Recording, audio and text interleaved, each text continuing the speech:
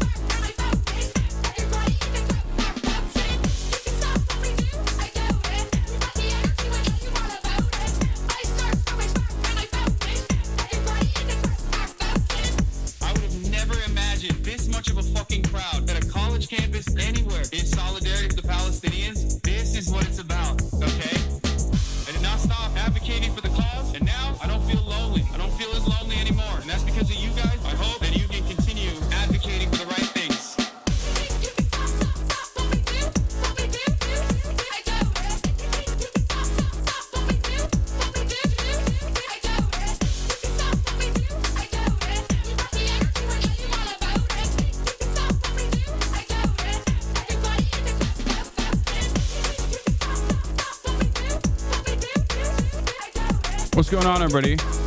I hope everyone's having a fantastic evening, afternoon, pre-noon, no matter where you are in the world. I'm Hassan Piker, and this is Awesome. I'm broadcast coming to you live from sunny California, Los Angeles, folks. After a whole bunch of rain yesterday, we're live and alive, and it's sunny, but kind of cold here in California, Los Angeles. And I hope all the boys, girls, and Emmys are having a fantastic one, because today's a beautiful day. Today's a wonderful day. Today is Thursday, ladies and gentlemen. It's Thirsty Thursday. That's right. It's Thursday, March 6th, 2025. I can't believe we're already in the month of March. It's chilly here in Southern California. And yeah, this is the part of the broadcast where I tell you about my personal news. I'm going to go right into it really quickly. Okay. Personal news. Didn't really do much last night. I ended the broadcast. After 8 hours, I was tired. Noah came back. He's staying with me, Noah Colwyn. He is in the other room right now doing some work, but he'll be on in a little bit. And we watched the doco from the Aussie dude. What's his face? The one that's friends with Boy Boy. And I did a thing that I linked up with in Australia. We watched this doco on the West Papua New Guinea documentary that he did. It's not Friendly Jordies, no. It's the other guy. Paradise Broadcast. It's a crazy doco. Paradise Broadcasting. Jason stole your next gig. I saw he was teaching at UCLA campus.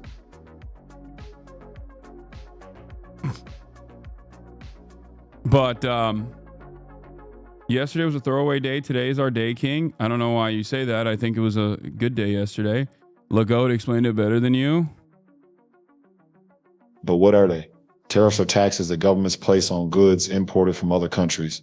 Think of it like this. When a product crosses a country's border, the government charges a fee, and that fee gets added to the price you pay. The idea is to make imported goods more expensive, so people are encouraged to buy locally made products instead. However, this often has the effect of raising the cost of goods, and consumers are the ones that feel the pain. President Trump has implemented a 25% tariff on the majority of imports from Canada and Mexico, with some exceptions at varying rates. Additionally, imports from China are subject to a 10% tariff. Both Canada and Mexico have imposed retaliatory tariffs of their own. What do you think? Do you support the tariffs? Legault, he knows the truth about tariffs, and I respect that. That, like, people will say it's AI, but like, my goat is obviously very well read. Is that a game on the floor behind you? No, that is Osama Sun, a underground artist that I briefly mentioned one time, that Kirko on Twitter, which is like one of these rap accounts that's also a HasanAbi head, blasted into orbit. So then, like, I forget, I think it's Warner, I don't know, whoever he's like signed with, their record label sent me a bunch of his merch, which I think is pretty funny. They sent me some swag. I'll open it in a little bit. But there's a lot to talk about, and I am going to get to all of it. But first and foremost, personal news. Yeah, we watched that doco about West Papua New Guinea. And obviously, what is this? One of the biggest clip channels got striked and demonetized by YouTube. Is it possible to help them? Yeah, I don't know what the hell, man. I'd like, you know what's really lame and really annoying? I think they're coming after my fan accounts now. Like the HasanAbi Clips Industrial Complex. Like they are actively trying to like harm other people. The footage shown is not against community guidelines. The entire point is discussing the dangers and harms of violent groups and criticizing them. The video should be reinstated and the strike removed, and my channel reinstated in the partner program.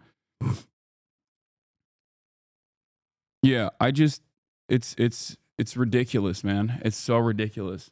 Guys, I'm sorry. I'm sorry I said Israel bad, okay? Israel good. It's the best. Israel greatest, okay? Israel is the best place on the planet. There is no genocide. There's no apartheid. Can you please leave me fucking alone? Jesus Christ.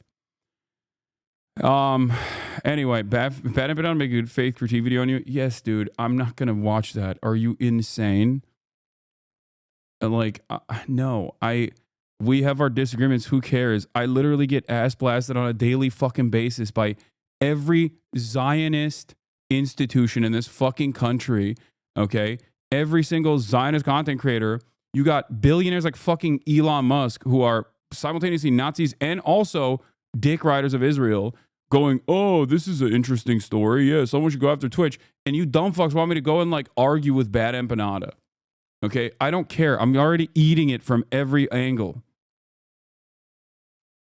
All right? It's just, that's it.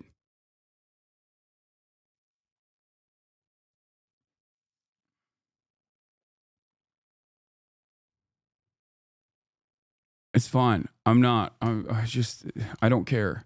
We have our disagreements and that's it. I still respect them. It's understandable.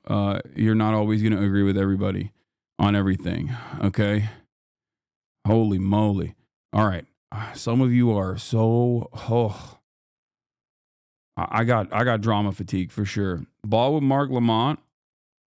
Wait, Mark Balls? I can't believe you was up there talking cash shit with a jumper like this. Ooh.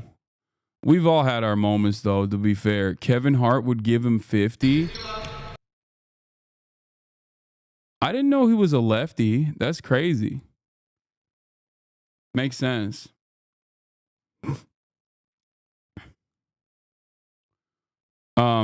Elon Musk knows you, oh boy. He's known ever since I had, come on, man. I had his baby mama on the broadcast. He's been knowing who I am for quite some time now.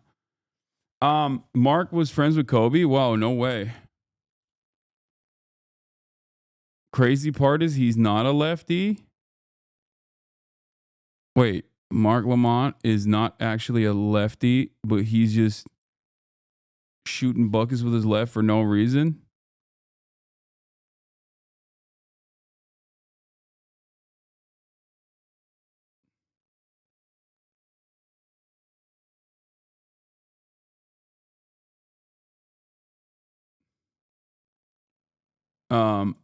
Anyway, all right. So where the frick were we?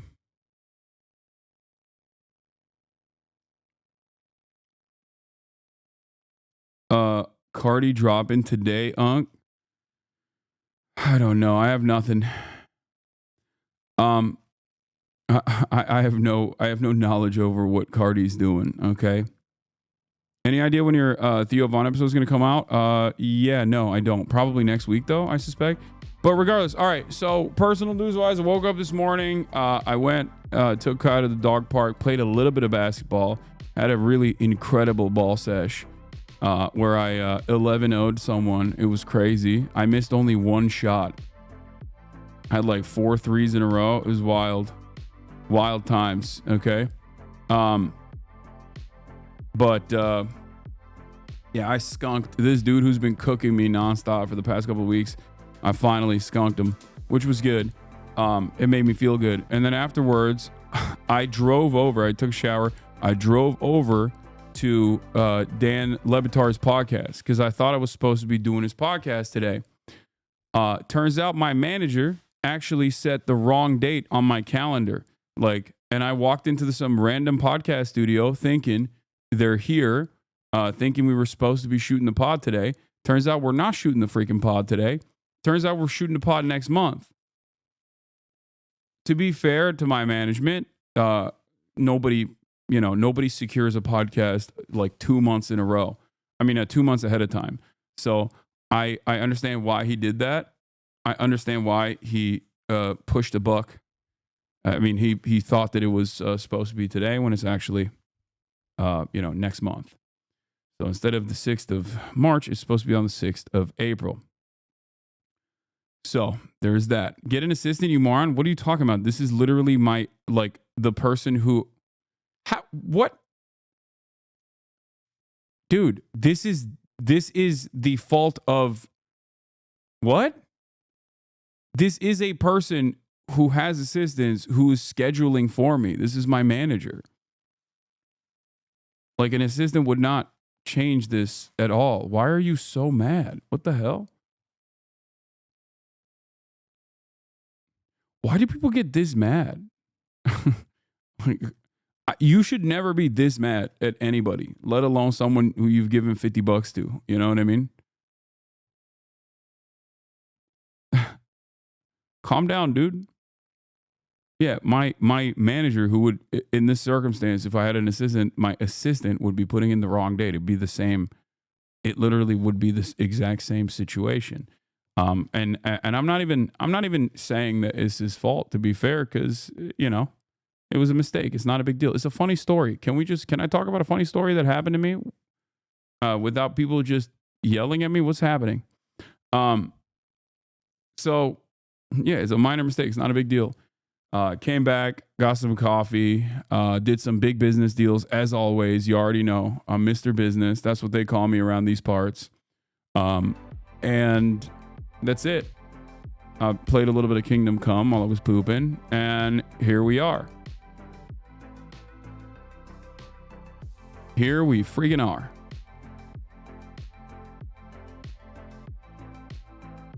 Could have been worse. Could have mixed up the date in the other direction. Maybe, yeah. But that's neither here nor there. At the question, what are the odds that Trump is a Kremlin agent? Grok AI replied 70% chance. Please never bring up Grok AI to me ever again. I do not care what some third-rate, automated response platform has to say, okay? But yeah, why is the economy tanking with no tariffs? Trump got no motion. The economy's tanking because Trump is signaling tariffs. That's enough for people to understandably freak out and respond and show no confidence whatsoever. So Could Have Been Love tonight. I probably won't watch Could Have Been Love tonight when it's live. I'll probably watch it tomorrow.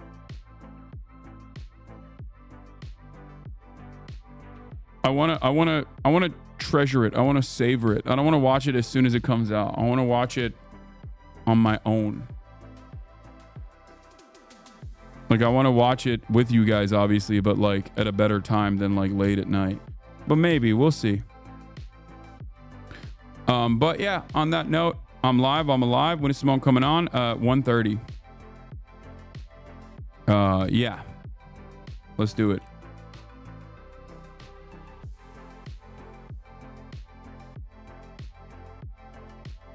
Elon gets in on Twitch ban drama.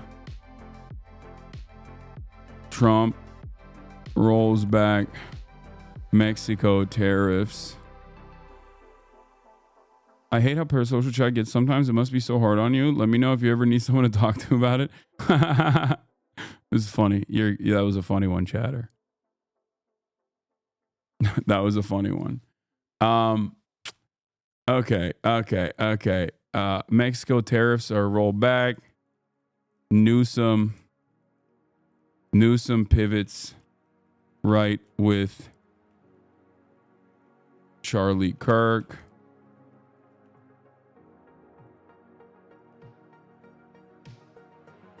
Noah Colwyn.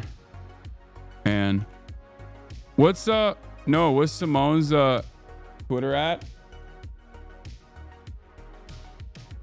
Simone R. Zim. Yeah, I got it. We'll be on later to talk about Zionism.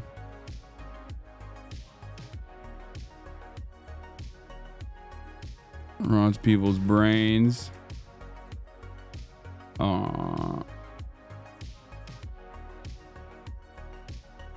American, them's are majority pro-Palestinian now. Get in now.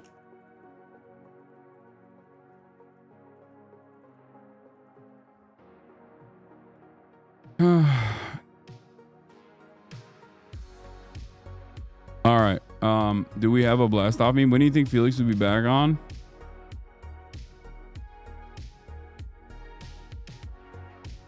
What do you think of the traitor Dems voting to censure Al Green? Yeah, expected. super expected. Apolitical meme if you're still looking. Oh, good. I like that. That's a good meme. All right, let's blast off. Recession when it hits 28 to 30%. Are we cooked? I don't know. Probably. Everything sucks, dude.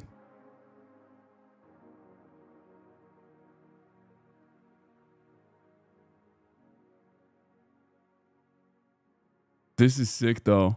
Representative Bonnie Watson Coleman says, no, this is because Rick Scott cares deeply about Medicare fraud. Google Rick Scott Medicare fraud to learn more. That's funny. Proudly serving the people in New Jersey's 12th congressional district. Okay. MAGA really be fucking up y'all's country? Bro, we're America. When our country is getting fucked up, yours is going to get fucked up too. People don't understand. Like, there's no America just like quietly fucks itself off and just like dies quietly. That's not how it works. You know what I mean?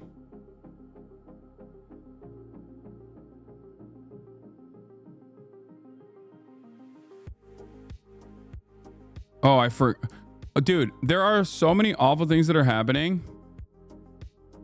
There are so many awful things that are happening that I forgot to even mention that Donald Trump is going to sign an executive order today to abolish the Department of Education. Wonderful stuff, man. Actually. Very cool. Thank you, sir. Trump told his cabinet Elon is not in charge. Uh-oh.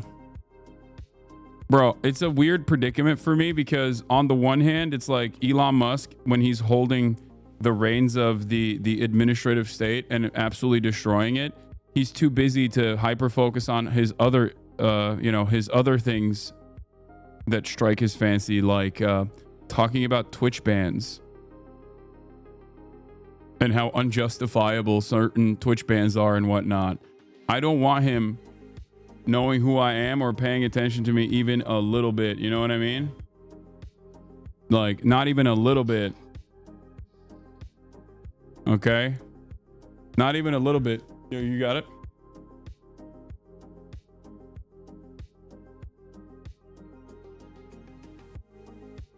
But let's get started. Trump expected to take action to eliminate Department of Education.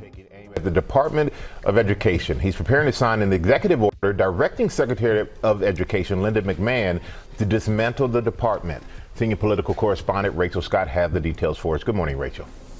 Michael, good morning to you. And the Secretary of Education, Linda McMahon, has only been on the job for 3 days. But already this morning, President Trump is preparing to sign this executive order directing her to dismantle the Department of Education. Now, even McMahon acknowledges that this would require an act of Congress. The order does instruct her, though, to do as much as she can by law, stating the Department of Education's main functions can and should be returned to the states. Most funding for public schools already is at the state and local level, but the department does oversee billions of dollars in funding to help low-income students and students with disabilities, and enforces civil rights laws to prevent discrimination in schools. It manages about $1.5 trillion in student loan debt, and it also oversees the process for students applying for college financial aid through Pell Grants and FAFSA, which for many students is the only way that they get help paying for college. About 17 million students every single year apply for financial aid through FAFSA. The question now is how much of that could be directed or moved to be under a different agency. And is there support in Congress to eliminate the Department of Education altogether, Robin? Still so much uncertainty there. All right, Rachel, thank you. Sources tell ABC News President Trump is not signing an executive order to dismantle the Department of Education. What? Well, that was quick. God damn. God damn. Shit just changed real quick, huh? This is the most flippy floppy admin of all time, dude. It's craziness. I know we got 10 Democrats who voted the Central Algorithm. I'm going to talk about that in a second, okay? What is happening here? What is going on? What the hell is going on? Today, White House Press Secretary Caroline Leavitt calls reports that Trump was expected to sign the order today, quote, fake news. ABC's Alex Perchet joins me for more on that. Alex, what's the latest? What do you mean? What? Fake news? Bro, you said you ran on it. You literally ran on doing this, and then you said you were going to do it over and over again, and then you leaked to the press that you were going to do it, and now you're like, not me. That's not me. When Donald Trump famously appointed Vince McMahon's wife, Linda McMahon, as the head of the Department of Education, he said, and I repeat, I'm paraphrasing a little bit, okay? He said, Linda McMahon is going to take control of this agency and oversee its end. That's what he said. So what I don't understand is why he's just, acting all different now. But I'm glad that the Department of Education has got a stay of execution. Let's take a look. Hey, Diane. So we've seen what the White House press secretary has said, calling this fake news about the executive order being signed today. But behind the scenes, multiple sources are telling ABC that the White House decided to pull this signing specifically because there was concern amongst top administrative officials about the blowback that the order would receive, especially with what's been deemed a lack of messaging in place ahead of its timing. And one of the things that was of specific concern is answering questions about how this executive order would impact the school lunch program. And when you think about the Department of Education, one of its chief functions, billions of dollars go towards servicing students that are low income, and then also students with disabilities. And so, there was a pivotal question here about how that would either be absorbed by other agencies or how state and local school districts would be able to fill in the gaps there.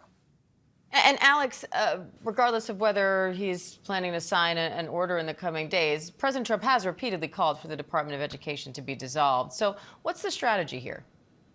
Well, it's interesting, Diane, because so he has, but as we know, even if he signs this executive order, and even if Linda McMahon, the Department of Education secretary, wants to follow through, in order to dissolve this agency, he needs an act of Congress, and they need 60 votes. They need Democrats to be on board with this. And frankly, there is no Democratic support that we're aware of right now to dissolve the Department of Education. But what the EO, as we've been briefed on, advises Linda McMahon to do is to roll back as much as she can by law. And so whenever you look at that, maybe it becomes a piecemeal function of dismantling parts of the agency. Keep in mind, it's not just those billions of dollars that go towards low income and also students with disabilities. The Department of Education also oversees a $1.5 trillion in student loan debt. It also oversees FAFSA. All right, ABC's Alex Prochet, thank you. There is a roller coaster happening with regard to the tariffs, those 25% tariffs that the president slapped on Canada. Okay, so I guess I was wrong. I guess the Department of Education is not being abolished today. I don't know why they keep saying FAFSA. I don't know. I don't get it. All right. What if they cancel student loans? What if he cancels student loans? Are we just a fuck you to Biden? Do the student loans get canceled if the Department of Education is abolished?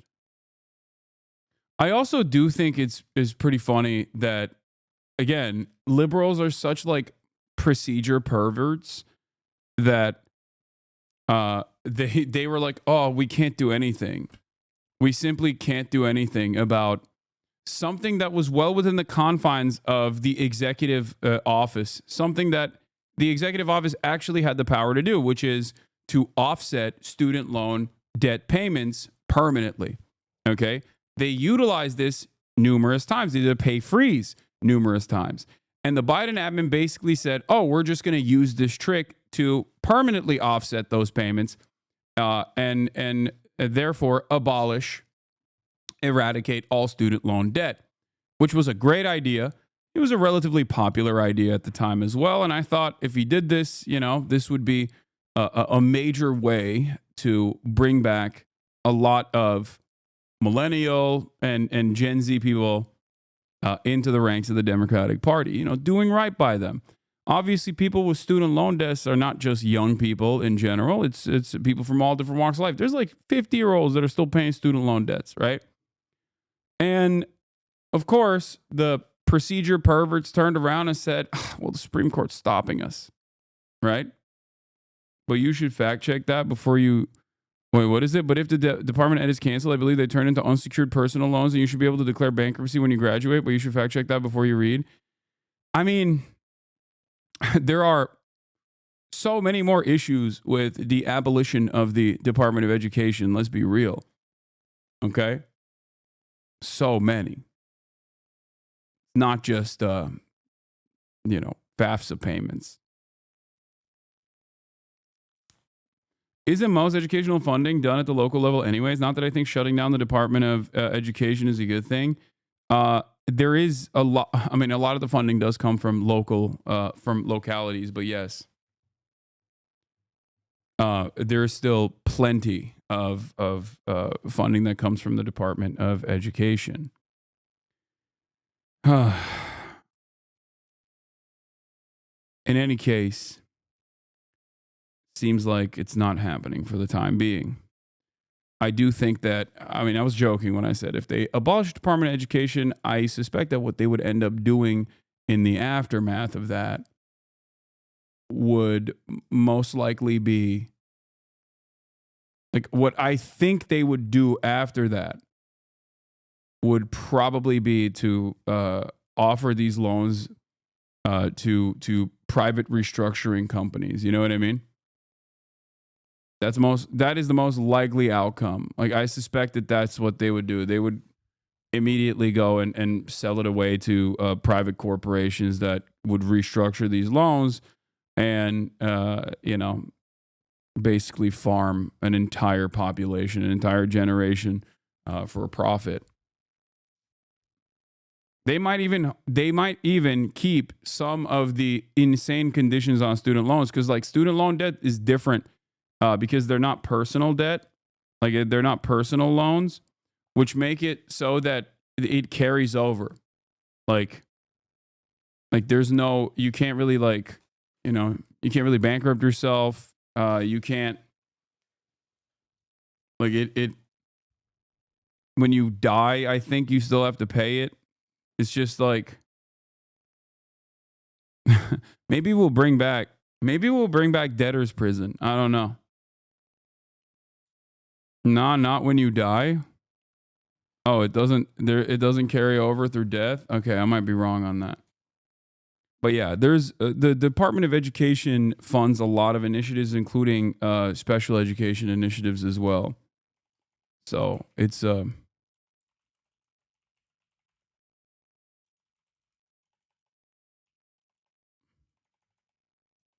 California stands to lose billions in education funding. 9% of the education budget, K through 12, CSU, UC, comes from the feds. Medi-Cal cuts would also hurt. 67% of all Fed money is going to California. $105 billion is for Medi-Cal. 56% of kids in California are on Medi-Cal.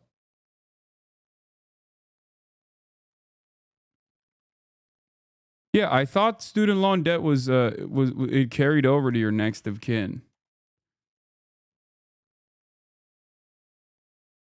But maybe I'm wrong. Let me see. Student loan debt carried over after death. No. If a borrower dies, their federal student loans are discharged after the required proof of death is submitted. No, it does not. It does not carry over. I was wrong. Oh, apparently there are some that don't go away, but most of them do go away. Yeah, it's private ones don't go away, depending on the structure of the contract that you have. What happens to student loans when you die and you're married? When someone with student loans dies and they're married, what happens next depends on the kind of loan and where they lived. If they had federal student loans, those loans are usually canceled. This means the spouse needs not to pay them back.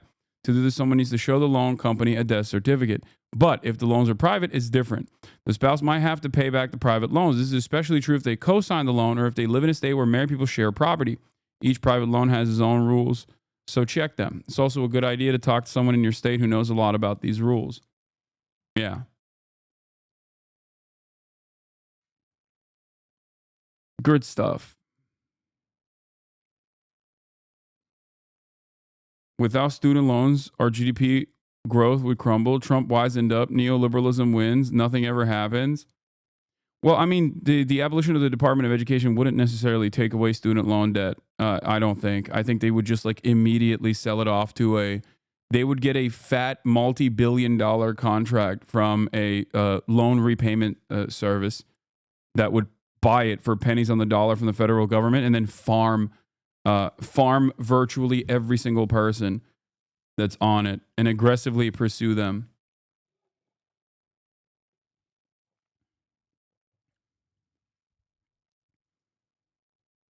Yeah, that's what they would do. Yeah. Cut the Department of Education, privatize student loans, increase interest, all that good stuff. My private one was SoFi won't. My government loans will be canceled. Part of the reason I haven't refinanced my government loans is because those always have a chance of getting abolished, unlike my private. Yeah. I mean, an executive order dismantling or abolishing the Department of Education is one thing, but I think that the way to do that is still going to be through Congress. I don't know how they would even do it. Maybe they would like try to use impoundment or something. I don't know. Maybe they would try to like stop funding it through the executive office. But who knows? Can we get Chris Kluwe on the broadcast? Maybe, if he wants to come on. You have not thanked your viewers once. What? What are you saying? Noah's laughing at you, Chatter, in the other room.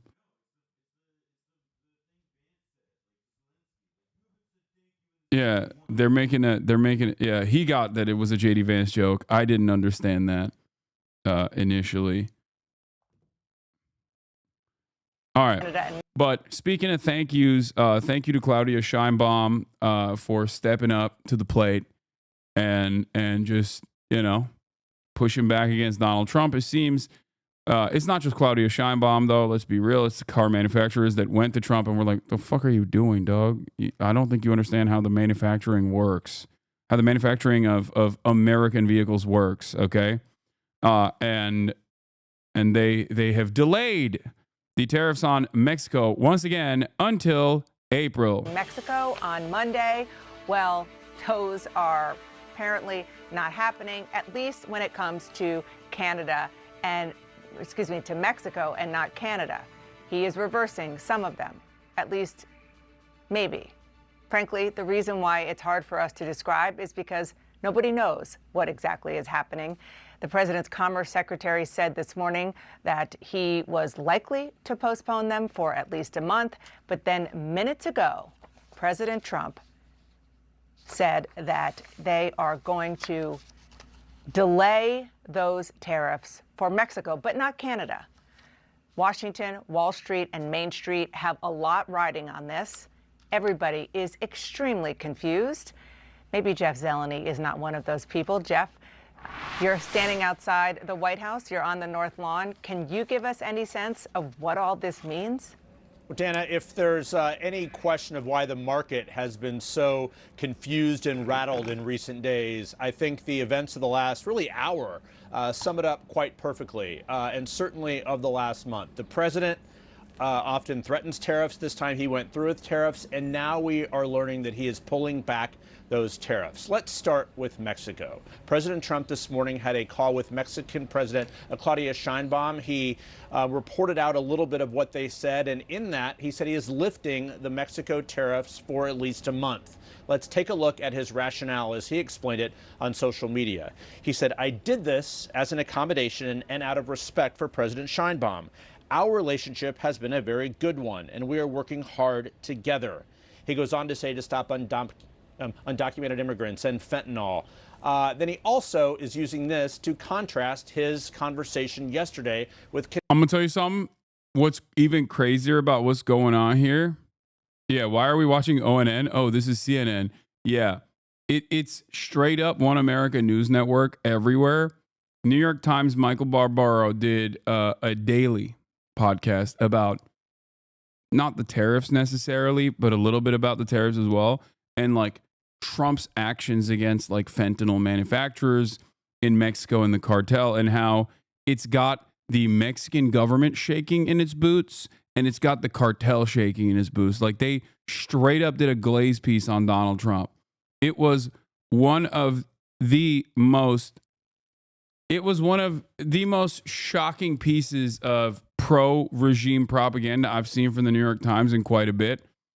I mean, it was like Joe Brandon, his mental faculties are actually an order level of glazing. It's pretty crazy. Wait, what? Trump plans to deport Ukrainians who sought sanctuary in the U.S.? Hey, no. That is insane. Oh my God, bro.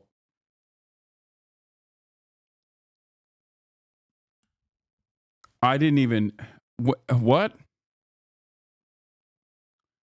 There's no way. There's no way. There's just no shot. I don't think he's doing that.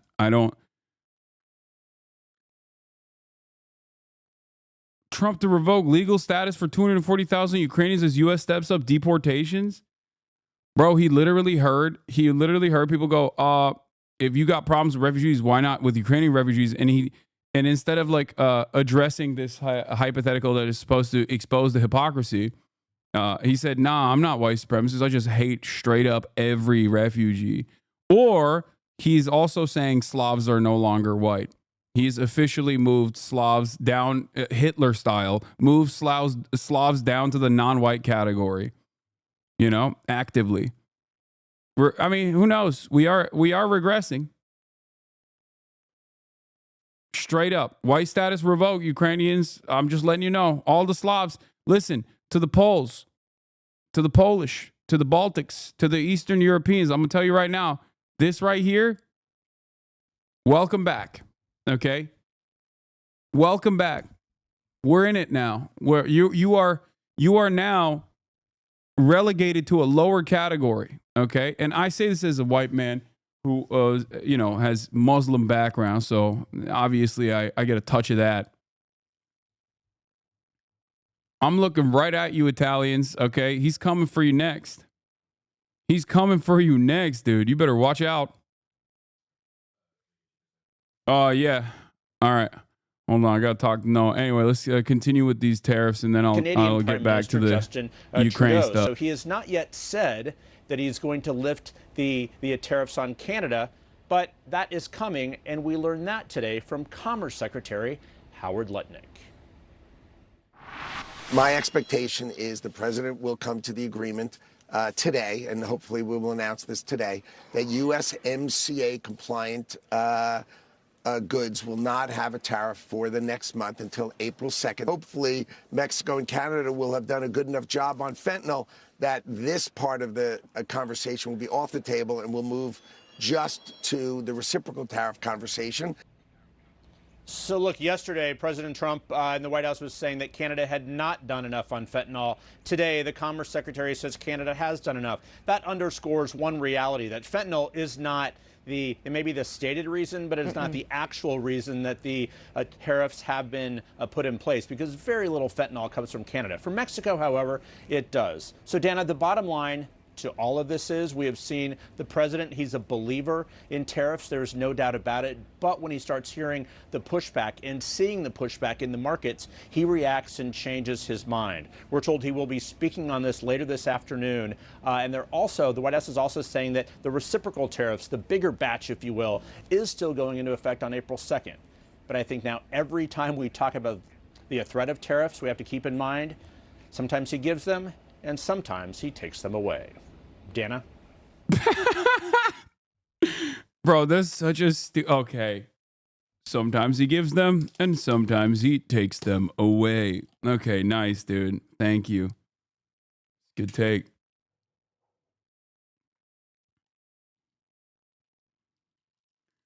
Yeah, Donald Trump is doing some real wild stuff. I'm not gonna lie. It's just this is truly the Ottoman Empire of America. Not even, dude. He's turkifying the country.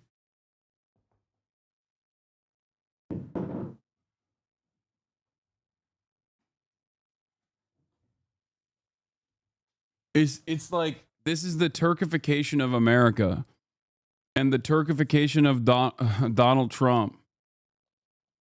Let's not deify Trump. I mean, he is the Christian caliphate, okay? He is the brave Christian warrior, the Christian caliphate. He's got the mandate of heaven. The true Caesar with the hair plugs. Oh, bro, the cancer kid. Met you. Bro, I don't want to see this kid anymore. I just don't care about it. It's like very obviously a child. Why are people talking about this child constantly back and forth? Like, there's like liberals who are yelling about the child, and every conservative loves propping up this kid to be like, oh, I guess you hate black children with brain cancer. And they think this is like an incredible own. It's like, no, man, shut up. No one thinks this, okay? Like, what?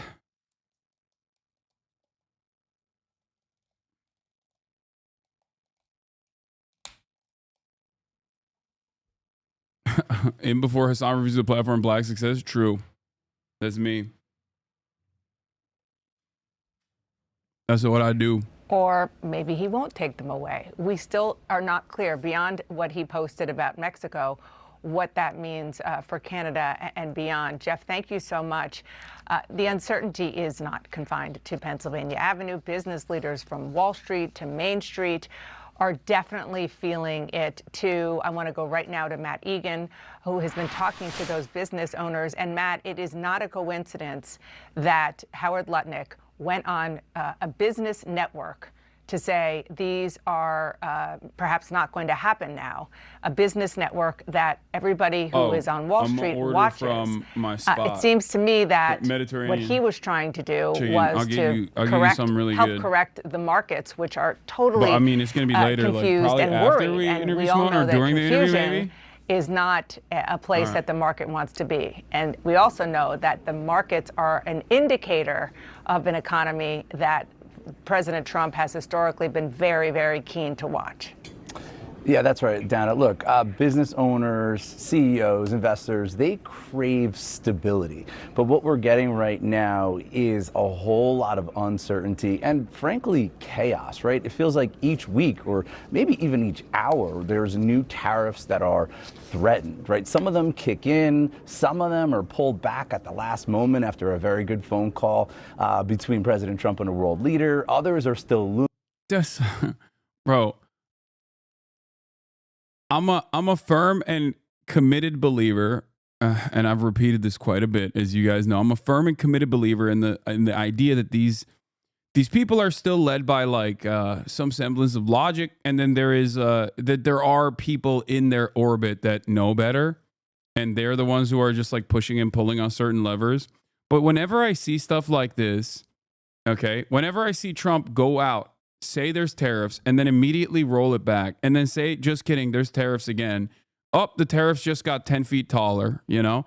Whenever I see him do stuff like that, I do genuinely feel like maybe we are at the mercy of a madman. Like, that's not how it's supposed to go, and I still am not fully signed off on this idea that, like, no, it's just like Donald Trump's world and we're living in it. Okay? But I just, like, chatters are saying stock manipulation, right? It's for stock manipulation. It's like market manipulation. That would be a logical answer. I don't think it's for that. You know what I mean? Like, that would be logical.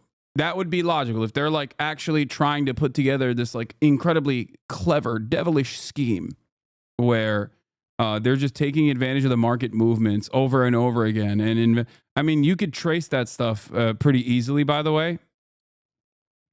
You could definitely figure that out with ease. It wouldn't be that difficult if you saw like who's making the most money and then what level of association they have with Donald Trump from the stock market tanking whenever this kind of stuff comes out. Who's like shorting it, right? But I don't think that that's what's going on. Why don't you think that? That's not true with offshore companies. You can't trace it. What do you mean? You can still see if someone is, I mean, they would be making billion-dollar moves.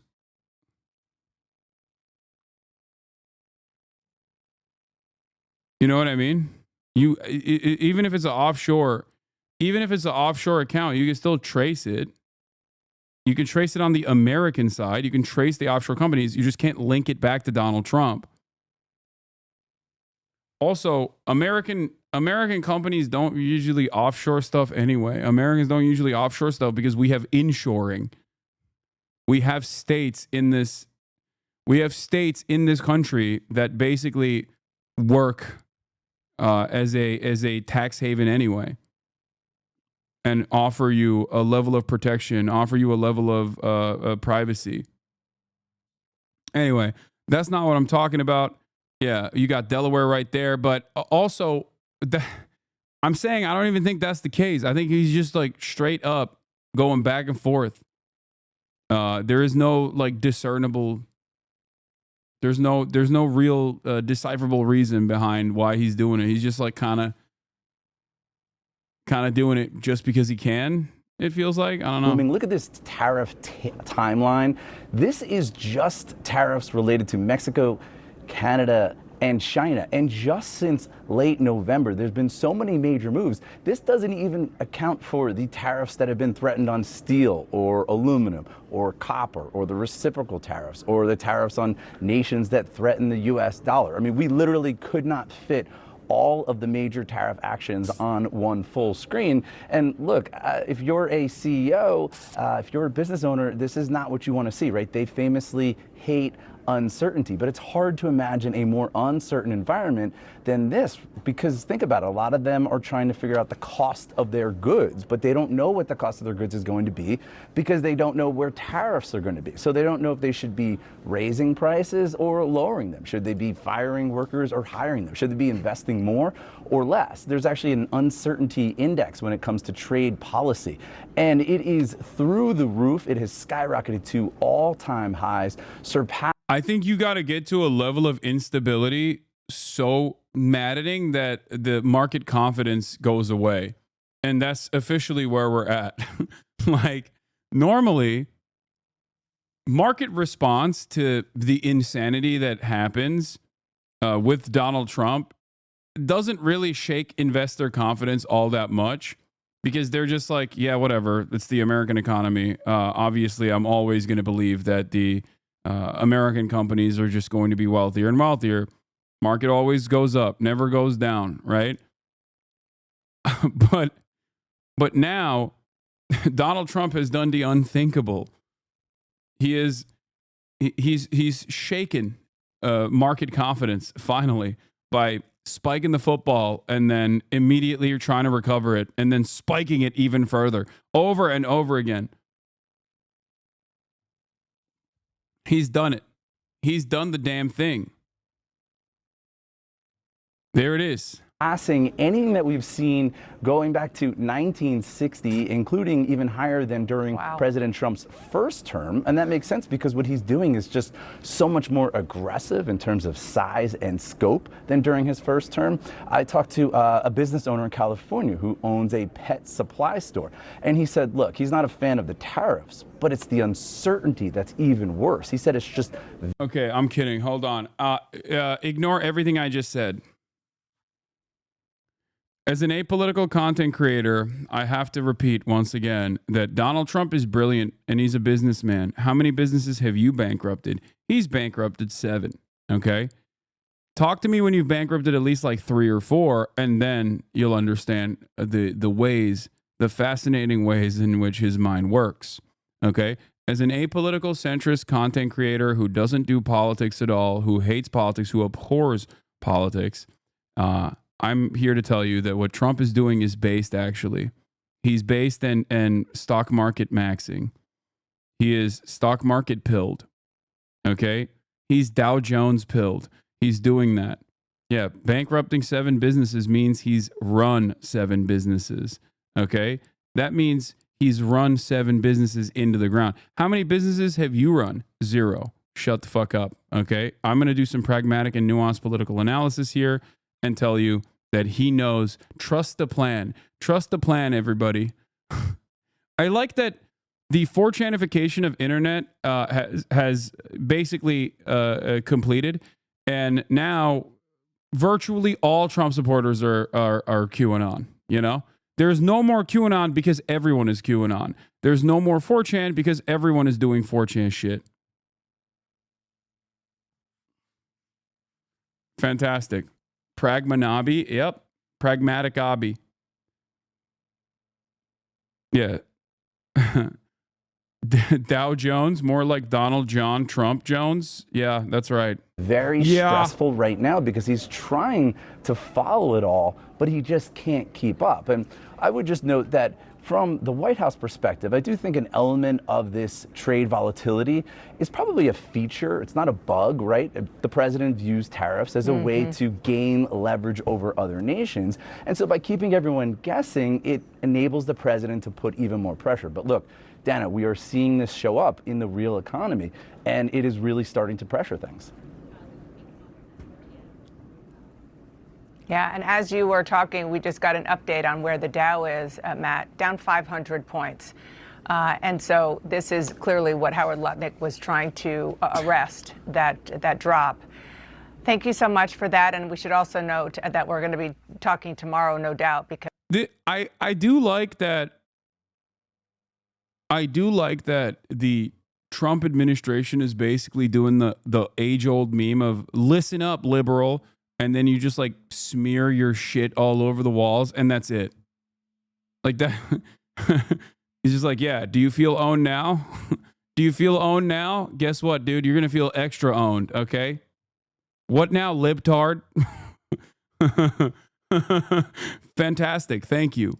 Because tomorrow the jobs report will come out, and we already got an early indicator that it is not likely to be very good. I do now want to talk to some other terrific reporters that we have assembled today. Peter Hamby of Puck, Jeff Mason of Reuters, Mariana Sotomayor of The Washington Post. Thank you all for being here. Jeff Mason, I want to start with you. Listen up, liberal. Crashes the economy. The White House for a few years on all kinds of policy, especially and including economic policy, and you were covering it during the first Trump go-round. So I think what Matt said about this being part of the strategy, not a bug, but this is kind of the way that the president likes to put his tariff policy out there, is true.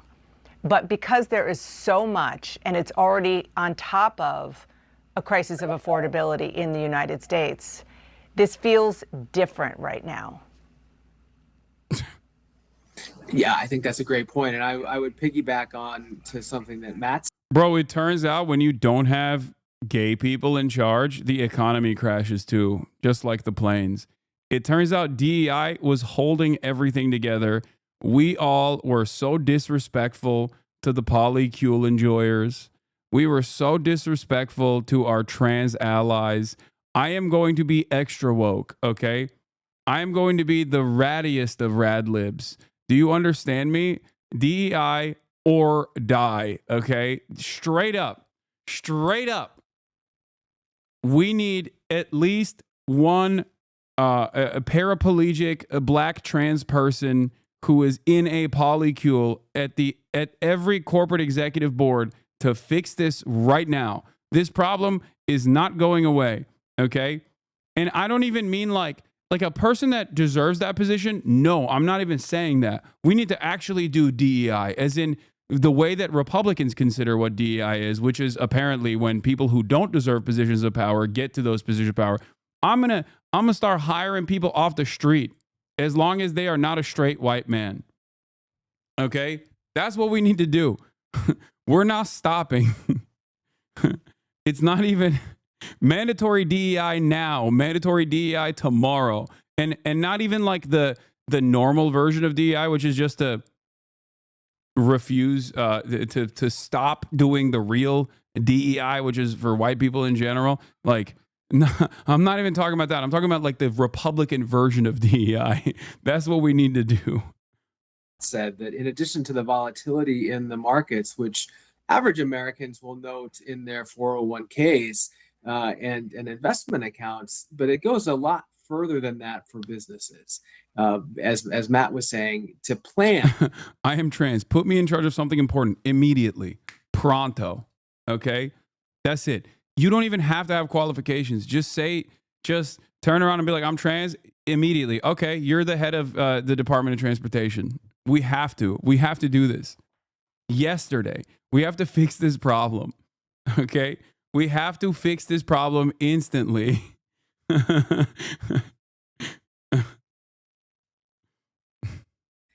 For your goods, to plan for what products need to be purchased, for what supplies need to be purchased, for where you want to keep your factory, for where you want to have your headquarters. All of those things factor into business decisions that are affected by this volatility, and the volatility is so massive because the president keeps changing his mind back and forth. I suspect that that's one of the reasons that the Dow is going down again today.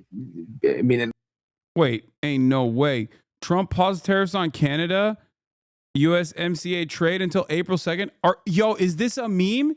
He also went back on the Canada ones too?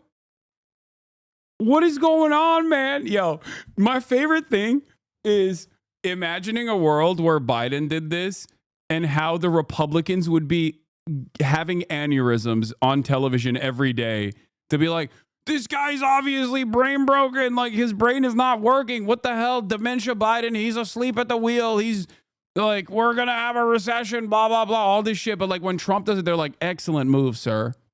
Excellent move. A brilliant 5D chess play, sir. You are killing it, sir. Incredible.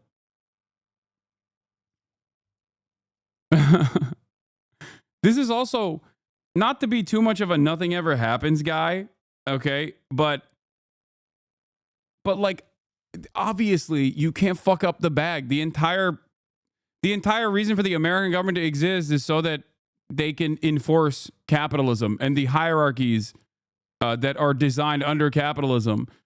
You can't get ahead of that. You can't kind of break that toy for everybody, no matter how charismatic you foresee yourself to be.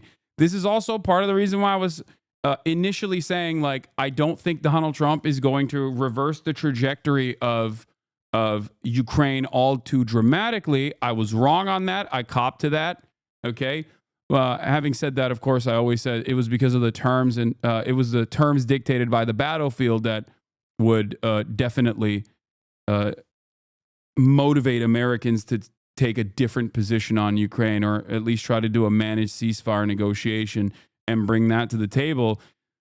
Donald Trump clearly is going above and beyond on that front, even though a lot of the policies that he is actively talked about, aside from openly gaslighting and openly yelling about Zelensky being a dictator or whatever, the other stuff in terms of like mineral deals or whatever, that is the same principles that came from the administration prior.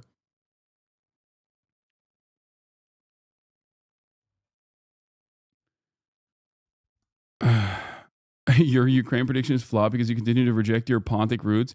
Yeah, except everyone always forgets the Ukraine positions that I've maintained that have not flopped, which was when Ukraine had all the leverage, they should have done a negotiated ceasefire, and that probably would have made sure that Ukraine maintained more territory and also not have hundreds of thousands of casualties in the process. People just seemingly forget about all those other things that I have routinely talked about and only focus on the one aspect of my initial analysis. We're not going to talk about it anyway. Yeah, I'm officially moving, aside from Vladdy Poo, I'm officially moving Donald Trump to the madness category as well. He's one of the few unique people that that I think is indecipherable in the way that he operates. Okay? How many thousands of federal government employees have been fired and then rehired subsequently in the past month? Like, it's got to be more than 10,000. I know for a fact that there are, like, he just keeps saying he's going to fire every federal employee, and then they go, oh, turns out they were actually doing some really significant stuff. Turns out they were actually working on some fairly important things. Oops, my bad. And then they just come back and they're like, please come back. We are rehiring you. Meanwhile, every dumbass Republican dick rider is running around being like, oh, Mr. President, you're killing it. Like, how? I really want to understand how, I don't know, like the Asmongold fan base reacts to the Trump's turning on and off the tariff faucets. Like, what will it take for them to go, okay, maybe I don't fully comprehend what he's doing here. It's not like he's explaining why he's doing this. It's not like the reasoning for why he's doing the tariffs is actually a normal reason. He just says it's fentanyl and then moves on. Look at this about the hiring/firing. This is 100% in response to the jobs report leak where it shows Doge firing is tanking the economy, lol. Yeah, of course it is. I've been saying this for the past month. Breaking, Trump has said he is not looking at the stock market. Okay, stop. That's not real. Yeah, I don't think people understand that the federal government, especially if you factor in the Department of Justice as well, is a pretty large hiring body, okay? It's one of the largest. And it's a jobs program. And when you do mass layoffs of like some of the last middle class jobs that exist in this country. Let us know if any of the- Okay. What is this? President Trump. Oh, we're waiting on him signing executive orders. We're waiting for the tape to be released. Okay. Breaking news from Newswire. Trump, I'm not even looking at the stock market. No way, bro.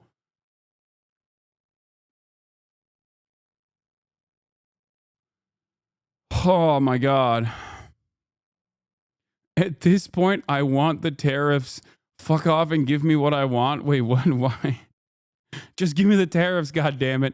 The uncertainty is killing me.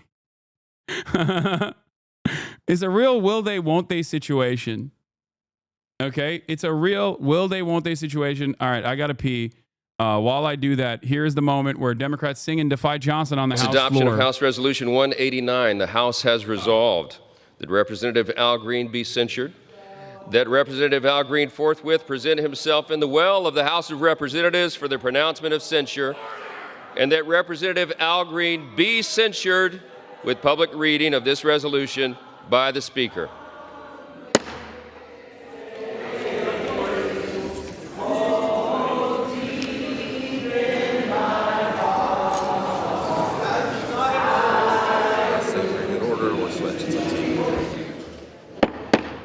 The House had come to order. The House had come to order.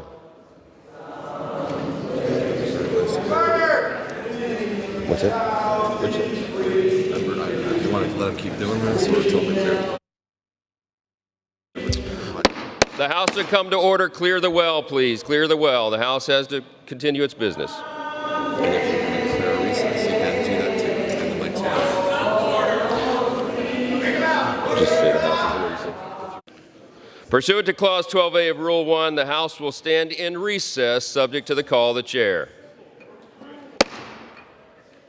Well, that is pretty dramatic development there, Wolf. We had expected the House to actually go into have another vote in the aftermath of this one. So we'll see what the Speaker ultimately tries to do with this protest that is now breaking out on the House floor of some members of the House Democratic Caucus voting, singing "We Shall Overcome" in the aftermath of this. But this is clearly divided some elements of the Democratic Party. We have 10 Democrats voting with Republicans to ultimately approve this measure, 224 to 100. I love that, dude. You know what? Maybe we should cut funding to the arts, honestly. Too many Democrats doing too many lame things, okay?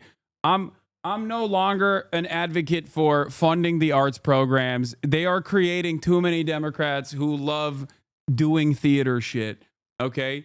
Give me the reins of power. I will exile Lin-Manuel Miranda. Do you understand? I will send him to a faraway island, not Puerto Rico, okay? A faraway island, further away than anyone's ever imagined before. They went from the Diddycrats to the Dramacrats. Despite the Lin-Manuel Miranda nature of this, shouldn't we at least give them some credit for obstructing?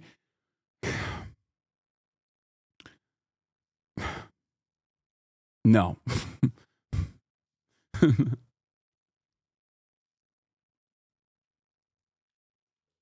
I think they need to stop being lame. That's like, I think, I'm not Mr. Optics all the time, but god damn, dude, they are so lame. In '98 was the vote to censure Al Green, which essentially is a public admonition. It's a way to say that the House disapproves of an action of a specific member. It really doesn't go beyond that. It used to be very rare that the House would take such an action, really only in the most egregious of offenses. But in recent years, it's becoming used much more commonly. In the aftermath of what Al Green did on the House floor, Republicans made clear that they wanted to punish Al Green for his extended outbursts and ultimate removal from the House floor during Donald Trump's address to Congress. But we'll see if the Speaker decides to do anything else to these Democrats who are now speaking out, or chanting, it seems, on the House floor, if they're ultimately removed, or if the Speaker decides to take any action on them as well. Guys.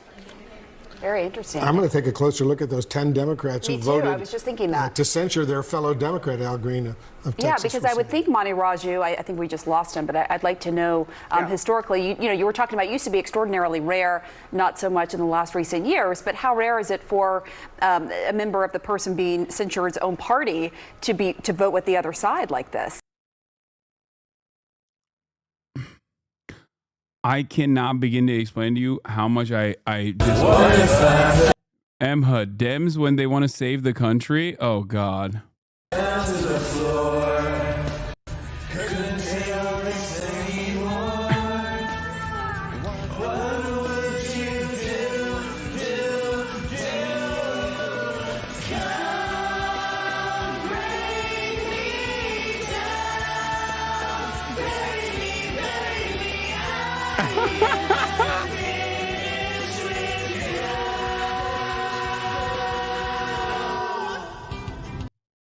That is right. I mean, that's they're resisting. This is pretty good. 360 no scope montage. You know, that has happened sometimes in recent history, but typically these things have gone down, at least in the last couple of years, have gone down. Yeah, it's not funny. White people only do this when they're frightened. It's not. You're not being funny. It's not funny nor cute. Okay. Long party lines. This is the final thing that white people do, right? Moments before their fight or flight response kicks in.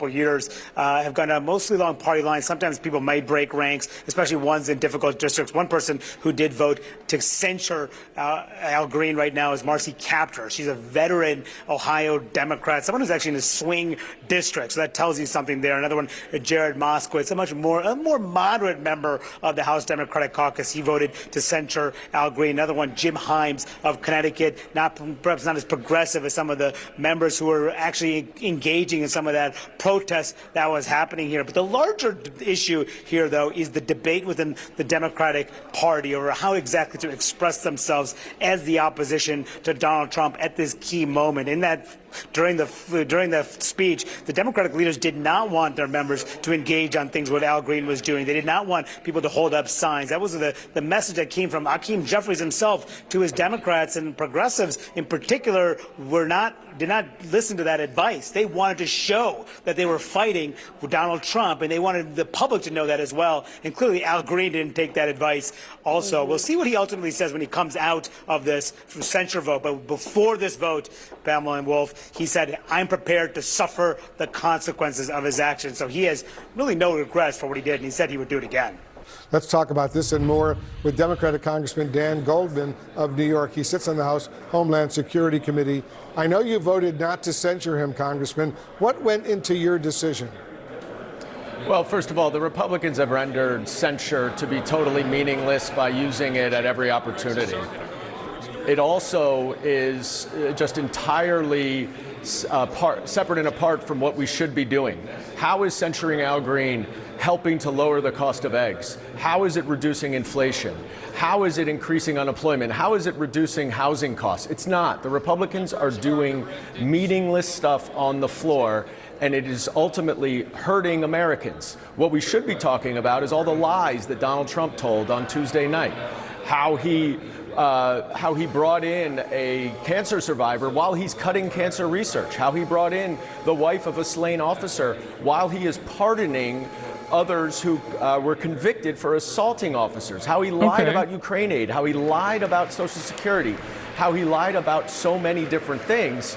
That's what he's doing. Not bad. That he is gaslighting the American people. And what I wish we were talking about is not... He read your tweet, Lamau. I mean, it did go viral.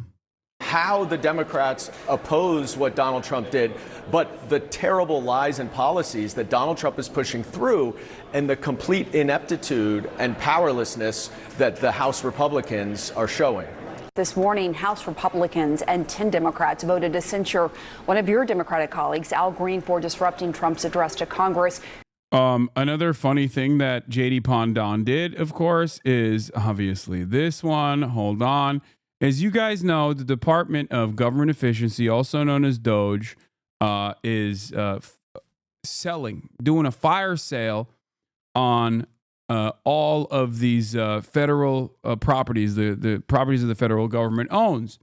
And it's a really stupid thing to do because this is like incredibly expensive real estate that they're just selling off willy-nilly. A very, very stupid thing to do. But in the process, it has gotten even dumber.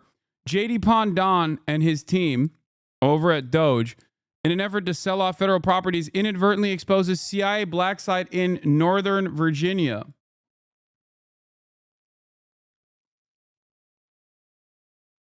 That's right. My goat, my king. They're doing the damn thing again. This is the type of stuff that makes me genuinely think that they have nothing going on in there. They're just like breaking stuff. They're shaking the trees to see what falls, you know? Some stuff are slipping through the cracks, obviously, in the process, and they just kind of bandage it later on. But it's very obvious that they're not competent. It's very obvious that they're not remotely interested in you know, doing this kind of like deregulation in a way that makes sense, in a way that is still stable, relatively stable. Because deregulation is always going to cause instability down the line. Having said that, however, the way that Democrats and Republicans both have played this game is by hiring competent auditors to make these assessments, to work to reduce the federal workforce, things of that nature. Like, this is a long and convoluted process. Trump, on the other hand, is like, nah, I don't care. Just take it out. Kill it all. Who cares?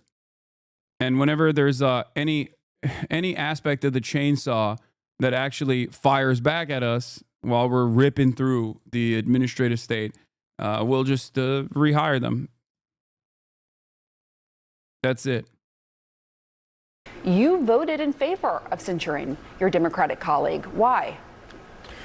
Well, many years. Well, because I'm a piece of shit and a goddamn loser, okay, and a stupid coward. That's why I censured my own colleague on the Democratic Party, who demonstrated the courage to do anything, really.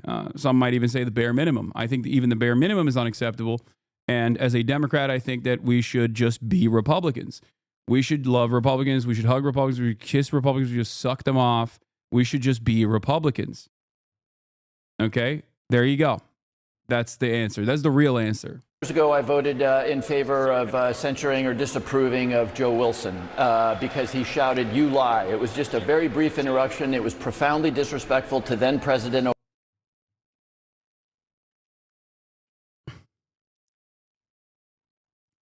I genuinely, oh my God.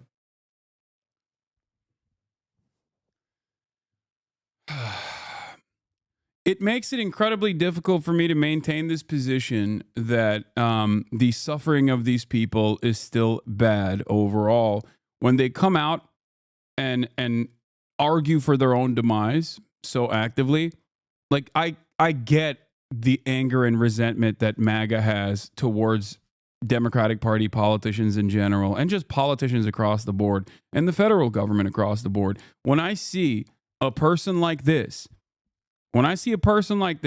who fires back at his own party for, at the very least, trying to do something, anything, okay, in an effort to draw people's attention to the Medicaid cuts that are incoming, and he just goes, nah, it's civility, and you need to, I'm a civility pervert.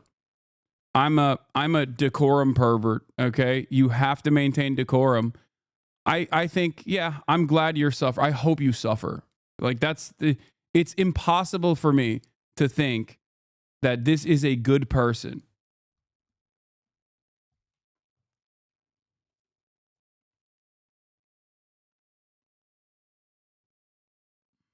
Obama.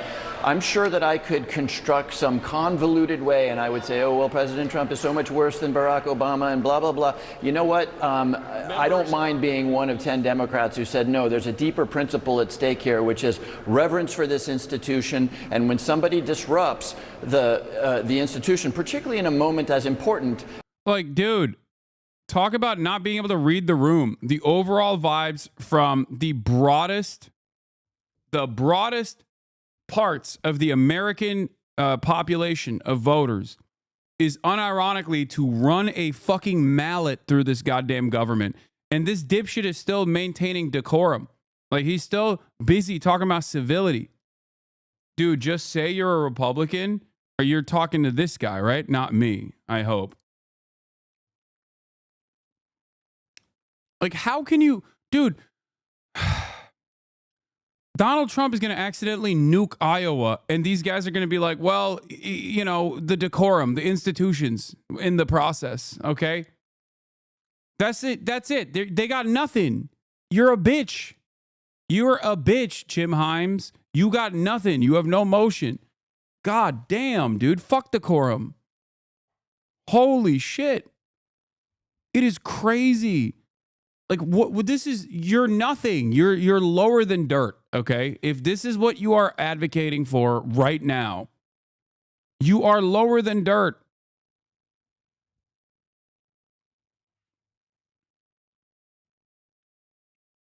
This is directly a consequence of not standing for anything. That's why they so desperately cling on to bipartisanship and desperately cling on to norms. Okay, procedures, norms, decorum, because they have no ideological conviction. They have no interest in changing the trajectory of austerity that Donald Trump is implementing. They like it. A similar analog to the way liberals feel about Trump's actions in Gaza. They feel a sense of elation. They feel a sense of excitement that Trump gets to do cruelty to the leftists that they despise. Okay? They're like, oh, well, now we have the moral high ground because it's out of our hands. We're not doing it. And simultaneously, Trump is the one who's making them suffer. Hasan literally criticizing a Democrat for licking Trump's ass and absolute dumbfuck chatter tells. No, that chatter wasn't saying I was a Republican. He was talking to Jim Himes.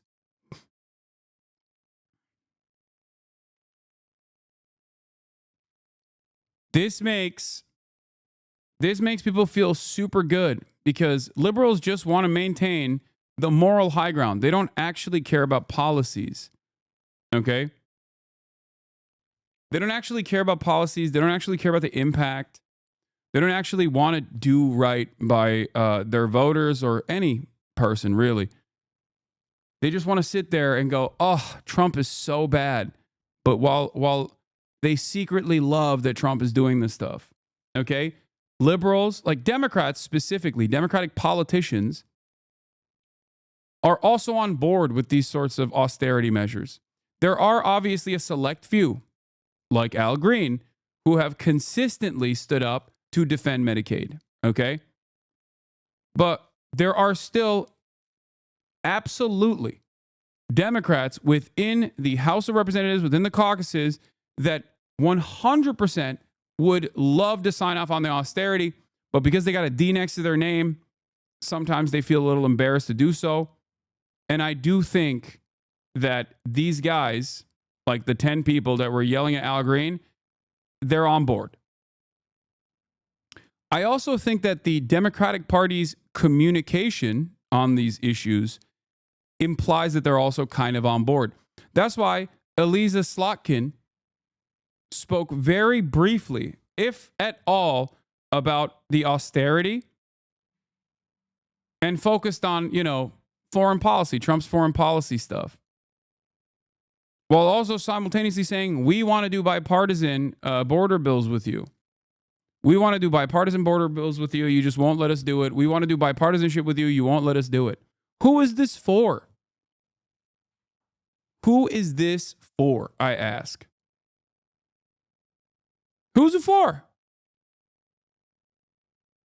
Is there a base of support amongst liberals that's just like, no, we love bipartisanship with the Trump administration. We really want to find a way to manage the collapse of American empire in a way that makes sense. We want to privatize everything as well. I don't want Social Security, actually. Let's just turn it into a cryptocurrency or something. Fuck it.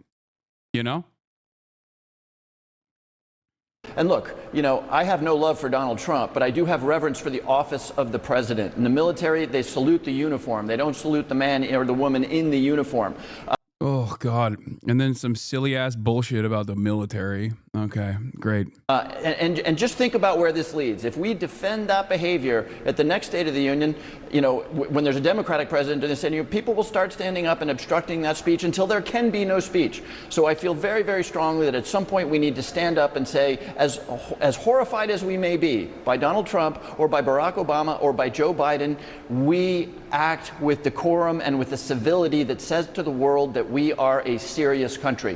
What you saw, by the way, as much more on the Republican side at the State of the Union address, and yes, Al Green, was a country that is not being serious about governing itself. We have nuclear weapons. We're the most powerful economy on the world. We need to start telling the world that we are serious people, and we're telling them the exact opposite with the behavior that we saw in the speech.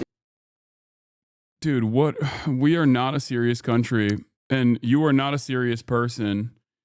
Oh my God. I hate this. All right, we're still waiting for Donald Trump to come out and speak live.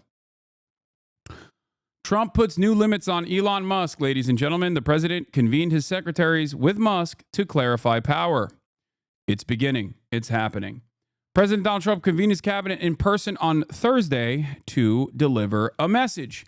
You're in charge of your departments, not Elon Musk. According to administration officials, Trump told top members of his admin that Musk was empowered to make recommendations to departments, but not to issue unilateral decisions on staffing and policy.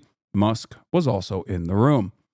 The meeting followed a series of mass firings and threats to government workers from the billionaire Tesla founder, who helms the Department of Government Efficiency that created broad uncertainty across the federal government and its workforce, as you guys know. That's what Doge does. Doge's actions have faced ferocious resistance in court and criticism from Democratic lawmakers and some Republicans.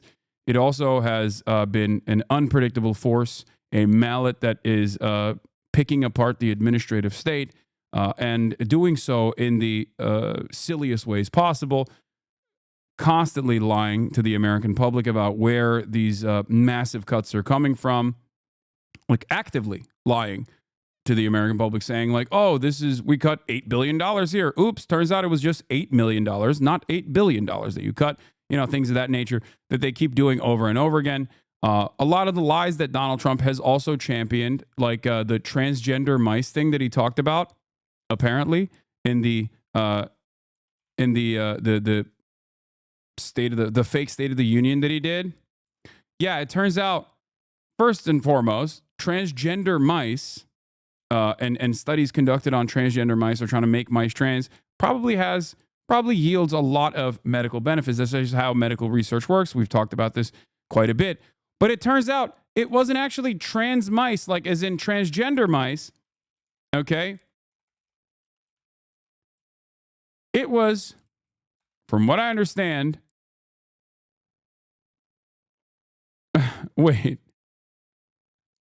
transgenic mice. However, White House has since then doubled down on this issue, claiming that everyone else is lying. Here's Nicholas Christakis posting a Rolling Stones article on this. The man is an idiot. Trump claimed Biden spent $8 million making mice transgender. The White House tried to back this up with records of funding research into cancer, asthma, and HIV, some of which used transgenic, genetically modified mice.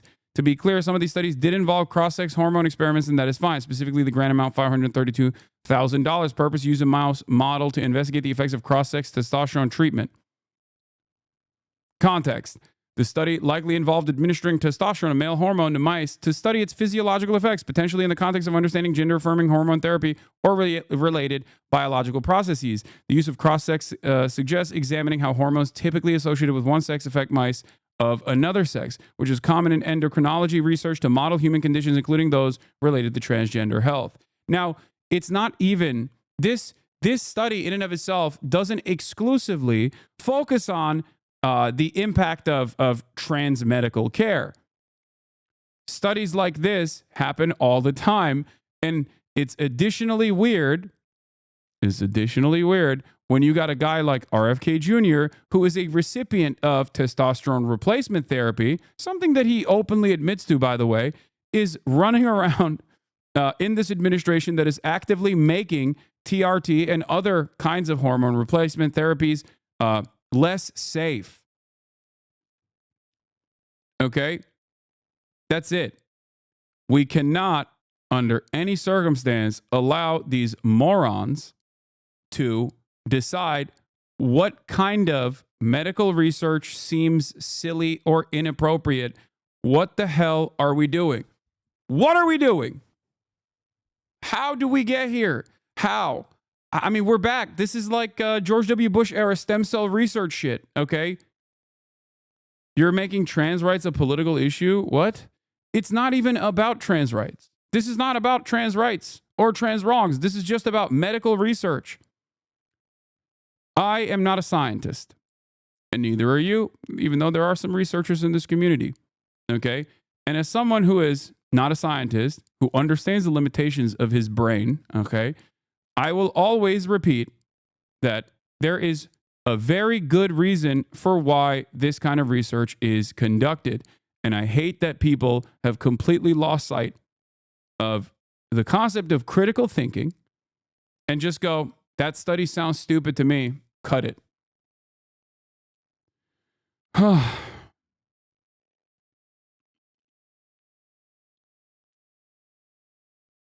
Here's the health research from the New York Times. It says Rolling Stone has it wrong. There have been quite a bit of National Institute of Health funded research that has used animal models, including mice, to assess the impacts of cross-sex hormone treatment. Trump was wrong to claim that these studies were meant to turn the mice transgender per se. That would require that mice have the humanoid cognition to have gender identity in the first place. The Washington Examiner recently published a 9-page list of animal model research of cross-sex hormone treatment. It was compiled by the White Coat Waste Project, a nonprofit that opposes animals in research. Benjamin Ryan is the health and science reporter for the New York Times, NBC News, Washington Post, The Atlantic, Guardian, New York Sun, cancer survivor. Wait, what? Oh, okay. The same thing happened after Trump's debate with Harris. Liberal media outlets presumed it was so bonkers that she would support taxpayer funding of ICE detainees to get gender transition surgery. They didn't bother to fact check it properly. She did support this. ACLU teased this out of her in 2019. Yeah, the irony, of course, is that you know who else supported this? The transgender bottom surgeries in detention facilities. Donald Trump. That's right. Donald Trump also, under his administration, allowed these kinds of medical procedures to take place. It makes no sense not to. It is marginal. It is inconsequential. It is insignificant. It's medical treatment. Okay, if you have prisoners, you have to offer them medical treatment. You can't just like decide that nope, they're less human. Okay, they're subhuman. Not going to give them any sort of medical treatment whatsoever. Anyway. The real question is whether there should be animal model research to study the impacts of drugs that many transgender people already receive. Republicans decry the lack of solid safety data on the pediatric gender transition treatment, and yet they seek to cancel studies that could address the dearth of knowledge. So, that's the thing. The reality of the matter is there are numerous studies conducted on animals. There's a lot of animal testing that takes place. Some of it is on cross-sex animals, okay, to figure out the impact of hormone replacement therapy. But hormone replacement therapy doesn't just help trans people. You're a moron if you think that hormone replacement therapy is only for trans people. It's not. It's for cis people as well. I technically take a form of hormone replacement therapy because I take Propecia for my hairline. Okay. RFK takes TRT, testosterone replacement therapy. That is hormone replacement therapy. It is incredibly important to continue studying the effects of hormone replacement therapy for everyone. Okay. I don't like that these people are just across the board anti-science and they go, oh, there's a trans mice involved in it, so I don't like it. Okay?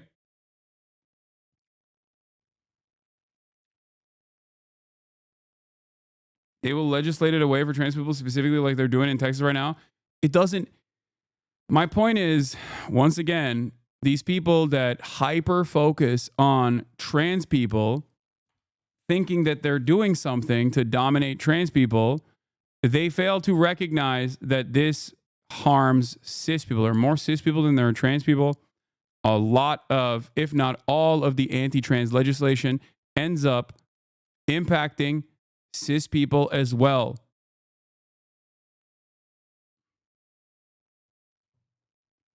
Estrogen is, the most used prescription for E is women with menopause. Exactly. Or young girls that have issues with that. Like it's like birth control, contraceptives, different kinds of hormone replacement therapy that cis women and cis men use at every point in their lives. Okay. It is idiotic to think this is just exclusively dominating trans people.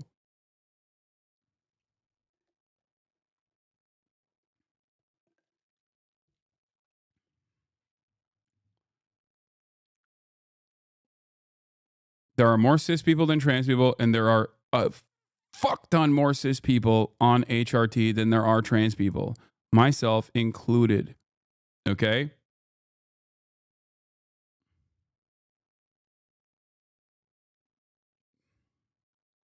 But getting back to Musk, because this is one aspect of the Doge cuts, just simply flooding the market with a bunch of lies and expecting the idiotic audience to receive this misinformation gladly and then continue running their mouths about these different forms of medical research. Musk joined the conversation and indicated he was on board with Trump's directive. According to one person familiar with the meeting, Musk acknowledged that Doge had made some missteps, a message he shared earlier this week with members of Congress. Trump stressed that he wants to keep good people in government and not to eject capable federal workers en masse. But his administration has in recent weeks fired tens of thousands of federal workers across numerous agencies in a series of blanket terminations. A federal judge and the chair of a federal civil service board have both concluded that the terminations were not tied to performance issues and may have violated civil service laws. Lo and behold, shocking that you can't just say all probationary employees are now fired and then claim that it's for performance issues.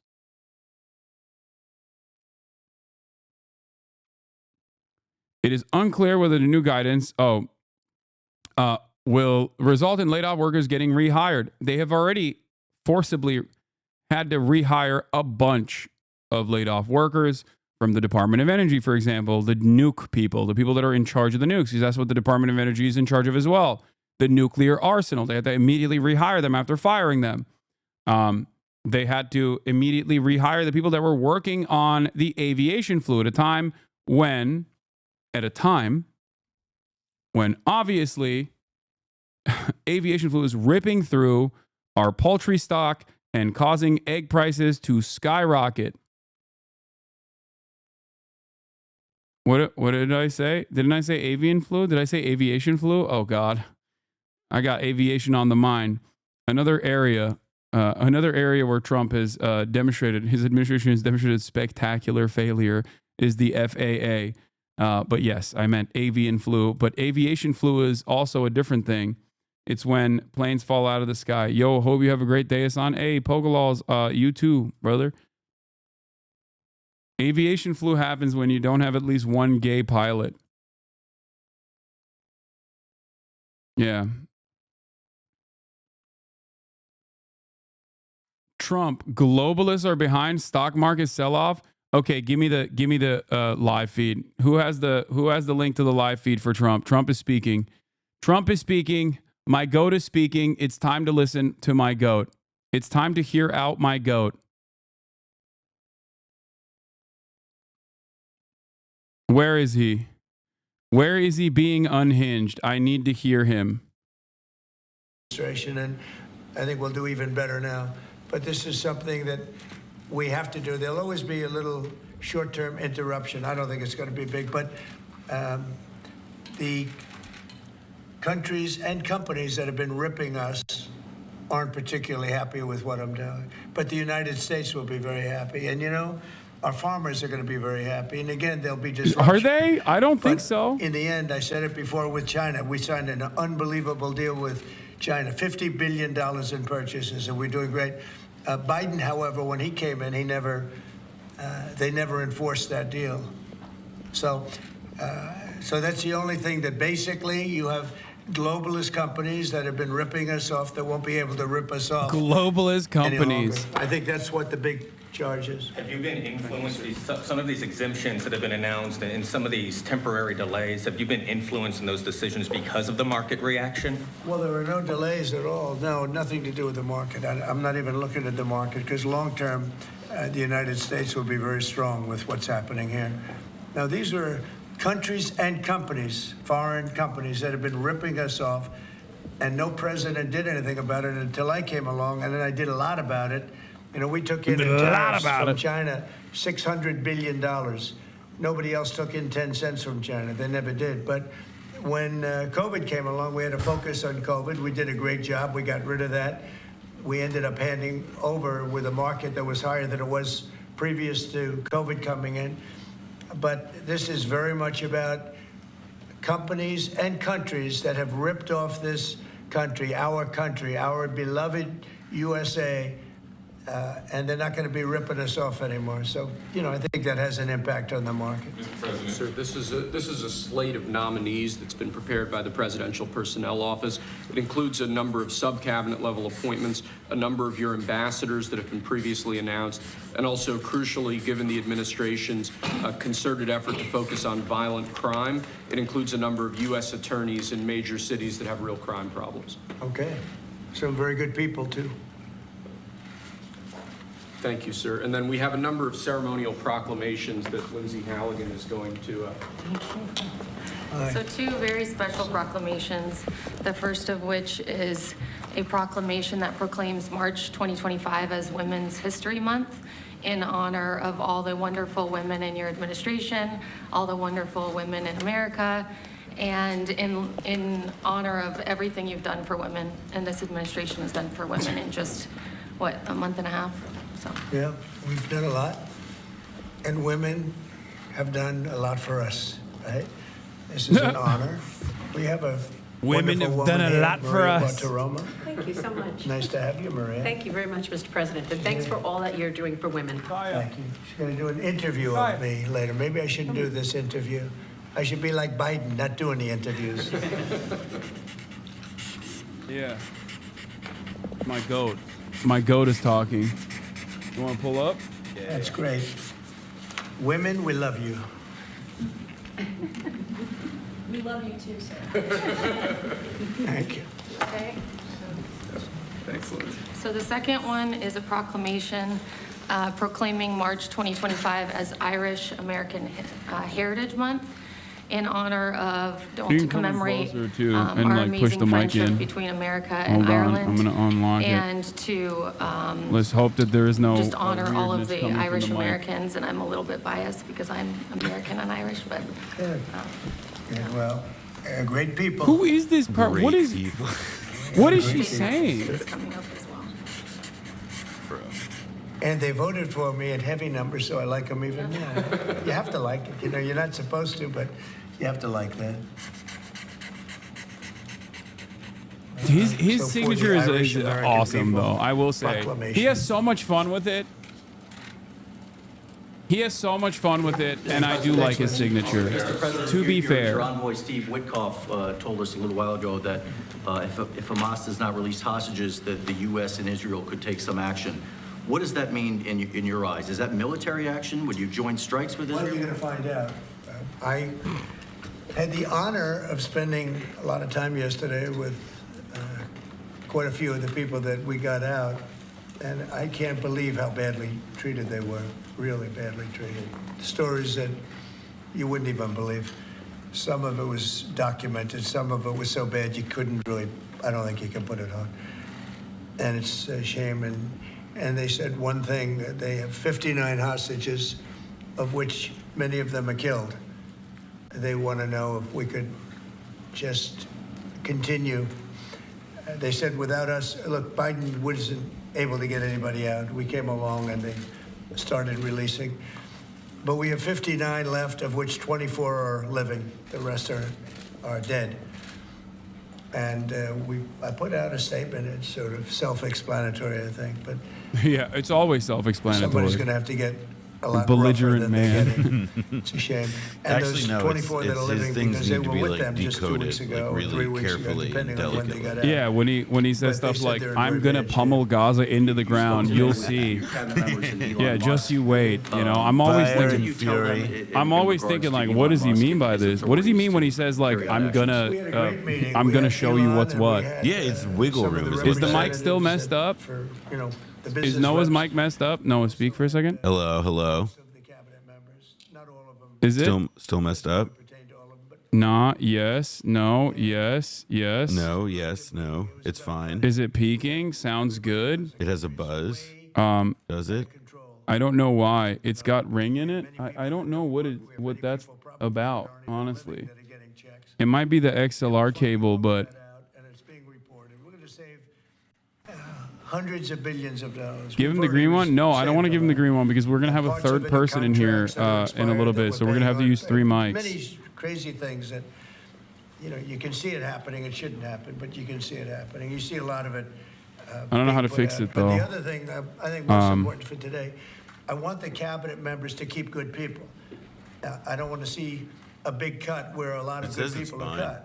I want the cabinet members to keep the good people, and the people that aren't doing a good job, that are unreliable, don't show up to work, etc. Those people can be cut. I have unplugged it and replugged it. It didn't work. And I said, I want the cabinet members go first, keep all the people you want, everybody that you need. And it would be better if they were there for 2 years instead of 2 weeks, because in 2 years they'll know the people better. But I want them to do the best job they can. When we have good people, that's precious. That's very important, and we want them to keep the good people. And so we're going to be watching them, and Elon and the group are going to be watching them. And if they can cut, it's better. And if they don't cut, then Elon will do the cutting. Why the fuck are people saying that it's still buzzing? It's currently not buzzing. I can look at the audio levels here. It only buzzes when he speaks. So why the fuck are you guys lying and saying it's buzzing right now? If there's buzzing noise, it's coming from the video that you're watching, not from the mic. It might be buzzing separately. It would be really funny if it's just the buzzing from like just thrown out the window. No, I mean, I'm sure there's like an issue with the XLR cable because it's not the first time this happened. But authorize those contracts. But it's annoying that they're like... No, Elon has been really teaching everybody about the numbers that you can do. But what I want is I want the numbers, but I also want to keep the good people. We want to get rid of the people that aren't working, that aren't showing up, and have a lot of problems. And so they're working together with Elon. Someone linked me Noah talking so I can see for myself how bad it is. We have to, for the sake of our country. You can't have that kind of like fat. one of the moments where it was buzzing, so I can check it out. Okay, this is what it sounds like. I love doing this. Yeah, it's wiggle room. Is the mic still messed up? Is Noah's mic messed up? Noah, speak for a second. Hello. Is it still messed up? It's fine. Nah, yes, no, yes. It's like completely fine. Bro. It's like totally. Okay, all of you are no, you're dogs. No, you're dogs. You're literally dogs. No, there is a very, very high frequency buzzing that happens. There is a very high frequency buzz that happens, for sure. I hear it as well. But if you are truly that upset about this, like you are a dog. Like you're not a human. You're a different species. Nothing but money. They're not going to spend that money. They're just taking that money. We're giving nothing. They're coming in because of the tariffs, because they don't want to pay the tariffs, and they're opening up big. So, but with respect to people, I said I want to cut the people, but I want to keep the good people. Tariffs, sir, can you walk us through the next steps on this? Steel and aluminum tariffs are due to kick in next week on Canada, Mexico, and every other country. Are those going to be modified as well? No, those are not modified. Those are happening next week. And the big one will be on April 2nd when reciprocal tariffs. So if India or China or any of the countries that really, India is a very high tariff nation. I'll tell you what's a high tariff nation is Canada. Canada charges us 250% for our milk product and other product, and a tremendous tariff on lumber and things as such. And yet we don't need their lumber. We have more lumber than they do. We don't need Canada's lumber. So what I'm doing is I'll be signing an executive order freeing up our forests. That's gonna fix so it. That we're allowed to no, I think take down trees. If we just, you know what's gonna fix the housing market situation? Degrowth. Yeah, Also, we're cutting making it impossible. He's JD Pong. He's like killing. He wants to kill the Treatlerites. Like he's punishing the American working class. I would at least I would entertain that thought for more than like a third of a second, were it not for the fact that it's also like, and we're gonna find oil wherever we can and suck it up and put it in the air. Energy from Canada. Like it's he wants very badly also to like microwave the planet. Be self-sustaining, which is in most things. The buzz on the mic is so loud. Our forests I massive forests. We're just not allowed to use if I hadn't seen the clip, I would. So I'm going to be freeing that up very shortly so that we don't have to go to other countries to buy lumber. You know, why should we be buying lumber from other countries, paying tariffs, paying big prices, extraordinary prices, and we have lumber. We have the best lumber. Go ahead. And this USMCA exemption you're essentially announcing today for this 1 month? It's just a modification, short term, because I didn't want to hurt the American. It would have hurt the American car companies if I did that. Would you consider the same sort of exemption or pause for the auto tariffs you're talking about next month. We're not looking at that, no. You're not? No, we're not looking at that, no. No. TPS for the Ukrainians who live here in the U.S.? What about it? Are you considering revoking the TPS status for the more than 200,000 Ukrainians who live here in the U.S.? What are you saying? The Ukrainians that are here in the U.S., they're under a TPS status. On GPS? GPS. He doesn't know. Oh, I thought you said GPS. GPS. Yeah. There was some news saying that they were going to be revoked and they were going to be deported from the country. Are you considering that? Well, we're not looking to hurt anybody. I mean, he's extended TPS to Venezuelan migrants on his way out before, so. Land like the El Salvador, like he knows, like, I mean, who knows what he I'll be himself. making a decision pretty soon. Okay? President Trump But we're not looking to hurt them. President Trump. We're not Especially looking to hurt Ukrainians. them. They've gone through a lot. Yeah, Peter? They've gone through a lot. Straightforward on Sunday. When are you going to get rid of daylight savings time? Okay, are you ready? So, this should be the easiest one of all, but it's a 50-50 issue. And if something's a 50-50 issue, it's hard to get excited about it. I assume people would like to have more light later, but some people want to have more light earlier because they don't want to take their kids to school in the dark. And it's a little bit one way, but it's very much a 50-50 issue. And please replace the cable. Okay, you know what? I'm going to end the stream right now, and I'm going to go and fucking replace the cable. Like, this is not something I can do in real time, chatters, okay? Either suck it the fuck up or shut the fuck up. Do you understand? What is wrong with all of you? Like, you guys unironically think that this is just something that I could just, like, I have another XLR cable that I can just, like, bring in right now. Shut up. Calm the fuck down. Jesus Christ, dude. Holy shit. Shut up. Biden for that one. He should have released that a long time ago. So they are giving me a report next week sometime, and I do believe I'll be releasing. I want to release the report. A lot of people have asked that question. You had one who had 3 apps, 2 of which were foreign, supposedly, and who has the biggest white shoe law firm in Pennsylvania, even though they don't live in necessarily a white shoe area. What's that all about? His law, the law firm. The other one had 7 or 6 cell phones, and I don't have 6 cell phones.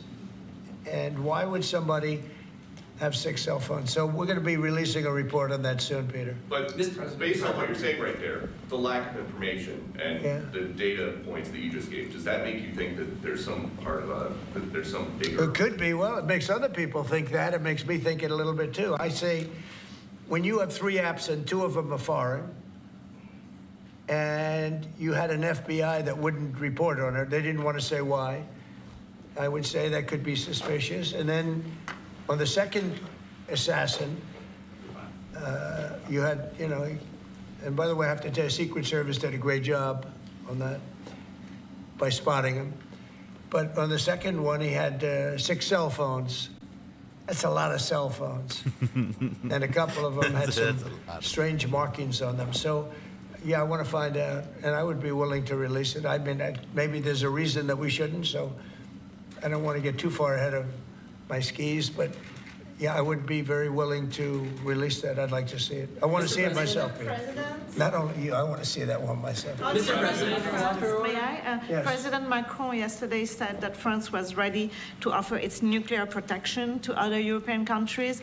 What do you make of it? And in this case, would the U.S. also maintain a nuclear umbrella for European countries? Well, France is also willing to put soldiers into Ukraine for safety reasons if we can get it. I will say that we've made a lot of progress with Ukraine and a lot of progress with Russia over the last couple of days. And it'd be great to bring that to an end so we don't have to talk that way about nuclear. It'd be great if everybody would get rid of their nuclear weapons. We have Russia and us have by far the most. China will have an equal amount within 4 or 5 years. And it would be great if we could all denuclearize, because the power of nuclear weapons is crazy. It is crazy. And I was very far along the process with Russia, despite the Russia hoax, which didn't make it easy. It was a total hoax, a total rigged hoax by some bad people. But despite that, I was very close to having a program with Russia, denuclearization, and we're going to get China. I spoke to President Xi about it, and he would have been very happy to have gone along with it. But bad things happened, like an election that was rigged happened. And so we had to come back 4 years later. But I would very much like to start those talks. The opposite of what you say, the denuclearization would be incredible. Mr. President, on the auto tariffs that you were talking about, I know yesterday you spoke with the big three. Did you tell them that no more exemptions were on the way, and what was the reaction? I told them, that's it. This was a short-term deal. And they came back to me yesterday. They said, could we have some help on the tariffs because of the speed? And I said, look, I'm going to do it, but that's it. Don't come back to me after the April 2nd. I don't want to hear from you after April 2nd. We're not going to be doing it anymore. I want to help them. What was their response? They didn't complain, but I helped them short-term during this short-term transition. April 2nd is going to be a very big day for America. Mr. President, my understanding is that the longstanding U.S. policy is that we do not negotiate with terrorists. So how did you come to the decision to send somebody from your team to negotiate with Hamas? We are having discussions with Hamas. We are helping Israel in those discussions because we're talking about. Also, that's not true. Israeli that we hostages. don't negotiate with terrorists. And that's like literally a thing they we're say not in doing movies. anything in terms of Hamas. That's we're not giving real. cash. We're not giving so I don't know $6 who asked billion that like question, you hear other but I want to administrations shake his give. hand. In fact, I got 59 hostages out, and we gave nothing. In 59, we gave nothing. Oh, they all Not say including fixed. what's Wow. going on with Hamas. Like universally. I mean, I consider that something where we're helping Israel for the most part. We had a couple of hostages. What about as you this? know. We got a couple just of have to angle it, hostages that's all. out, American hostages. Let's move closer. But certainly, Peter, I do. You have to negotiate. There's a difference between negotiating and paying. We want to get these people out. If you would have seen the people yesterday, maybe you did, I don't know, but if you would have seen them, the way they spoke about their captivity, it was unbelievable. It's terrible. Are you thinking about making any changes to NATO where NATO country gets attacked, but they're not paying enough dues, so the United States doesn't defend them? Well, I've said that to them. I said, if you're not going to pay, we're not going to defend. I said that 7 years ago. And because of that, they paid hundreds of billions of dollars. I said, if you're not going to pay your bills, we're not going to defend you. And it also went for the attack. But if they got attacked, they said, well, does that mean you won't defend us? I said, are you current or are you delinquent? They said, if we were delinquent, would you? I said, nope, I would not. And because of that, as you know, hundreds of billions of dollars came into NATO. You wouldn't have NATO right now if I weren't there. And your previous Secretary You wouldn't General have NATO. has said that. He said he's never seen anything like it. When I came to NATO, when I first had my first meeting, I noticed that people weren't paying their bills at all. And I said I should wait till my second meeting, and I did. And I brought that up. And I said, if you don't pay your bills, we're not going to participate. We're not going to protect you. And when I said that, as soon as I said that, it was amazing how the money came in. The money came in, and now they have money. But even now, it's not enough. It's really not All right. enough. They should be paid. I fixed it, I think. You've overseen about $2 trillion worth of domestic private sector investments come in just about 2 months. This is the newest one. It comes after your announcement of a new shipbuilding office at the White House during your joint session to Congress. Can you talk about why this is important, not only for national security? First cable was better. I will. Renaissance of domestic manufacturing. I can't say what I want to do to you. Maintain a strong country. But I'm thinking it. I'm thinking it, and you can't stop me from thinking it. Debt. We have a lot of debt, but that'll start coming off quickly when this all comes around. Look, we've been supporting the whole world. You mentioned NATO and you mentioned other things. We've been supporting the whole world. When I first came in, we were paying almost 100% of NATO. NATO it was crazy. We were supporting NATO. We were paying the bills for other countries. And yet those same countries, mostly European, the European countries were ripping us off in trade. They won't take our cars. They wouldn't take our agricultural product. They wouldn't take anything. We were taking their cars by the millions, Mercedes and BMW and your little Volkswagen, all of them. Your little we were taking their cars, Volkswagen. they weren't taking Yeah. We were Your taking little their farm Volkswagen. products, they weren't taking ours. You like a Beetle? Little But Beetle. yet we were protecting them by giving them the money, and that adds up to a bad number at the end of a lot of years, and that's what happened. And now it's time for this country to stop being ripped off. I had that done very much in the first administration, but then we had to focus on other things at the very end with COVID. And thank you for the we had 100 the gifted. greatest economy in history. We had the greatest economy in history. I think we're going to redo it here, but even better. And I wanted to do what we're doing now in the first term, but we had so many other things to do. We had to fix the border, which we did. We had to fix our military. We rebuilt our military. We completely rebuilt the military, only to watch Biden give so much of it away Mark to Milley, woke Afghanistan. Maoist You can believe Milley. it. It's not even believable. Unbelievable. He came in and ruined the military, made them all woke and man gay, did, or that vaccinated administration them. did We took the to picture this down. country is No more is, pictures. Frankly, not even believable. And in Unbelievable. particular, allowing millions and millions of people to come into our country. Many of them were murderers and drug dealers and gang members and people from prison for It's crazy how heinous hard crimes. these murderers supposedly just, cross this magical boundary and stop doing murders. Yeah, they all just They all just get rehabilitated instantly. They get one-shotted. The It's term like- you were using well, it's last like night. the- Be it's like spending this, anything on that. We had the term I safest was border using ever. last night. Yeah, he uses Now we one-shotted have a lot. I literally prefaced it by saying like that word that everyone uses now to highlight and detach myself from, because I recognize we that shouldn't it's have had to a do horrible that. way to talk. What we're doing now is we're looking for murderers. Can you Phase believe Noah it? in the Yeah, building. We're looking for exactly. That's how we murderers. talk now. Because thousands of murders, some about 50% killed more than one person. One killed 5 or 7. And we're looking for those people right now. We shouldn't have to be looking for President Trump, on Peter's question, are you going to make that policy, U.S. policy, that the U.S. wouldn't defend NATO countries that don't pay? Well, I think There it's it is, common Mr. sense, right? Douchey. If they don't pay, I'm not going to defend Big fan them. of No, your I'm work, not gonna defend them. I got Douchey. into a Keep lot up the of good heat work. You're better when than I your said that. father. He said, oh, he's violating Douchey Senior. And the biggest problem I have with NATO, I really, I know the guys very well. They're friends I of know mine. the guy. The But he's talking the about United it, States was in trouble, and we called them. What do you mean? He knows them very well. He knows We the got a NATO guys problem. very well. Listen, they're a great France, hang. we got a problem. They've always got sodas. A couple of others I won't mention. They even give out Do you think gummies they're at their gonna come and parties. protect us? Nice guys, but They're supposed to. they've got issues. I'm not so sure. With Japan, They with let Japan, people we have a drive deal, home which when is they're in no condition to very drive interesting home. one. Bad I love guys. Japan. We have a great relationship with Japan, but we have an interesting deal with Japan that we have to protect them, but they don't have to protect us. You know that? What? That's the way the deal reads.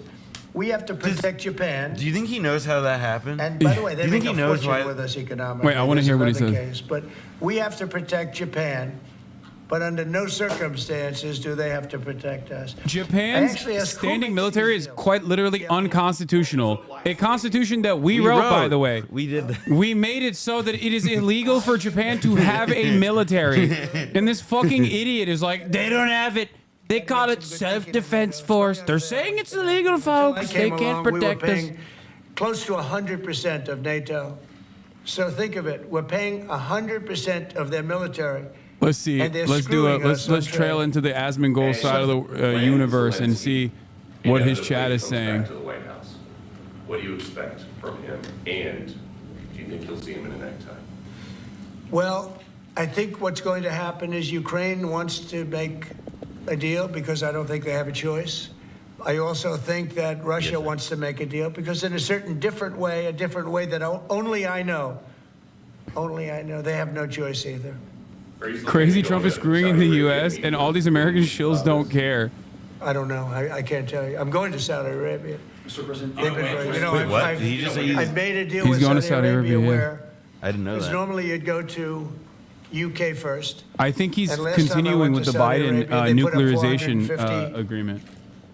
billion, you know. Like Biden, the Biden admin was talking about giving Saudi Arabia nukes. You know what I like? I like giving nuclear power to the country that did 9/11. Yeah, and that like where it's like still contentious for women to drive. We've all gotten older. Yeah, like I think that sounds fucking. I'll go great. if you pay $1 trillion, $1 trillion to American companies, meaning the purchase over a 4-year period of $1 trillion, and they've agreed to do that.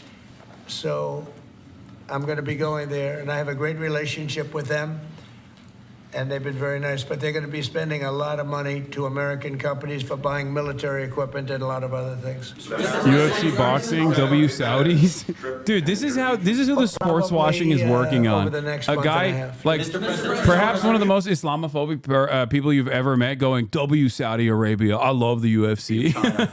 Yeah, man, that's What are you waiting for? It's like, dude, they just got Cristiano Ronaldo. Yeah, the Saudis are taking over soccer, dude. Yeah, Gramsci's homegirl. Thank you for the 20 gifted. But you've spoken to. It was hurt because of COVID. Thank you, Mr. That's why I don't call it the China virus anymore. Yeah, he eliminated it because he called it the China But to be virus. clear, you've spoken to him since January 17th? I don't want to say that, but I have spoken to him. Thank you. And Wait, I speak to him a lot. Regarding this executive order you signed revoking security clearances at Perkins Coie. It is kind of shocking how many people are angry at Trump in Asmongold's chat.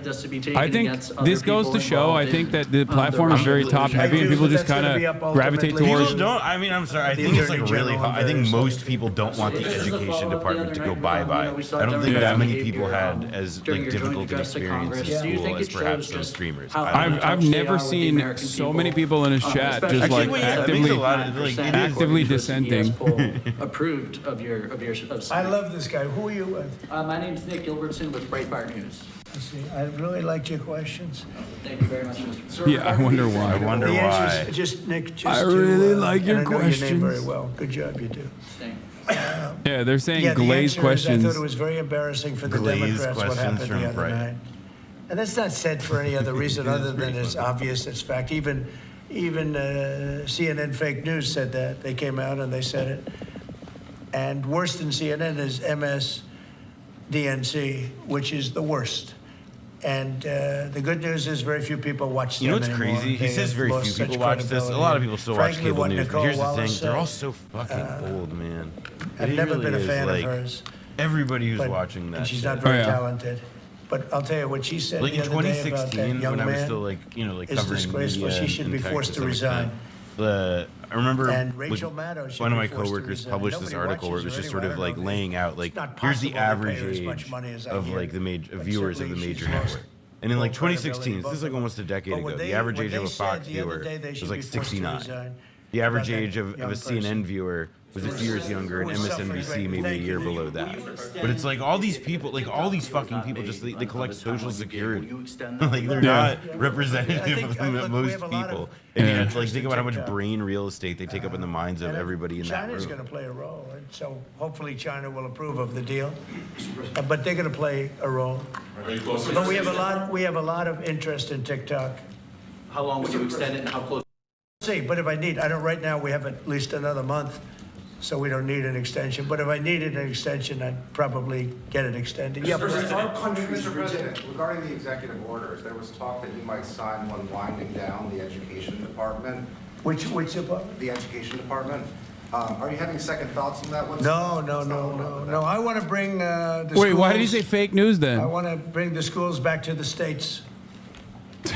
And, you know, I've said it 100 times. We're ranked at the bottom of the list, and yet we spend more. We're ranked #1 for cost per student. We're ranked at the bottom of the list in education. And I know if I bring it back to Iowa, Indiana, Idaho, all these great states, I think I could say 40 states. Idaho schools. I want to bring it back. 10 states won't be perfect. 5 I would states love will for be the education system probably that not gave so us Sarah good. Palin. But they will be to be every bit as empowered. good as Norway and I like that he says, you know, some states are going to fall behind and that's okay. Like, you're the president of America, dude. What do you mean some states are just not going to be fine? That is a psychotic thing. It's also just like, it's like, that's what's happening now. Yeah, that's the case now. And what you're just doing is look at Mississippi, look at Alabama. Like, they're not doing fine. Also, like, within these states, it's like, I mean, it's all just about like, obviously, like, returning it so that, like, education becomes, like, classic. Well, I want to just do like, it. you We're know, starting the like, process. in the same way that, like, it's undermining suffrage, undermining, like, universal rights enshrined in the Constitution. Who do you think is fucked over in this more? Red states or blue states, chat? Like, obviously, red states are underperforming on education already.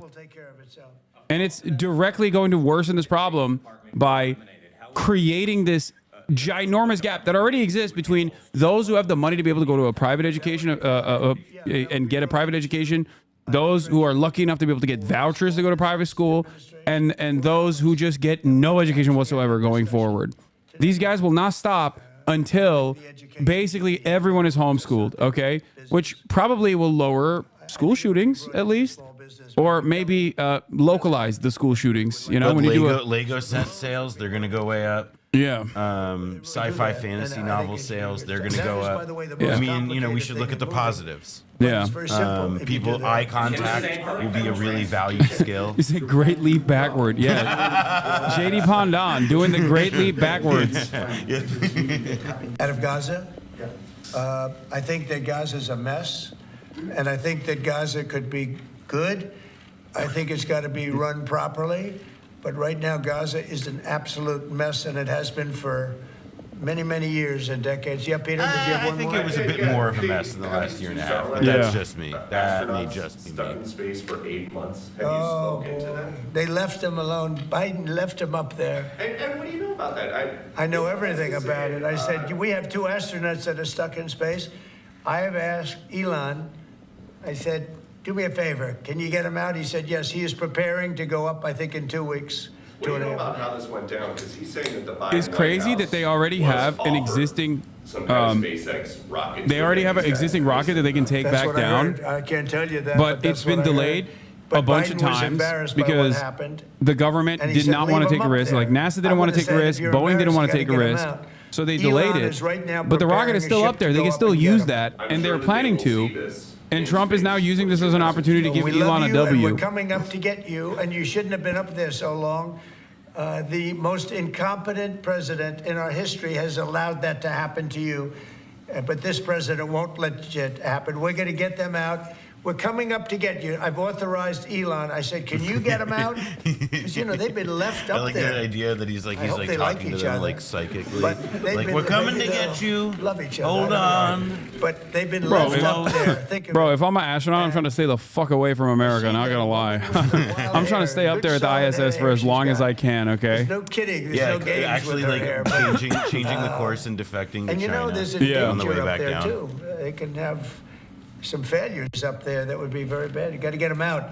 So I've authorized Elon a week ago. I said, you know, we have 2 people up there that Biden and Kamala left up there. China can't even get them And because the he ISS knows does it not cooperate very well. I said, with the "Are you Chinese equipped to space. get them?" That's why it's a Yeah. defection. That's why they have to go. And they're they have to preparing like it right land in now, Chinese and waters so Elon is or going to Vietnamese go up waters, you know, and, but then take the opportunity get to him. Should explain, I go on that journey just to be their on the ship appreciation. when we stop? Yeah, Manchurian candidate. Yes. I should do it. Oh, that's terrible. I thought he liked it. As I thought he explained liked on the it. Blowback podcast, as the first time that the concept of brainwashing was ever used in an American newspaper. Well, when they come back, I'll greet Because them. of the fantastic treatment that the People's Liberation Army showed the American captives that caused the Americans to claim that these American captives were defecting. Did I get that right? It was that and the germ warfare thing. Yeah. Because the movie is about like it's like a defection thing, but in real life it was like wow, these flyers, like these American pilots are all saying we use biological and germ bombs, and they sound really uncoached and like they're speaking honestly about it. It must be brainwashing. Yeah. Speaking of which, you know who else did that yesterday? Our favorite Itamar Ben-Gvir, who said that about an Israeli captive that had returned to Israel, and he said his statement resembled Hamas. Israel has officially moved.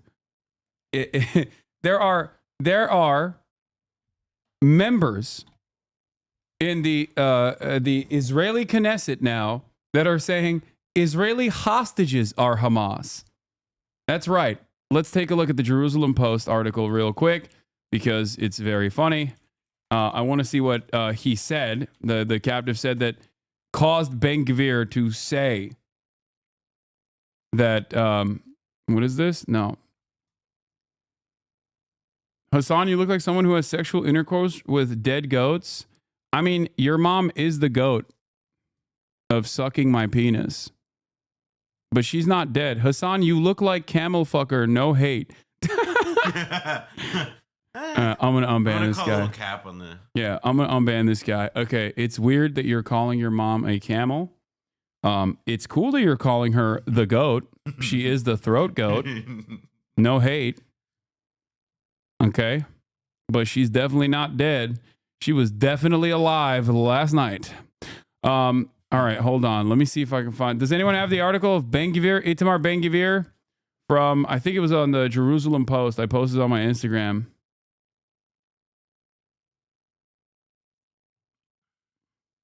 The old Guac Guac 3000. She's on her Nancy Reagan shit. Yep. Everybody has so much to say about that fucking microphone, and yet nobody can just like pull up a link. Yeah. Oh, I know. They love this. They love chirping. They're like, meh, meh. There we go. Here it is. Ben-Gvir accuses freed hostage Eli Sharabi of echoing Hamas propaganda in testimony. This statement came as released hostage Eli Sharabi, stated that his decision led to Hamas retaliating by worsening the conditions the hostages were held in. Eli Sharabi was echoing Hamas propaganda when he spoke about his experiences in captivity during an interview with Channel 12's Uvda last Thursday. Former National Security Minister Itamar Ben-Gvir said Saturday night. Sharabi had said Ben-Gvir's decision to enforce stricter conditions for terrorists in Israeli prisons was what led to Hamas worsening the treatment of hostages in captivity. I am proud of my actions, Ben-Gvir told Channel 13, adding that he would not apologize for the decision. If you get kidnapped, you're officially Hamas. It's funny because like this guy isn't even saying something that's like remotely pro-Palestinian here. And it, you know, why would he? He was held captive, you know? Just want to let you know that Noah was messing with all the knobs and settings when you were gone and laughing and saying chat will be so annoying. It's fucked up, dude. Thank you, M. Hood, for telling me the truth. Ben-Gvir is a guy. I do what I want. I mean, barely. Okay. Kind of wild. The request links from track where we pay you to post links like we're paying to be secretaries is worse than interning XD. Dog, you pay to be a micromanager. All 40,000 of you. Let's be real, okay? This new Ynet article is looking crazy. Breaking. U.S. officials are losing patience. Israel's trying to sabotage U.S. talks with Hamas. Reports Ronan Bergman. Wow. I can't believe it. I can't believe it. You're telling me for the first time American officials... It was an amazing... She lived an amazing negotiating process. Yeah, what? No way, dude. American officials are accusing Israel of trying to sabotage U.S. contacts with Hamas? No. Remember when I covered this yesterday? Wait, what? Israeli police assaulted the families of those killed and imprisoned inside the Knesset after they requested to attend a discussion on forming an official investigation committee into October 7 events, which Netanyahu and his coalition have blocked. Wait, what? I don't know about suppressed news. I need to see a real article on this. I mean, I will say in the same spirit, that's all. I have the same reaction to it. You're telling me that the Israeli police are beating up the families of the hostages. Yeah, that's also shocking. That's also never happened before, and not like only been filmed or photographed. Like a bunch of the only people that the only people that the Israeli police don't beat are people doing pro-rape riots. Okay. Yeah, it's like people who are like. That's when they put on like the kid gloves. That's when they bring out like the paddy wagon. That's like friendly and that's nice. That's when they open the gates of the military facility that they've detained the rapist concentration guards at and released them into the public. So That's funny though. Yeah, Knesset guards violently prevent victims' families from attending debate on October 7 probe. Oh my God. They do this in the street. Like this has happened in the street too. I mean, it's really. And Netanyahu, like he takes like hits, he takes swipes at them. Oh, it's so insane, bro. Ethan's gonna clip this and be like, Hasan is laughing at the hostage families for getting brutalized by the Israeli police. Ay, ay, ay. It is. I will say I'm impressed with the. Is that like a GIF in the article embed, or is that it's yeah? Yeah, they made it into a GIF. That's pretty. Or a GIF. That's pretty good. That is, dude. How can people not look at this and be like, this is a troubling sign of a deeply unwell society? Okay, like just imagine they're American. Okay, please. If you have any, I mean, this is a community. This is a community that gets it. I would say like one way to put it though is like what is it that's like about coming apart? It's not that like it's just that like the police are beating these people up, because like we've obviously have plenty of videos of like American police beating people up for doing nothing in a room or whatever. But I think what's kind of nuts about this is that like that these people are not given like the equivalent of like sitting in the gallery at the State of the Union for anything October 7th related. Like suggests that they have a political crisis and a social crisis that is tearing the country apart and turning these people into objects of hate by the government itself. Yeah. That's like which leads to situations like this. Exactly. And the reason why I always like bring this back to America is because this is me talking to the liberal Zionists, basically. The liberal Zionists that live in the United States of America that still have some progressive values they maintain and haven't turned into fucking Michael Rappaport. And they look to stuff like this and think this is simply a byproduct of Benjamin Netanyahu, not recognizing that there is a much larger problem, okay?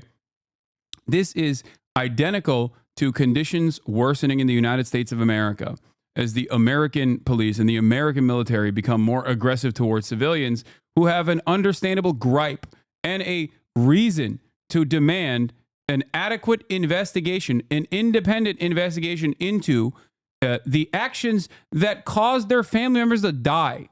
Okay? Why would a government say, no, we're not going to do that? Okay? Why would they do that? If a 9/11 style situation occurred again in the United States of America and the family members were like, wait a minute, there's something really weird about this. Can we look into it? And the American military and American police were beating the shit out of those families. Yeah, let's be clear. Like there were a bunch of those families in the U.S. They just got ignored, which is like what, at least in Israel's case, like I mean, part of the problem is that like it points to the schism in this is that like there's a bunch of people in Israel who like maybe that like however they feel about the campaign in Gaza and all this other stuff, like meaning that they're probably for it, but that like on the point of like they don't want to see violence against the hostages or whatever, but there's. I mean, that to me is like what seems that like it's evidence of how this stuff just gets politicized. It's like, oh, if people do care about it, then fuck it, let them get hit. You know, like try and show that like you don't care that they have people that care about them or whatever. It's a dissent that doesn't matter. Genuine, honest, and a bit pessimistic question. Do you genuinely wholeheartedly believe anything good will come out regarding Palestine as a person with family and friends in the region? This has been the case for decades. Nothing new, just another cycle with a 1,000 to 1 kill ratio and no progress. Yes, I do. I definitely do. And I think part of that is because the contradictions worsen, as you see stuff like this happen in Israel, as you see the Israeli economy crumble, as you see the benefits go away, the benefits of being a Western adjacent nation go away for the average Israeli citizens, slowly but surely, they will leave Israel. This is why I regularly maintain the position that the greatest threat to Israel is not Hamas or Iran. The greatest threat to Israel is Sherman Oaks. The greatest threat to Israel is Beverly Hills. The greatest threat to Israel is Boca Raton. Okay? Because if a lot of the people that live in Israel go, why the fuck am I still here? I don't get any of my treats. I can still listen to the worst psytrance music anyone has ever heard and wear my capri pants in Boca Raton. They're just going to go to Boca Raton. Okay? And you're also going to lose, like you're going to inevitably lose like a lot of the academic resources that you have. Like you're going to have intellectuals and academics leave Israel as well, especially with like the academic boycotts that take place too. Like you're basically shutting off your next generation by behaving in this like incredibly violent way. You're gonna have brain drain. I mean, just yesterday it was reported that there's a professor of computer science at Ben Gurion who posted under like the pseudonym John Brown on Twitter. I've seen his content. You've probably looked at tweets of his at some point or another. Yeah. But he like was suspended from his job, and he was like this. He was not publicly known that he was tied to this account, and it was because he said that Israeli soldiers had committed war crimes. Yeah. There's a computer science, this is like the more shit like that happens, the more you hear about like 500,000 Israelis leaving Israel. Okay, the more the Israeli economy becomes unsustainable. That's why I said, that's why I kept repeating over and over again that like this is going to turn into like Israel eventually, if they follow this trajectory, is going to turn into a nation filled to the brim with just like rabid, uneducated settlers, okay? Like ultra fundamentalists, ultra Zionists that simply, are having differences in opinion, differences in agreement in the Knesset over like whether women can read or not, with nuclear arms. Like it's just, that's unsustainable. Okay, it's going to turn into a pure hog state, which it kind of already is turning into a pure hog state to begin with. I mean, it's dependent on also like it's like similar. I mean, I would argue like people want like they think everybody wants to be like a U.S. vassal, right? Because they think that they could get to be like Israel, favored military treatment. Yeah, they could develop like a broad base, like industrialized society with a middle class and all these different things. And it's like it just projects this illusion of stability, all those things taken together over the last few years, when like the context in which that state exists has pretty rapidly shifted. And like the context in which that leadership operates, like what they believe. I mean, for example, like Mayor Kahana, a guy who it was illegal to support in Israel 30 years ago because they thought that his version of extreme Zionism was so dangerous and so self-destabilizing. That's now a norm. And then even in the diaspora, like, Tablet Magazine is running Kahana was right articles. Yeah. You have what were previously understood as effective boundaries for containing the ideology from like running too far amok or whatever. It's all been removed. And it's not because like they made a choice and it could have been undone at some point. Like this was always how it was bound to go. You see liberal Zionists unironically touting the Kahanist line of never again just means for Jews. Like that's insane. That's an insane thing to say. Like the notion that like no, never again wasn't about anybody else. It was just about us. Like what the fuck are you guys talking about? It's supposed to be about like Jewish militancy.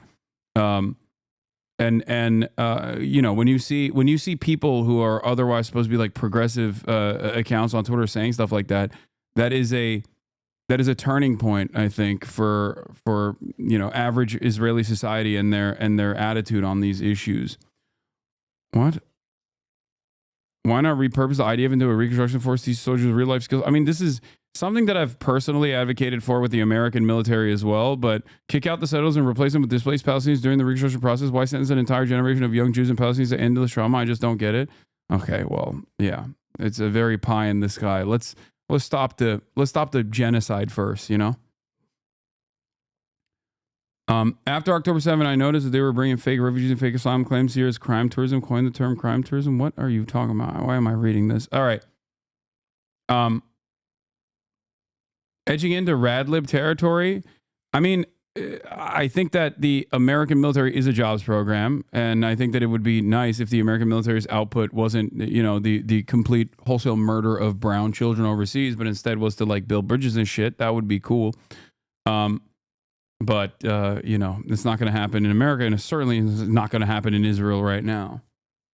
Well, and also like in Israel's case, like they're struggling with the fact that like the more that they invest in their military, like that's also like one of the things killing the country, and that like is producing like this sort of like what's becoming like if however long they go with this will become a feature of it, that like the heightened draw on reserves that is a cost on it is borne by the rest of the country. And like even if they're not about to like fall into immediate financial calamity, right? Like that's not a sign that they're able to like allocate investments in society in all that healthy of a way. Yeah. And before Simone Zimmerman gets here, who is one of the documentary makers of Israelism, which we've watched on this broadcast before, I want to talk a little bit about the American collapse, because America and Israel are, one nation under God, indivisible, if we're being real. Because a lot of people say it's a favorite client state, and I understand that. But I think that due to the pervasive influence, the outside influence of the Israeli lobby, and due to the dedicated brainwashing, social conditioning operation that Zionism engages with on a regular basis, I don't think it's necessarily a favored client, but one that is just directly a part of the United States and so valuable to the United States that, like, even when they fuck over the United States, even when they do counter espionage against the CIA, for example, it's still considered appropriate, because what are you going to do? Because it's that valuable to us. And also, there is that level of influence. I would say this is like one of the things that people somewhat disagree with me on. This is like an attitude among anti-Zionists where they're like, they say like, oh, this is not something that you can describe purely on material grounds. I disagree with them on this issue. I think that it's like, I disagree with them on this issue because I think that, yes, the influence of the Israel lobby is certainly significant. I still think that the initial reasons as to why this allegiance was developed is because of Israel's position Israel's position as a unsinkable aircraft carrier in a resource-rich region, and also that, like, I mean, again, like Israel, it's part of why also it's important not to lose sight of the idea of like Israel as a settler colonial project. Like part of the basis for that was that it was meant so that Israelis and Zionist leaders, as they courted and sought to court Western governments and even collaborated with them on things like, in the Suez Crisis with France and the United Kingdom in the mid-1950 in 56. I mean, I think what you can use, what we can sort of suss out from that is that Israel viewed that settler colonial affinity not just as a, like, we're white, you're white, even though we're not really white, but you get the idea. It was also about how they could be instrumentalized as like a fellow white nation in this, like, grand strategic game against, again, like Arab states, which were largely at that time, particularly in the Nasserist era, aligned with the Soviet Union. Yeah. And that you can't do pan-Arabic nationalism and link up with the Soviets. That's terrifying, I think, but there's also white supremacy. There's also an element of white supremacy involved in this. You can't trust the Arabs no matter what. Okay? You can't trust the Arabs no matter what. They're Muslim, they're Christian, doesn't matter. They're still Arab, okay? Whereas the way that I think a lot of dumb Americans, a lot of Western leaders view Israel is like, well, those are our guys, those are our neighbors. And to a certain degree, they are, you know what I mean? Like that's that's the reason why, like, a lot of people, I think, initially were claiming that, like, Israel is a white nation, a white supremacist nation. And there is aspects of white supremacy in Israel as well, with respect to Ashkenazi Jews, for example. But Israel has a shit ton of Arab Jews as well, even though they're still, because of the ethno-religious supremacist nature of Zionism, the Arab Jews have a specific classification. They're still Jewish and therefore of a higher class than what they consider to be, in Israeli demographics, Arab. Arab implies someone from an Arab nation or someone from even that area, even from Palestine, that is either Muslim or Christian.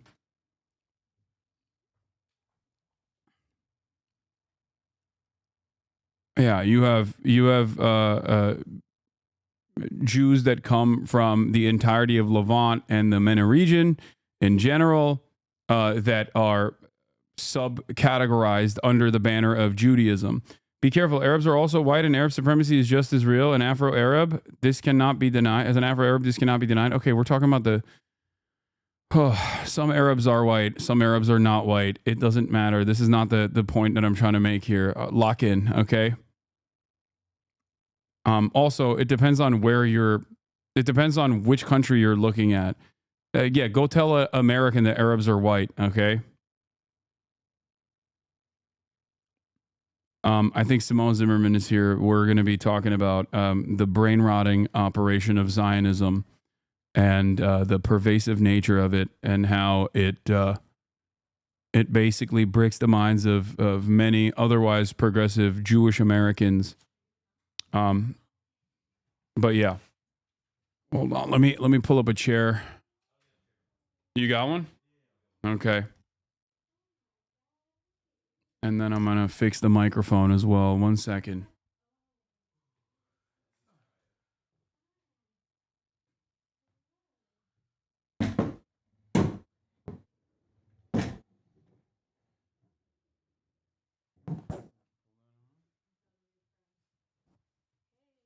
Hi.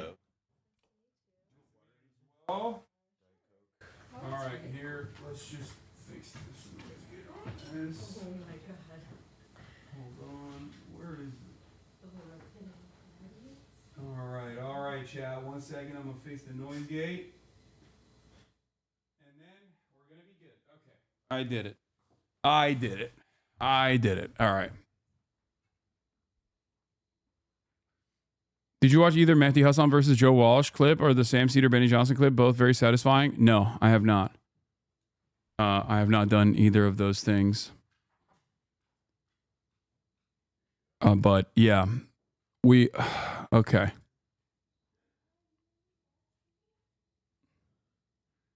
What else was I gonna do? What else was I gonna talk about here? Oh, we will of course be featuring.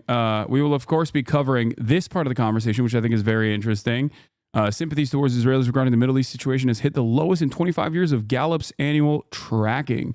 Support for Israel amongst Democrats has tanked drastically. 59% of Democrats sympathize more with Palestinians than Israelis in this conflict. That is a crazy number. That has never occurred. That has never, ever occurred in the United States of America, okay? That is crazy. I think this is the peak. This is the peak of sympathies for the Palestinians. And it's incredible. That's why I always say, no matter what, when I analyze the situation by looking at what things used to look like in the past, when Israel was being violent, Israel was doing sieges, Israel was doing the grass cutting, mowing of the lawn operations, that it never got to this point. Never, ever, ever. Okay? And also, remember, all of this, like all of these sympathies from the public are coming at a point where there is unfettered, unrestricted, unlimited propaganda. Unlimited. Think about that. That to me is also insane. This is unprecedented, and I will not. I'm never gonna discount this. And it also does give me some semblance of hope. Okay. We won the info wars? No, we haven't. We haven't won shit. Okay. This is entirely in the hands of Israel. The only reason why 59% of Democrats sympathize more with Palestinians than Israelis in this conflict is directly due to the unrestricted, unlimited violence that Israel has done, so much so that it is virtually impossible to deny. It's virtually impossible to justify. That's it. That's it.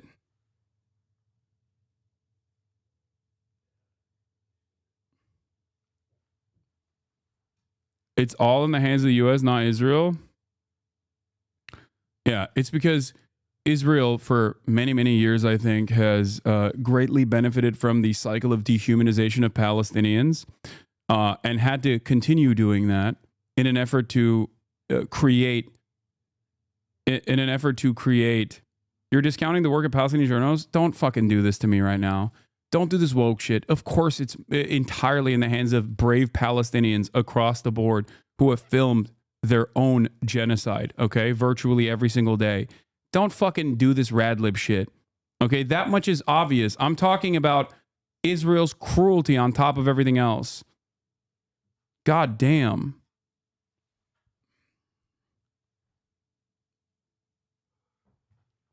It isn't as quiet anymore, and thus liberals are doing their survival tactics now, hence the remorse. Yeah. How did Americans feel about Palestine and Palestinians during 9/11, the Gulf War era? No, people just didn't even know anything, and they only thought about it in the terms of like, Israel's our ally, they're our neighbors. It is what it is, you know. They're good guys. They're the good guys. Like, people didn't put much thought into it at all.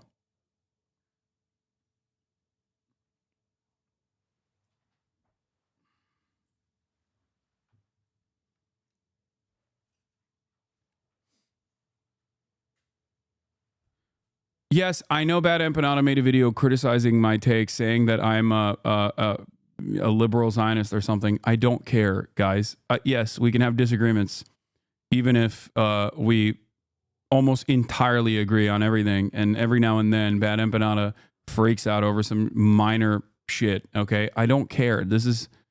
I don't know why everyone is like, no, you have to watch this. Especially considering that, like, if you're a leftist and you understand the take isn't that fucking big, is minor, I know. Even if the disagreements are minor and you consider yourself to be a progressive, you consider yourself to be a leftist, why the fuck are you trying to make drama between two commentators who are anti-Zionist? Like, I just don't get it. I don't care that he did it, okay? If he wants to use mentioning me or doing a call-out post on me as an opportunity to educate people on his perspective, then that's fine. You know, that's great. More power to him. But I'm not going to sit here and respond to it, and then you're going to clip it out of context and like send it to him and then blah, blah, blah, blah, blah. It doesn't matter. My thoughts on this are known, okay? I recognize that Zionism is a fascist ideology that revolves around Jewish ethnic religious supremacy. I recognize that Israel is a rabid settler colonial enterprise that has always maintained an apartheid that started off with a ethnic cleansing operation that was planned by early Zionist militias. These are historically accurate facts that I reckon with and routinely repeat. Having said all of that, I also have a difference in opinion in terms of strategy with the likes of Bad Empanada. I live in the heart of empire. I live in the imperial core. I am living in the United States of America. I'm a Westerner, okay? I'm Turkish. I have a Muslim background. People call me a terrorist all the time. But having said all of that, my goal is to pull people from the margins, okay? And if that is my goal, then I will never discount people that are that I have disagreements with, that might even be engaging in like Jewish exceptionalism or whatever Bad Empanada is saying, because I get how social conditioning works. Okay, I understand how social conditioning works. I understand how that can change people's minds. Okay, at the end of the day, we are Hasan, what the fuck saying, dude? Firstly, Turks same with support white supremacy for like support pan-Asianism version so well. Anti-Israeli Arabs, no problem. Same with differently. Bro, no, you need to learn how to write, okay? I'm giving you an hour. Go back to the drawing board and you know, put together a coherent argument. I'm sorry. If you're having an aneurysm while typing that, I'm not going to entertain this.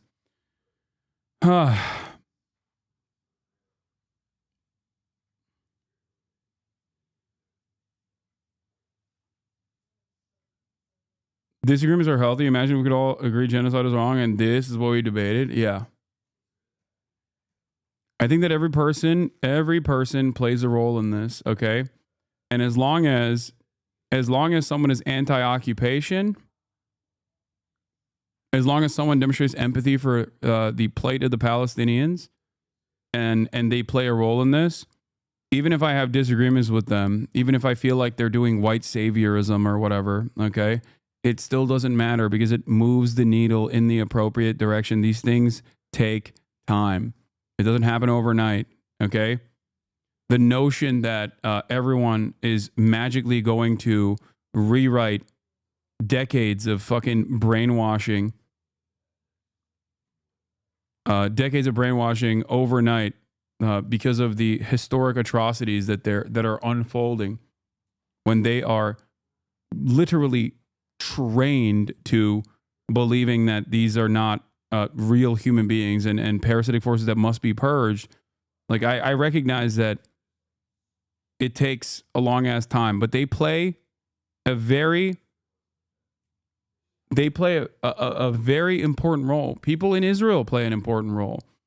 Even the hostage families who literally want the entirety of Gaza to be wiped out in the period of time when they are demonstrating against the Israeli government, that is creating political pressure for the Israeli government. Do I agree with their opinions? Fuck no. Okay? So many of the hostage family protesters unironically were like, we want to pummel Gaza too, dog. Just get our family members out first. That creates a point of pressure internally in Israel, even if they don't listen to it. Okay? Do Rhodesian voices play an important role? Yeah, I mean, South African apartheid is a great example of this because, yes, economic pressure and boycotts are important because it causes the population to forcibly reckon with the realities and the damages incurred by conducting a fucking genocide, by maintaining an apartheid. That's how it works. So, yes, that is how this works.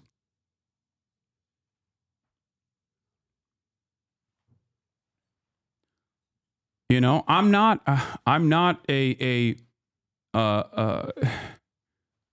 the Palestinian Islamic Jihad, so I see no reason to LARP as such.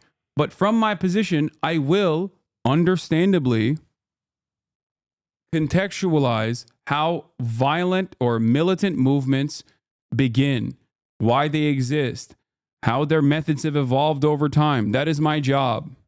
Okay?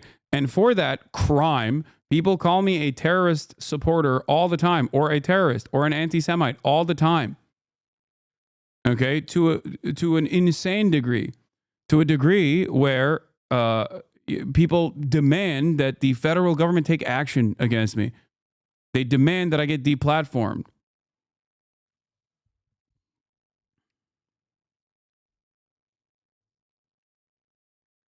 That's it.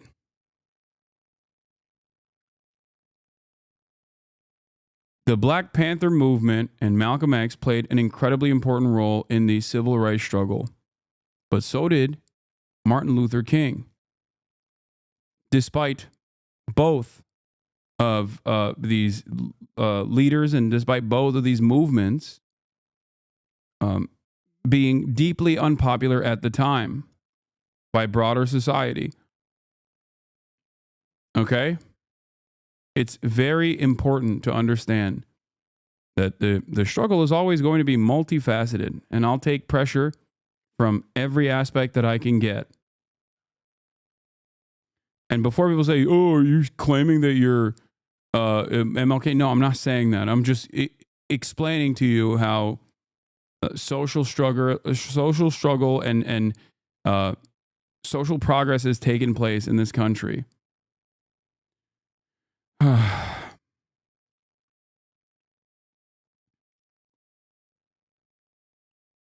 I don't disagree with you at all, but I believe that you can also push the needle towards always bringing up what is also part of the Israeli provisions and Jewish exceptionalism when you can. I already do that. Shut the fuck up. I already do that. I do that all the time. Anyone who says that I don't do that is a fucking delusional, okay? Shut up. You're now demanding that I do something that I do all the time. Now you're getting clip chimped in the more woke, more radical direction, I guess. Anyway.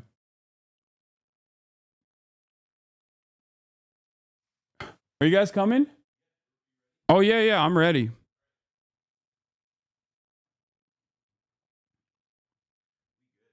Yeah. Yeah, even with the IRA, there was a political wing of the movement and there was a militant wing of the movement. These things cannot exist without the other. Okay, there is no world in which one can be successful on its own.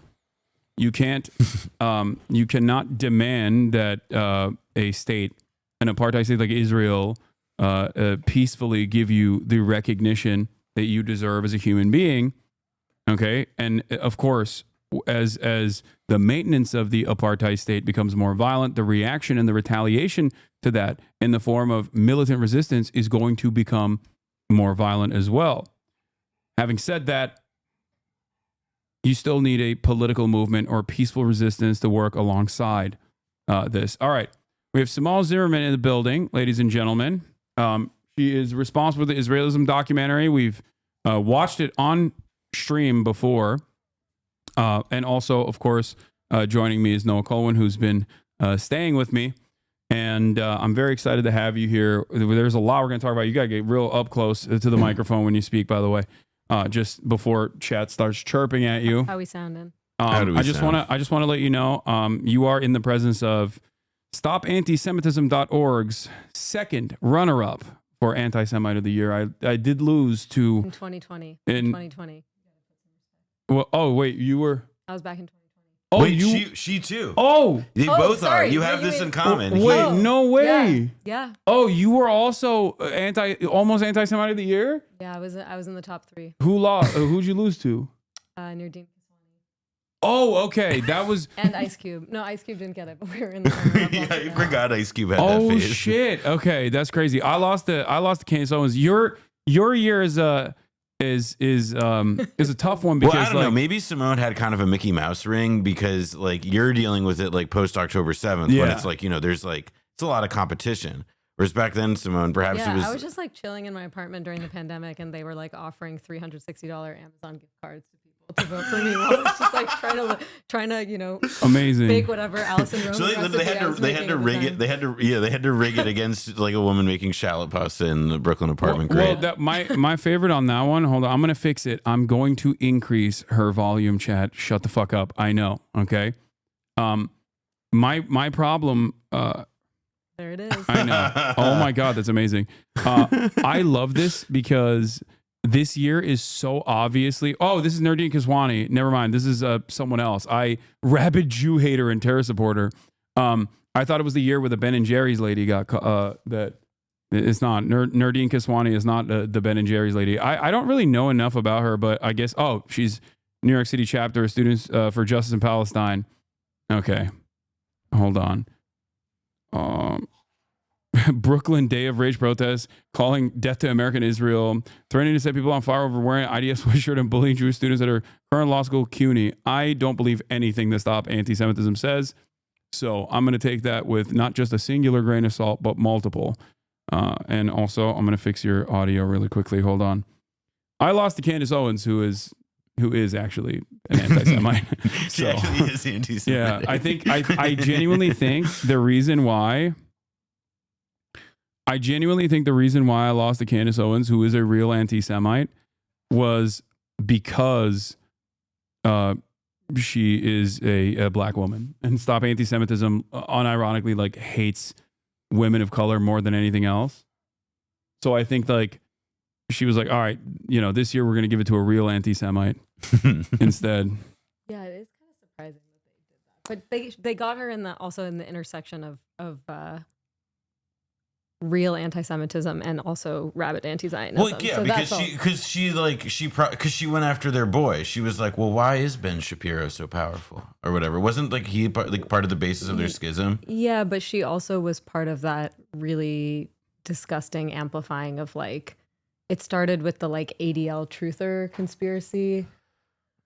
Yeah, right, this is like, I remember it. Yeah. You know, Because they've been obsessed with like going back to the Leo Frank stuff. Yeah, the Leo Frank thing didn't happen, and then you know the reason that Israel does apartheid is because like in the Torah it says to Jews are Oh no, Talmud too, right? Talmud. No, not the Torah. Yeah. No, I forgot Talmud. that she was a scholar. Yeah. So she held that like really.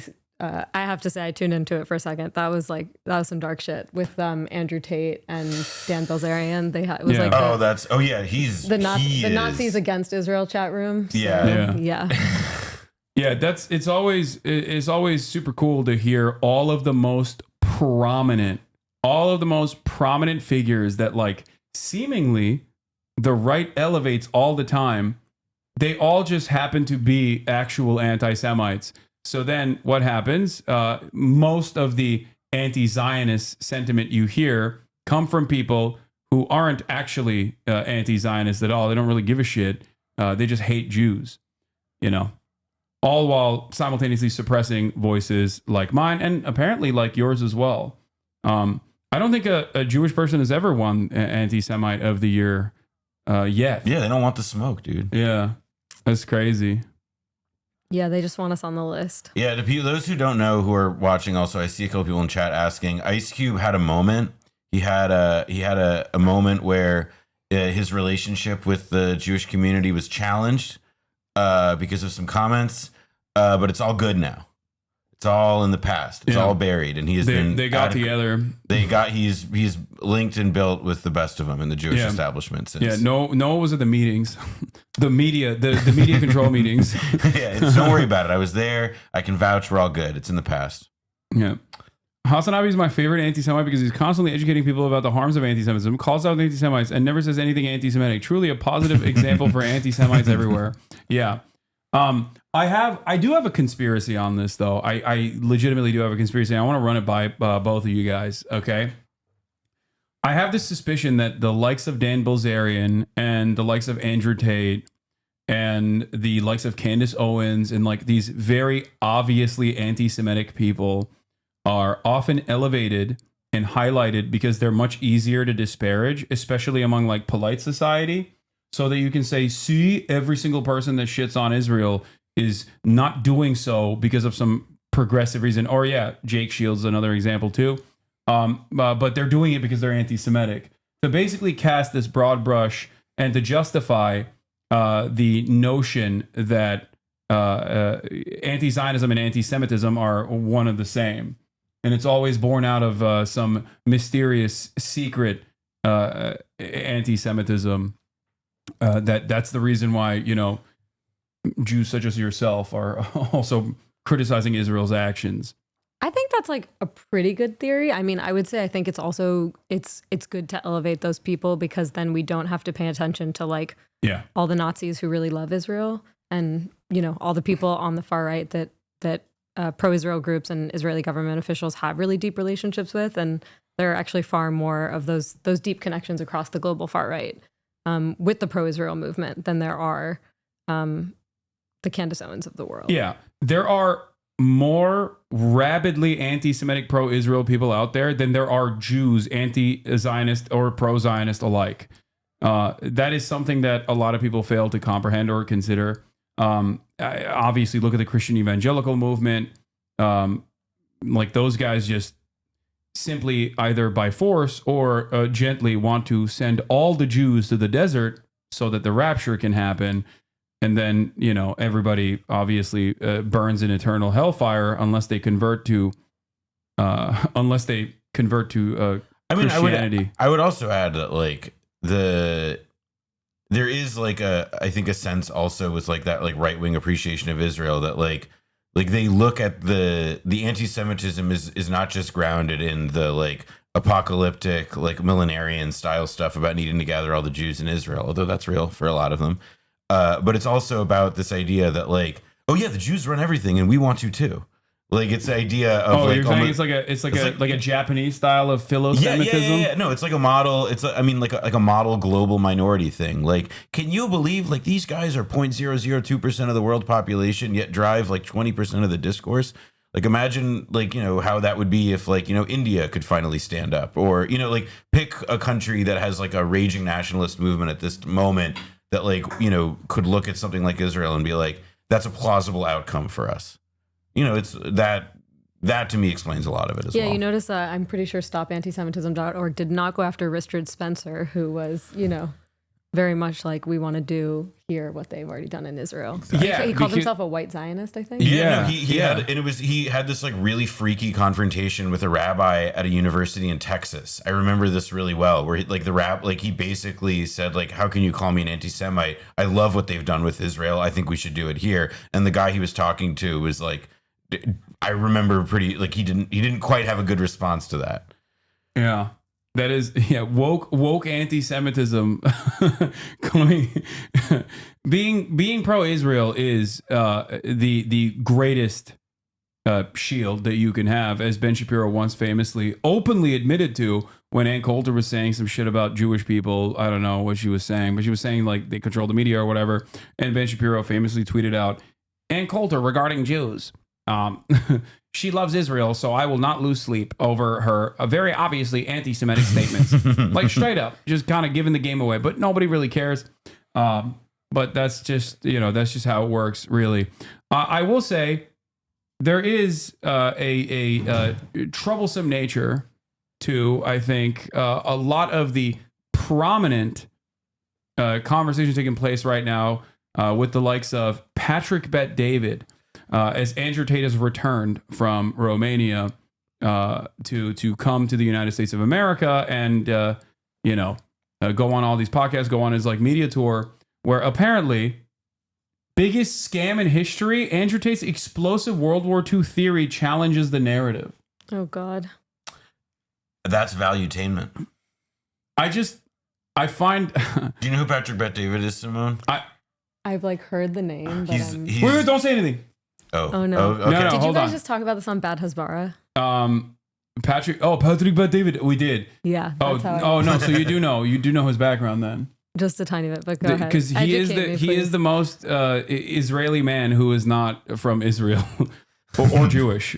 Jewish. His name is Patrick Bet-David. On first sight, you're like, Felix has said this as well, where he's like, oh, he's from Israel, right? And he's like, nope, he's not. He is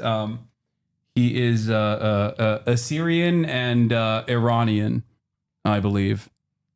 They fear nationalism when white people get you can't hear it yet. together. Hold on. What does it mean that I'm valued? It's because they apply it to World War II. That's what he calls the channel. They say, well, white Valuetainment. nationalists do what Hitler did because he was a white nationalist. So they say that when white people get together and are nationalistic, it's like the Nazis. When other people get together and they're nationalistic, it's not. Is this actually true? Is this the largest psyop in history? I mean, World War II has had such a profound effect on our culture up until this point now. World War II is the basis for all good and bad in the entire world. If I say noted scholar of history, it is like legitimately crazy to see somebody who is having like the conversation of an 8th grader, but it's like the names of like a bunch of like now people in the White House are on the wall behind him. Yeah, like it's a little alarming. If you name the worst person in history, you'll probably say Hitler. You won't say Stalin, who killed more because he was on our team, or Mao. I love that they're also like deeply anti-communist at the same time. Like it makes sense, but liberals also have this kind of attitude. Like he's just doing, this is the lightest form, the most acceptable form of Holocaust revisionism that even liberals also entertain due to a lack of understanding or lack of knowledge or the deep resentment that people feel towards communism, where they just do like, well, Stalin killed more. Actually, he was worse than Hitler. Maybe we were on the wrong side during World War II. Like that's the inevitable logical through line that you follow through. Great stuff, though. Simone, I have a question for you. Let's go. This is something that I've talked about on Bad Hasbara as well, but I don't understand why liberal Zionists who are like otherwise progressive on other issues, especially those living in the United States of America, like how they don't foresee the allegiance that they've cultivated with guys, not like Andrew Tate, but like, maybe the average American Christian Zionist, as not on shaky grounds that could inevitably turn very dangerous towards them, but instead like this, permanent allegiance. Like I feel like when people started saying America was built on Judeo-Christian values, like there was a point where I think a lot of progressive liberal Zionist Jews started believing that. Yeah. And I don't know how you legitimately believe that. Like these guys will 100% quickly turn that conversation over to, no, America was built on Christian values. What the fuck are you talking about? Like there's already a lot of always has been a lot of nascent, unexamined anti-Semitism everywhere in the United States of America and in the Western world. But because of Israel's actions constantly being portrayed to the uninitiated as being done at the behest of Judaism, falsely associating Israel's actions with Judaism, I think the first interaction that a lot of people have, paired up with the anti-Semitic tendencies that people have, lead them to think, no, it is, yeah, okay, Israel's killing a lot of babies, and it is for the Jews. I don't like the Jews anymore, is like the way that I think a lot of people encounter this subject, and that's how you explode anti-Semitism. Yeah, well, I'm curious what you... I'll say two things on that. Like, first of all, I think this is why it just really drives me crazy when I get accused of anti-Semitism, because I'm like, do you understand that the Jews who are publicly deconflating ourselves with Israel are actually doing more to fight anti-Semitism around the world right now than all the rest of these organizations that are, you know, they say they're fighting anti-Semitism, but they're actually just doing Israel advocacy. I mean, I do think that it is... there's kind of like a double message happening right now. So like pro-Israel organizations basically say, you know, you have to stand with all Jews. That's standing with Israel is standing with Jews. But then when Jews around the world get attacked, receive that blowback for Israel's actions, they're like, what the hell? That's anti-Semitic. And it's like, you can't really have it both ways. I think, as you said, like the average person, that contradiction doesn't make sense to them.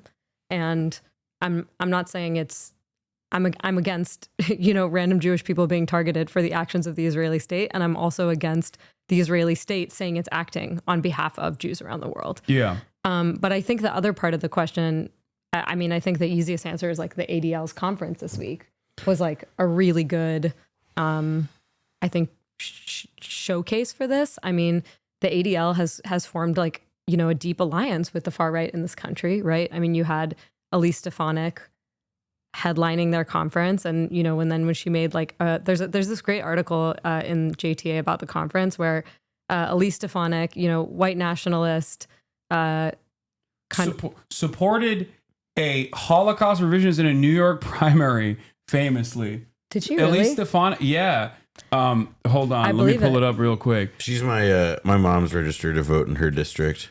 Really? Yeah, the upstate. It's oh, there you go. She's a special one. Elise Stefanik.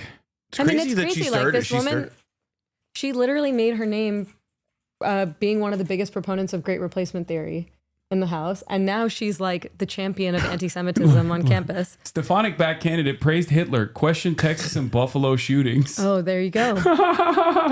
Oh wait, Carl Palladino. Yeah. Oh my God. Well, he's like an old. That's amazing. I like that Carl Palladino. He got in big trouble because he ran for New York governor, and it was like a total. He's been a walking nightmare for years. No, it makes sense that she would cling to that. Yeah. In 2022, Stefanik endorsed Carl Palladino in the election to succeed retiring U.S. Representative Chris Jacobs in the New York 23rd Congressional District. Stefanik reportedly had a history of disputes with Palladino's rival in a Republican primary. Palladino made comments on a radio show in 2021 praising Adolf Hitler, saying he was the kind of leader we need today. Stefanik condemned Palladino's remarks when asked about them by HuffPost, but did not withdraw her endorsement. After Palladino called for the execution of Attorney General Merrick Garland, former Republican Congresswoman Mia Love called upon Stefanik to rescind her endorsement of Palladino. Stefanik actively campaigned for Palladino, hosting a tele-rally for him the night before the primary. I mean, lines up. That's the number one. That is the number one defender of Jewish people. Our ambassador to the UN. Yeah. Fantastic stuff. I mean, it's crazy. So like, she's like the headline speaker at their conference, you know, then she makes some like kind of out of pocket pro-Trump. She like said something like, if Trump were president, October 7th wouldn't have happened. And then all of a sudden people were upset, right? And there's all these great quotes that are like, oh, this is a non-political conference. Like, what is she doing? You know, bringing politics in here. And I'm like, guys, where did you miss the memo? I mean, the one I think of is I still can't believe he blew this. Like apparently she got booed. Stefanik booed at ADL Summit for claiming October 7th wouldn't have happened under Trump. But to be clear, like everything else she said, you know, we're going to make the list of students. We're going to deport the students. We're going to fight anti-Semitism at the UN. I mean, all like the idea that all of that is fine it's like, I think that there is, I'm curious if you experience this still. Like, I think in parts of the communities that we grew up in, there's an internal narrative that like Israel is kind of just like our own internal issue, right? And so we're glad that these people help us, and we have to form these unlikely alliances, and it doesn't kind of, it doesn't connect to the kind of broader politics. And I mean, I obviously think that's not just laughable, but like insane. When you're literally were they booing him because they were like, no, it definitely would have happened regardless because the Arabs are like anti-Semitic parasitic monsters. Is that what it is? Like, it's also like a lot of the people at the ADL like are like they voted for Kamala Harris, right? They voted for they're Democrats. Like this is a I don't think that they represent like the broad, as the Gallup polling today points out, they do not represent the broad, majority of how Democratic voters and people who identify as Democratic feel about Israel or Gaza or anything that's happened in the last year and a half. But the ADL and a lot of these organizations, like if you look at the people who fill these rooms, who attend to these kinds of conferences, like it's not CPAC. Just because it's crazy Zionist, it's very, like they believe in a very dogmatically pro-Israel, pro-genocide policy, and as evident, as Simone was just discussing, like everything, like particularly around campuses now, things that are draconian and hard line that we would associate with like the worst qualities of McCarthyism, but they also, it's not CPAC. Like it is, I think like there is a meaningful distinction there.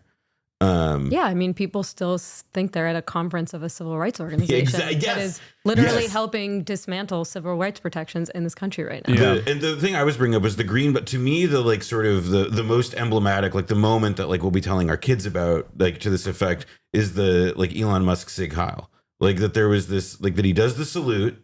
And shouts out Barry Weiss, immediately opens the door for all these other fucking people to do the same thing, whether it's Bannon or that weirdo priest. Like all these people do it. It becomes like this viral gesture that people associate with right-wing movements of the moment. It is normalization, cliched as the word is. And like Greenblatt's initial response was, well, and then he eventually has to. What did they call it? The awkward gesture? The awkward gesture. Yeah. And then he's autistic. He's autistic. Oh, yeah, he's stimming or whatever. Yeah, and, then, and now Barry Weiss also. Yeah, so it's like it's like he's so that to me is the like in miniature. Like the whole thing just gets summed up in that like because these people are pro-Israel, they will give them not just the benefit of the doubt, they'll defend them. Yeah. Yeah, but actively. it's also important. Like this is what these people have been doing for years. I mean, Jonathan Greenblatt, took a selfie at the opening of the Jerusalem embassy when Trump moved the U.S. embassy to Jerusalem, like with a lineup of the craziest far right people who he had literally the ADL. Trump won. The ADL was against like Bannon. It was against all people he was putting in his administration. Yeah, I mean, they did the Jews will not replace us shit at Charlottesville, like 2017. It was like like within the first few months. That would be like 3 months from now, or sorry, 5 months from now, if it were the if in today's terms, like it was totally bizarre and like insane. But you're exactly right. He backed down. The Tree of Life synagogue shooting was a Trump supporter who literally outflanked Trump. He talked openly on Gab, the neo-Nazi website, about how I love Donald Trump, but he's not doing enough to like deal with the Jews that are bringing in the caravans, which is such a common trope that has existed in perpetuity whenever they like that. That's super. Super normalized, like that. That's what Tucker Carlson was talking about. The replacement. That's the replacement theory. That's what also Elise Stefanik has also boosted. So, and I think that's what the Buffalo shooter also believed. I will add. I think that a lot of people believe that like the anti-Semitism that arises from discourse about broader replacement theory, that there are elites who want to use immigrants to replace the disenfranchised right, true-blooded like Americans or whatever. Like they believe that like the anti-Semitic quality of that is like foam spilling over the glass. It's unfortunate, but the thrust of our point, which is that there is like this unaccountable elite that wants to replace you with like a Filipina nurse or whatever, like that's like that's the ball game. And so Elise Stefanik, like, does she herself have anti-Jewish animus? At this rate, perhaps. But, you know, it's also entirely plausible to me that she doesn't have any, but she actively does not give a shit about those who do. This is definitely the bargain that people like at Tablet Magazine make, because they believe that the thrust of their argument is like wholly true and that they can identify with. So they will cover it up. They'll actively cover it up. Yeah. There was another funny moment where this contradiction amongst like a relatively progressive liberal Zionist figure who was wearing a fucking IDF dog tag at the anti-Semitism congressional hearing, talking to Josh Hawley. I don't know if you guys watched that. The one yesterday? I watched it yesterday when it was happening. And it's like he has the yellow ribbon for the hostages. He has a fucking IDF dog tag on. And he has to describe to Josh Hawley that their position overall is, alongside the ADL's position apparently, that it is not acceptable to deport students for their, which I was shocked to hear that was the ADL position as well. But that their position as administrators in an institute of higher learning is that they should not deport students for protesting against Israel. And, this was someone from the ADL who said that? No, it was I forget what organization he was from. Was it Kevin Racklin? From Nexus? Nexus, yeah. Yeah. Now I don't know what his like actual opinions are, but it's very obvious that he was like even he was like, no, we can't, like that's not acceptable. Like you can't just like deport people. And then Josh Hawley kept saying like, you don't want to deport students who assault Jews? You don't want to deport students who assault Jews? What's wrong with you? Yeah, and they accused him of being on ketamine. I have heard that.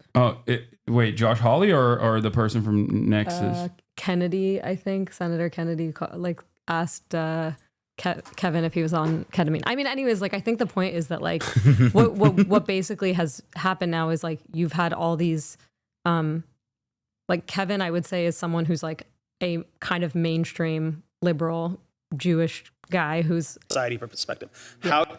Yeah, here it is, by the way. Sorry. Keep going. Well, it's just like at this point, you know, what we've had happen is the kind of normalizing of saying that the positions that the vast majority of American Jews hold are it's a very slippery slope to just be. I mean, the obvious endpoint is Trump saying, you know, the 80% of Jews who didn't vote for me are disloyal, all of that, calling Chuck Schumer a Palestinian, that whole kind of like discourse. And then Steve Bannon, I saw someone in the chat said this earlier. The Bannon just saying, you know, liberal Jews who don't support Israel are the greatest threat to Israel, the greatest threat to our movement. But the point is that like when groups like the ADL constantly normalize calling people like me and Noah anti-Semites, out of the consensus, all these things, like it's just very easy to keep moving that bar like farther and farther to the right, where it just says that like the 80% of American Jews who aren't MAGA are disloyal. Yeah, they're not sufficiently pro-America. They're not sufficiently, or they only care about Israel. We should just send them to Israel. That is the end point of this. And I don't know why, like otherwise progressive Jewish people just have been so brain broken by Zionism and internalized this so much. And that also, they just, I will say, it only took 3 years for the Ukraine war to become such a domestically politically polarized thing that Trump threatens to deport all of the Ukrainians, you know, given protected and refugee status in the United States. Like, I do think that there is like a quality where there are at least a few people in the pro-Israel movement who've been watching what's happening to the Ukrainians and to the like the way that like Trump has been managing like the cessation of hostilities in that war, and are thinking like, well, you know, maybe in a decade or two, the situation could be such that like we're the ones in that position as well. Like, I think that there is like a certain amount of like recognizing that this is just like, this is excess, even by the standards of people who do believe that like, yeah, like it's an unsafe time to be a Jewish student on a college campus or whatever. Yeah, that's the other side of this story, because I think it like the reason why I keep asking you this question is because like I mean, you've obviously written and talked about extensively about the pervasive nature of Zionism as a formative part of the social conditioning of American Jews, who still very much are progressive with this very notable exception, and there's a contradiction there. So could you elaborate a little bit more on how that journey begins, maybe even by talking about your own personal experiences? Sure. Growing Yeah. up. I mean, I'm gonna grab a soda, by the way. Do you want anything? I left a glass of water on the counter. but no. Hold on, I'm bringing that to you. But I'm gonna get it from there. Oh, great. Go Yeah. ahead. No, I'm good. Well, this is this one goes back. Yeah. This is great because Noah got to see some of this in action because we had our journeys alongside each other. I mean, I think that you just kind of said it, but those of us who were raised with this narrative of like civil rights, of being kind of on the side of social justice, I came to campus genuinely being like, I care about social justice. I care about Israel. These things are not in contradiction. Like, I'm going to make some friends. I'm going to tell them my truth. They're going to teach me their truths. Like, it's all going to be good. And, for those who've seen Israelism, it was a long journey of kind of like facing the contradictions in the worldview that I was raised in. Many nights of like staying up late talking with my roommates about why I believed the things that I believed. And ultimately it was, I think for people who are on campuses right now, like I'm one of those people for whom campus activism like shook me to my core, and it didn't happen overnight. I initially was like, why is my community not doing good enough Israel advocacy? I went back being like, guys, we got to have better talking points. Like, we got to fight back against what these students are saying. And you were a Hasbara warrior. Oh yeah, 100%. And I was like, we got to do better Hasbara. And I went looking for better answers. And the reality is that there aren't better answers because this thing isn't defensible.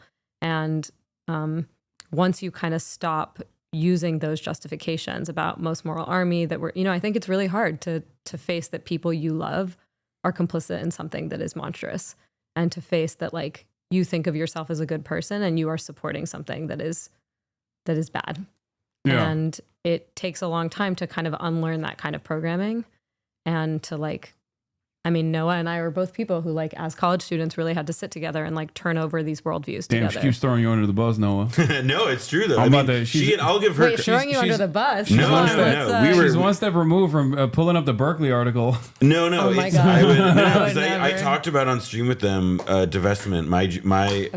Your junior, like. Let's go. Yeah, exactly.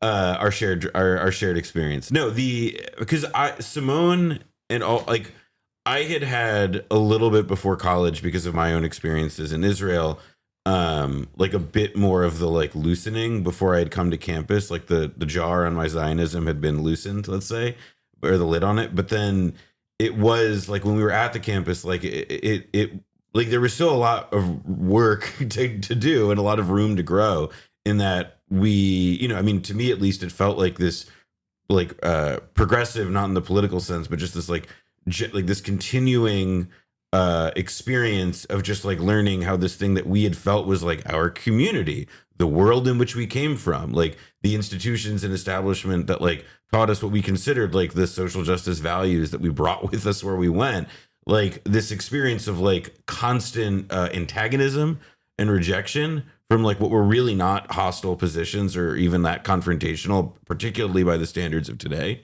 Like we were, like Simone and I were very involved, and the way we got involved in that was we were involved in the J Street U chapter on our campus, which I've talked about on the stream before. Which you were, so you were like a little bit more woke already, though, in comparison to like. No, I mean, I say that, but it's like I came as a freshman, Simone was a junior, and like she was on the national board. She like we were like I organized Noah. Yeah, exactly. Like I'm here because of her. But the thing that was very like no wonder you were on the 2020 list. Just fucked up. The thing that was making little pro-Hamas Jews all around American college campuses. I personally am responsible for all of blowback.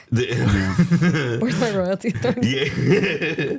We was this experience of like we tried to get like our chapter recognized by the Jewish Student Union within the Hillel, and that was this crazy ordeal, both because of the insane like bylaws of that organization, but it just became this excuse of like, yes, we want a two-state solution. Most of us identify as Zionists, and like we were not allowed to have our club be affiliated with Hillel. Like that was like, to me, part of this like experience of like combined with like learning and all of the, you know, whatever, like the ballasts being removed, holding up my Zionism, you know, like defense is like most moral army falling away. Some of them already had by that time, but just, you know, it was, like I said, a progressive process. It just sort of accelerated and sort of set, at least speaking for myself, certainly set me on the path of, you know, being even more critical of even more critical of what I had felt like it was a journey. It wasn't like an end point. I didn't feel like, oh, I've had these realizations, it's over. It was like a process that set me into being into the kind of person and place I am today over many years. I would also say like the things that you and I experienced together on campus, it was like, you know, one of the critiques that we often get from people to our right is like, why aren't you trying to do change within the system? Why aren't you trying to do something that's like, I don't know, more conciliatory, more, you know, slow and incremental. And like, I cannot tell you like how radicalizing it was to be a like young liberal Zionist coming into my Hillel and just being like, hey, can we just like talk about this thing that I heard about? Or like, can I just have an activist who, you know, is deeply committed and lives there and but also wants to tell us about these things that he sees? And they would like, students would come into our meetings. And this is again, like, I can't even imagine a decade later. I know that what's happening to college students now is way crazier than what happened to us. I mean, we would bring these speakers, students would sit in our meetings with cameras. There's like 6 of us being like, hey, we just want to learn about what's happening in East Jerusalem. And like, but not to cut you off, but chat, at this point, she's not talking about like engaging in like anti-Zionist activism, right? You're still talking about like, oh no, yeah. She's talking about we her were like positions the nice as a liberal, kids at Hillel trying to be like, let's talk about the kind of harder things about Israel so we can try to make it better. Yeah. Like, because we care about our community, we want to talk about hard things and we want to try to change them from the inside. And I will add, like, if there was like a political dimension to it on the national level, which there was, so it's not an if, there was, it was, in the words of like the organization from J Street at the time, we were Obama's backing bloc. I mean, that was, you know, like I think of that phrase like all the time. Like the idea was we viewed ourselves as Obama's shooters on the college campus, backing up what his efforts were with John Kerry to bring about a 2-state solution. And, you know, like so to Simone's point about like what it meant, oh, why don't you work from change within the system? It was like we were doing educational events on campus focused on coexistence without any meaningful, like radical political valence. And then, you know, nationally, what was it? Saying that Obama's doing a good job. It was not radical by any particular crazy experience. This shadow says, people don't realize how ingrained Hasbro is to American Jews, especially young Jews. I remember at my Jew camp, we had an Israel Day where Israeli soldiers would come to our camp and simulate combat drills with us. Everyone thought this was normal. Yeah. Like, there is I mean, look, as an outsider, okay, as someone who is not, also shout out Simone, we met at a J Street U conference in 2014, haha. What's up? Damn. Okay, why? Okay, all of you guys are actually connected to one another. What the hell is going on?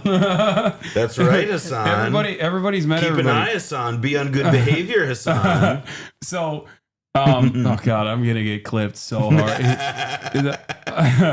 I feel like there must have been a pivotal moment for you though. Like, so you're saying that the reaction that you got from like Jewish groups that technically are supposed to welcome you because like you just have dissent within your own in-group, them pushing you aside and saying that you're like woke, you're doing like woke, silly, anti-Israel nonsense, despite the fact that you were pro-Israel at the time.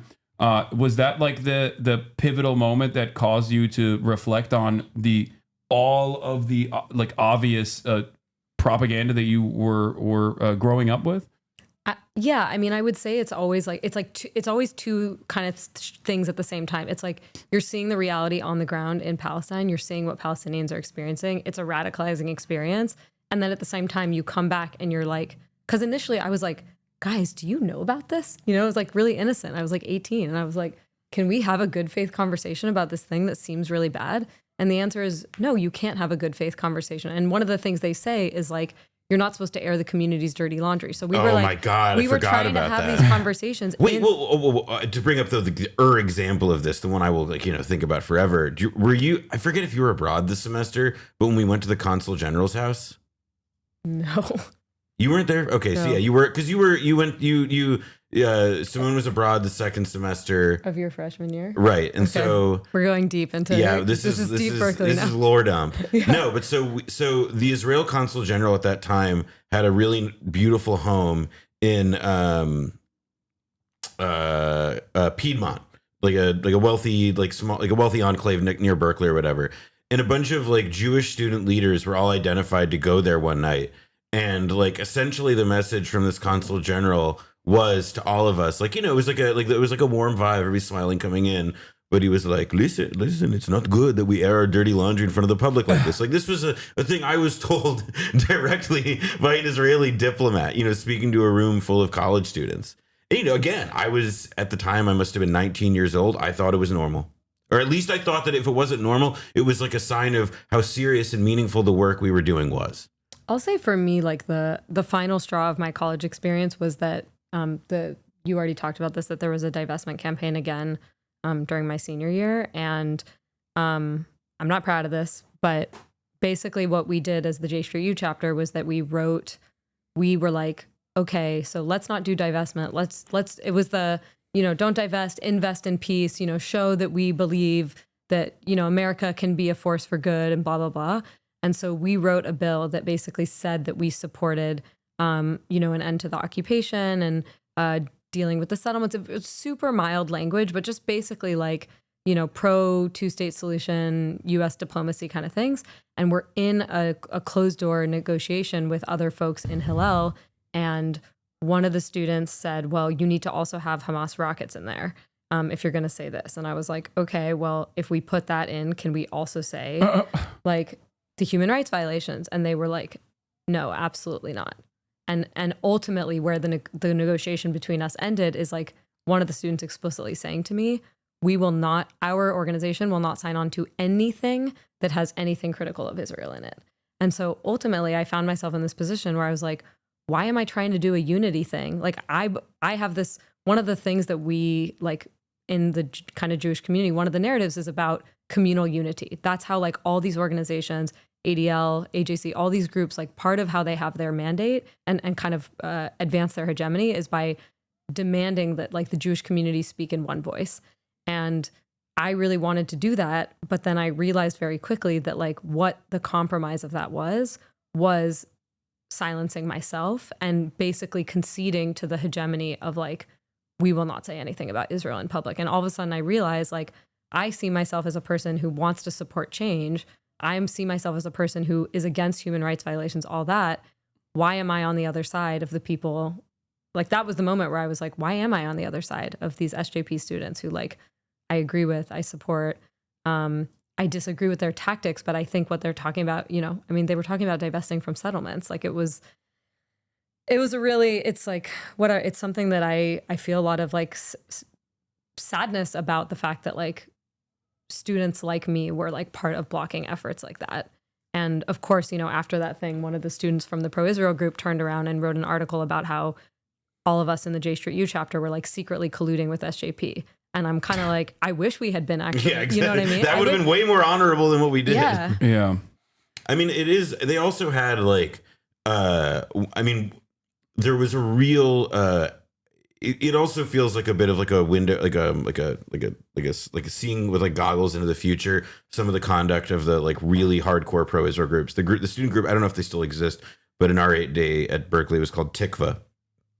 And like these, it was just like the first time I'd encountered like a kind of like radical, like right-wing dogmatic intransigence, and that like carried over into this, again, like they tried to like make us social exiles within Jewish spaces. They tried to make it incredibly difficult for us to be like, I think they did it within their power, which meant that they didn't have much ability to actually do it. But like to the extent that they tried, like they did. And I think the long-term effect of it, at least from my impression was down the line, was that it like helped create an atmosphere that like, again, continued to put enormous pressure on Jewish members of the community at Berkeley, obviously, who were, wanted to have any relationship with like, communities they'd come from and their contemporary politics, which has obviously just had the effect of making the organized Jewish community at the campus seem way right wing and pro Israel. Yeah, I want to speak on that as well from my experiences with all of the young Jewish HasanAbi heads that I met at the campus protests, where they literally talked about being, and you're talking about this from the perspective of like still being a Zionist and still feeling outcasted, still being made into a pariah. These guys were already they were involved with JVP or SJP, or sometimes unaffiliated, but like were obviously at the anti-Zionist protests on these college campuses. Many of them were arrested as well. And they talked about not being able to take advantage of any of the Jewish community groups any longer because of their position on Israel. Like even if they were, even if they wanted to go to Hillel, for example, they were cast aside, and it made it harder for them to make friends. Is what they were like. It was a constant gripe that I heard from a lot of anti-Zionist Jews, that they felt isolated from their own community, the community they grew up in, for being brave and being bold and recognizing the truth. There's also a chatter in here that said, I haven't seen Simone's doc yet because when a screening was scheduled at my college campus in 2023, admin postponed the screening, then fired the professor who organized it without cause, then ended the beloved weekly free film screening program in retaliation at Emerson College. Oh shit, I just met your professor last week at the Jewish Left Conference in Boston. Yeah, we really do all know each other, I guess. Yeah. Yeah, that really sucks. By the way, just you can watch it. It is available for streaming now on Al Jazeera and on Vice. It's also on Amazon and Apple TV and whatever, but for free streaming, it is available. So similar to the chatter on screen, the professor of the screen Israelism at Columbia back in early 2024 faced pushback from the admin to not show the doc, but she went ahead with it anyway. She has not been pushed to take a year off starting next semester. No way. I mean, she's been pushed to take a year off. She has not been pushed to take a year off starting next semester. What does that mean, Yubi? Maybe she has been. I think you meant she's been pushed to take a year off next semester. Oh, she has now been pushed to take a year off. Yeah. Shit, I haven't heard about that. I mean, people, the kind of censorship, the kind of cowardice that we're seeing from university administrations right now is completely insane. I mean, also for people who have seen the film, it's let's put it this way. I think it's like pretty mild compared to some of the things that. Oh yeah, yeah. That's it's the other thing. How mild it's. Yeah. But the point is that it's describing something that's accurate and true for people, and that's even worse. Yeah, that's something that I stress all the time, which is that, there's no place for anti-Semitism in this community. Obviously, like I don't allow it. There's not even like I actively work to try and pull people away from leaning into anti-Semitic opinions, anti-Semitic tendencies. And yet, time and time again, I get hit by the likes of ADL for all of the radical terrorism support that I engage in and all the anti-Semitism that I engage in. And that, and there has been some success by the ADL pushback and other content creators as well in this space that have made it their lives mission to basically try and get me deplatformed.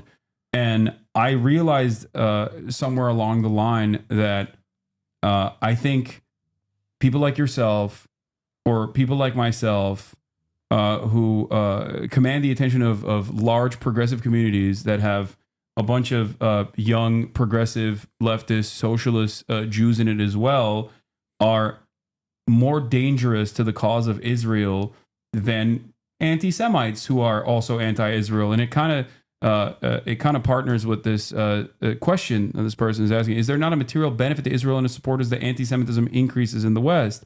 And I think that the reason why Benjamin Netanyahu can actively, when he's not engaging in Holocaust revisionism, collaborate with like open anti-Semitic ultra-nationalist figures in Europe and even in the United States of America is because it is beneficial to the interests of Israel that Jews in the West feel less safe. That way, they either have to go to Israel, or even if they don't go to Israel, they always offer material support to Israel because it is at the heart of the settler colonial project, the ethno-religious supremacist project of Zionism, that there is constant danger to you, and that's why we must be strong and we must dominate our enemies. Israel reconciles. You can be a fighter by doing Hasbara. Well, and it's like the idea is that like if anti-Semitism, like it's a sort of like here's like the logical procession of it. It's that like if we increase anti-Semitism in the West, if we make like the wandering Jew go back to where he wandered from, which is back to Israel, then it's he is embracing his true heritage and his identity, and that like structure of like hyper-nationalist logic and ethno-nationalist chauvinism is akin to the same logic that these people want to deploy to reconcile the political contradictions that exist in their own countries, in their own places, wherever those are. So it's also like it's that the anti-Semitism, like it helps Israel in the sense of like how Israel is it's currently constructed, but like it is like it serves a purpose in the worldview of these anti-Semites that's not just that they actually think Jews run things, which, again, but it's like, again, this like model rogue state idea of this idea that like the way Israel has been able to use its ethno-nationalism to, again,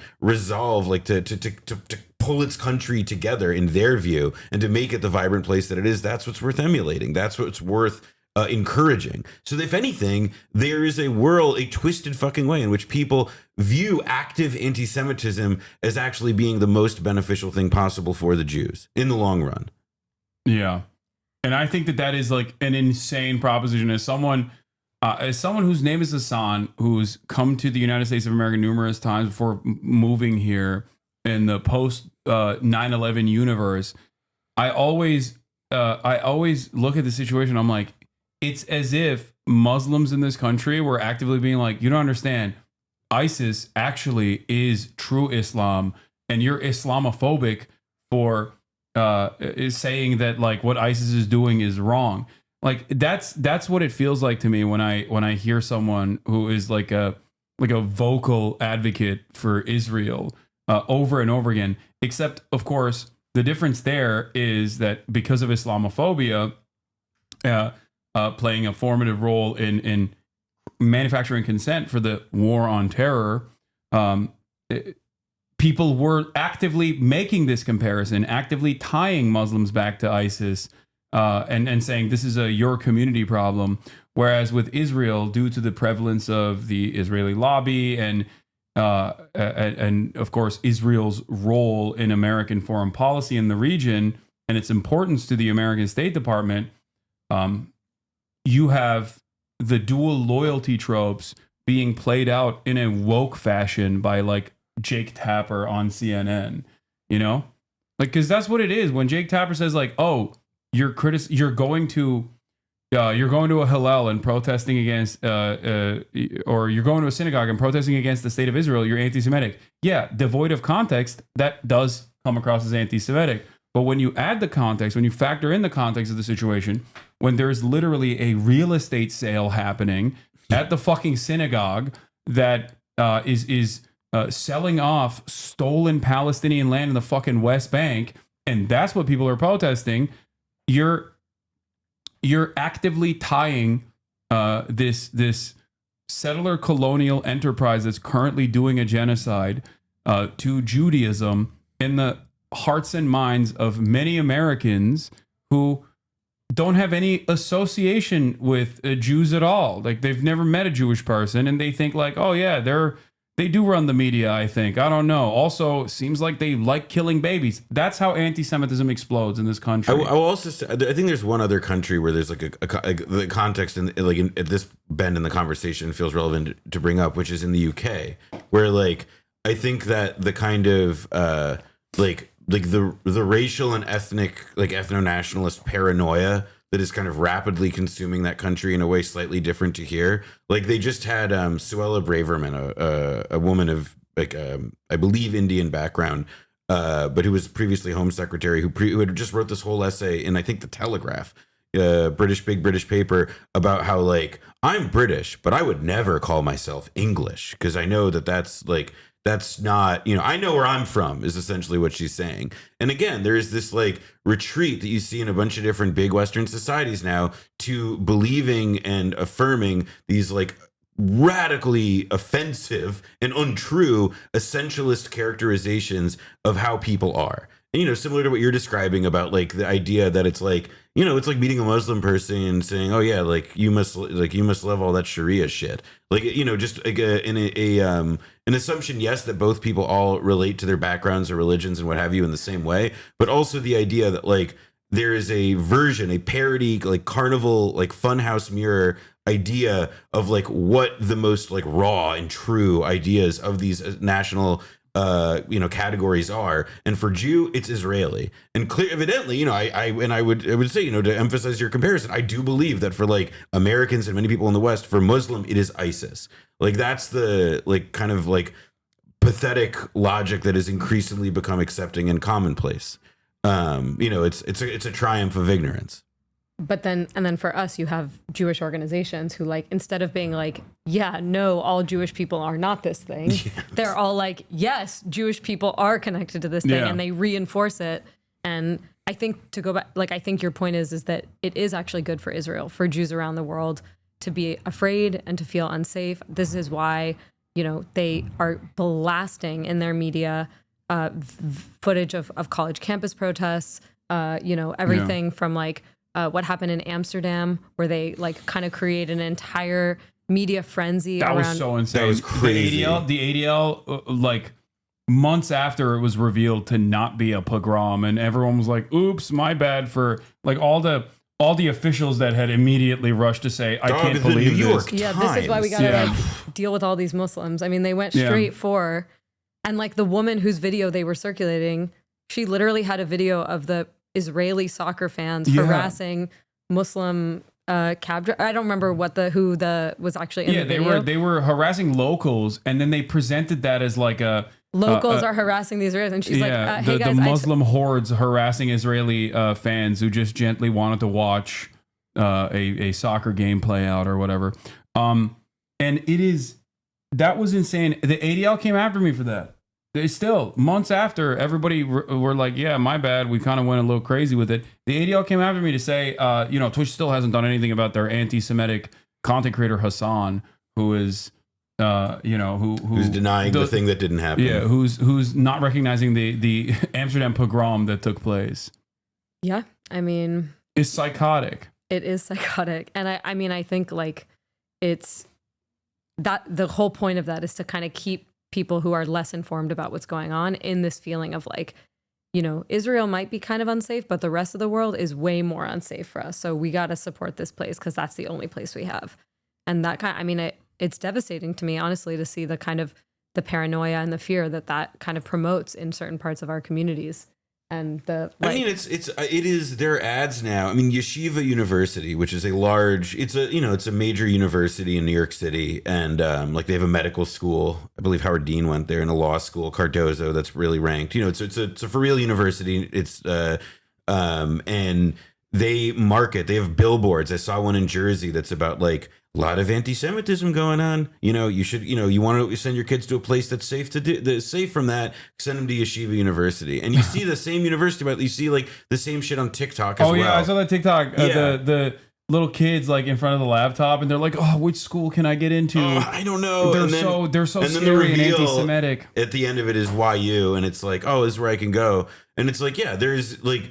It's insane. The idea of like perpetuating, like it's yeah, where Jews are not safe? The Upper East Side of New York. Yeah, what the fuck? No, Morningside Heights now is a no-go zone for Jews.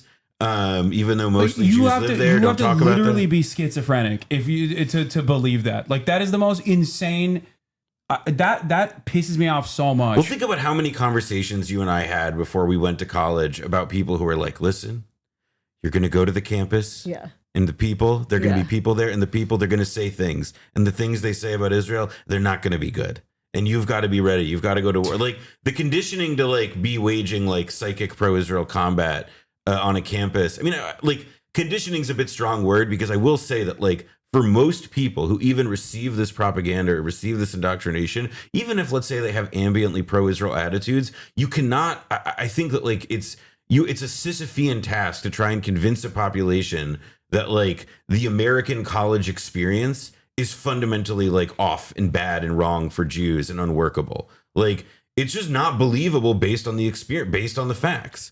Well, it is if you send a kid onto a college campus and say the existence of a Palestinian narrative and Palestinian protests means you are unsafe. Correct. So right now, when students are arriving on campus and there is a very widespread pro-Palestinian movement, I think there are a lot of young Jews who come onto campus and like, before they've even had the chance to unpack the brainwashing, I mean, they do feel unsafe. I remember feeling that way, and it really took me a minute to be like, what is this thing? And to have the space to kind of like learn about it, unpack it. But I initially did feel like personally. I think as well, I always remember like the feeling, like biting back the feeling, or at least and eventually confronting it outright, that like, that this is like that this is language that's targeting or demonizing or goes above and beyond what even I was opening my mind up to.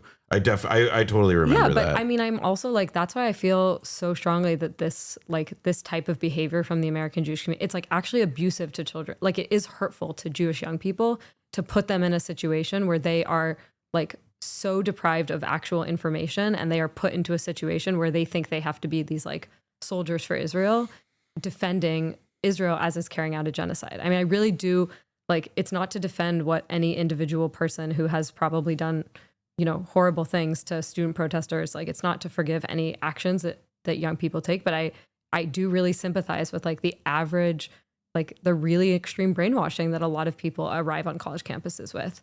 And I really hope that like they are finding people who can like help them leave and help them understand what they've been. Well, let me tell you, Simone, from my own personal experience, having a podcast with a person that I thought was very critical of the state of Israel.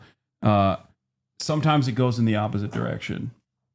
I don't know where we're going. I'm talking about Ethan Klein. We had a podcast together called Leftovers, and the podcast, of course, unceremoniously ended after October 7. We did like 2 episodes after that, and then the podcast ended. And the reasons as to why it ended is, well, at the time I thought it was because, you know, Ethan doesn't want to talk about politics any longer. But instead it turned into this whole thing where he spent the remainder of the past like 17 months actively coming after me and increasing the pressure valve, and also even successfully deplatforming a couple smaller pro-Palestinian voices, pro-Palestinian content creators, by claiming that they had a Habibi tier list, like who has a Habibi pass tier list. And the bottom of the tier was loves Sabra hummus. Oh my God. And that was considered by the ADL and by Ethan Klein as the peak of anti-Semitism. Yeah. And they successfully banned these content creators for 30 days off this platform. One of the content creators was a Lebanese Jew as well. The one who made the tier list was Jewish. He was called a token and a terrorism supporter. I've, of course, been endlessly called a terrorism supporter for contextualizing the ways in which militant resistance exists against the apartheid state. And I guess the question I have is like, is there any point where you can just like recover that? Like, is there any point where someone who previously might have been critical, but like post October 7th, slowly but surely turned into someone who became very overtly pro-Israel, is like interested now in flying to Israel, I believe, with his family and showing everybody how wonderful and how multifaceted and how multicultural of a society Israel is, and is actively spending all of his bandwidth talking about the issue of Israel-Palestine while still simultaneously maintaining the position that they are truly pro-Palestinian, by the way. That's the Are you saying like, do you think he's ever going to come back? Is there any way that you can, like, not you personally, but is there any way that anyone can personally convince this person that, like, you know, they've lost their mind a little bit?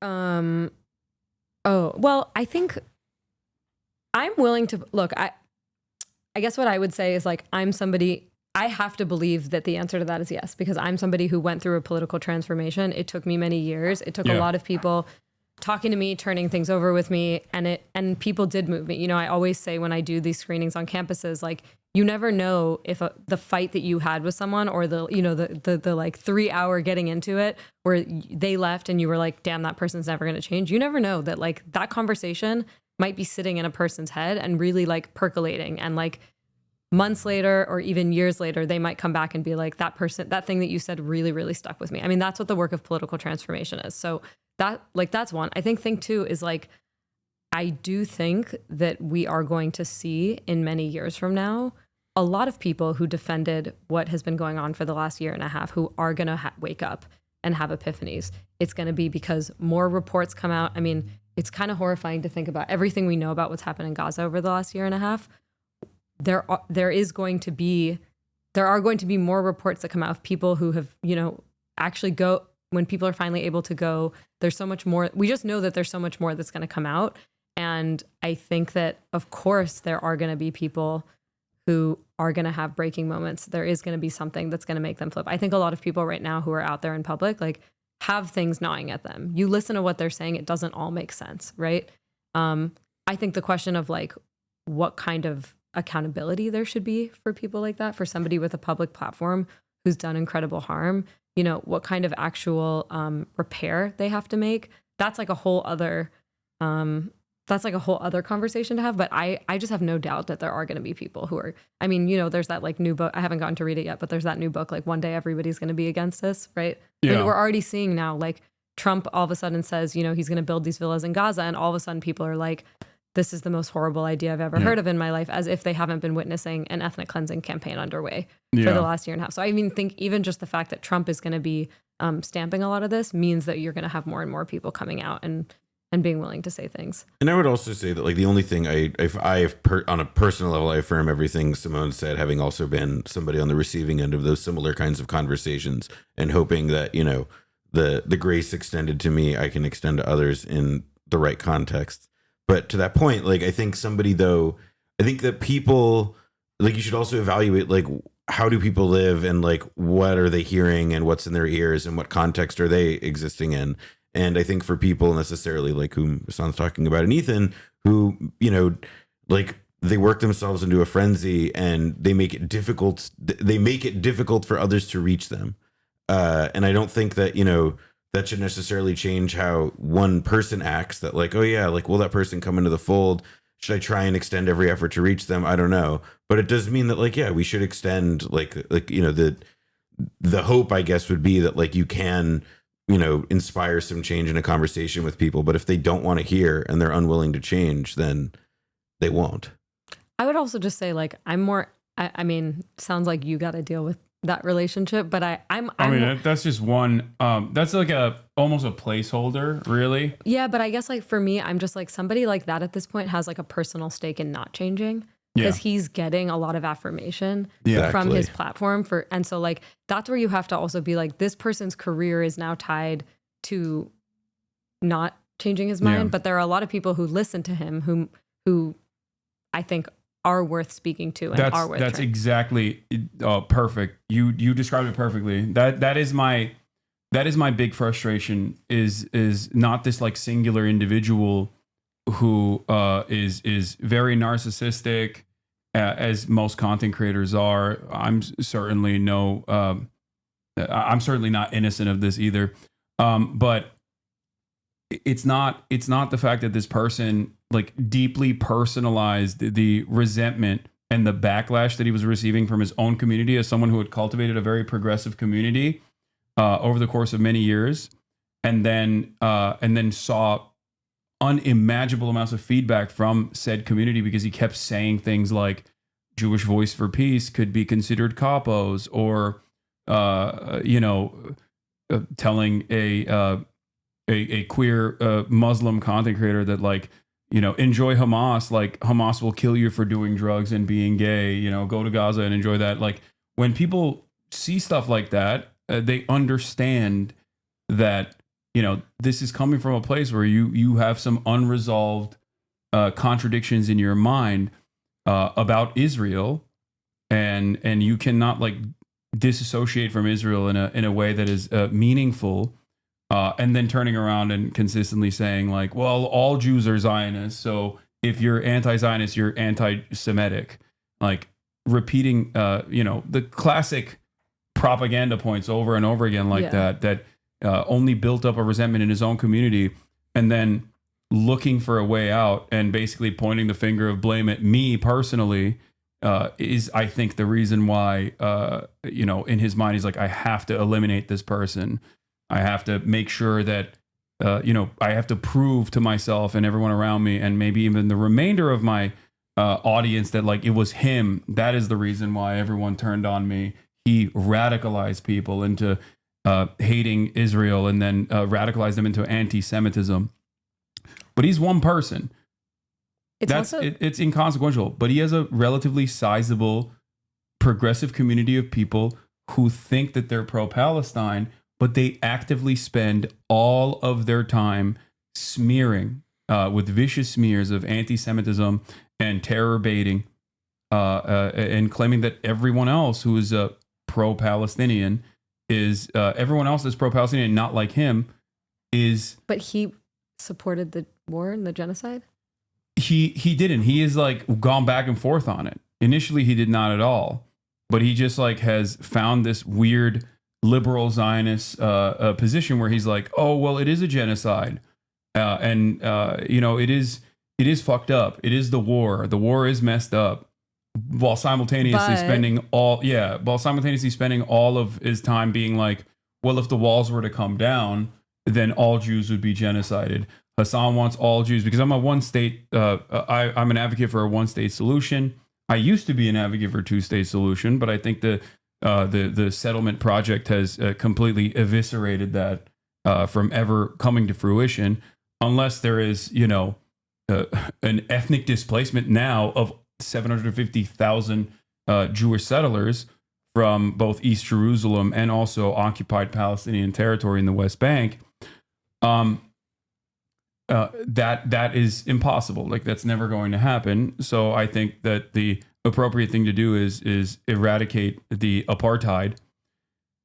And can I just say? Oh, please. Well, I just want to say one thing. Like, I think that, again, I'm like about a person who I don't really know, but I think that there's a stream of kind of liberal Zionism right now that is basically saying like, what happened over there is bad and is sad, but we're not going to do anything about it. Yeah. And that's like, there's a kind of trope about Israeli discourse and literature, this idea of shooting and crying. So, the idea that you kind of like support the thing that's happening, you kill Palestinians, but then you turn around and you cry about it, you feel bad about it. Yeah. And I think we should obviously very actively resist, especially in a moment in which there's like an ongoing genocide, that kind of, it's not just just a really harmful way of thinking. And I hear this all the time from liberal Zionist commentators and individuals that I follow, where they're like, we supported the war, but not like this. Or, there's a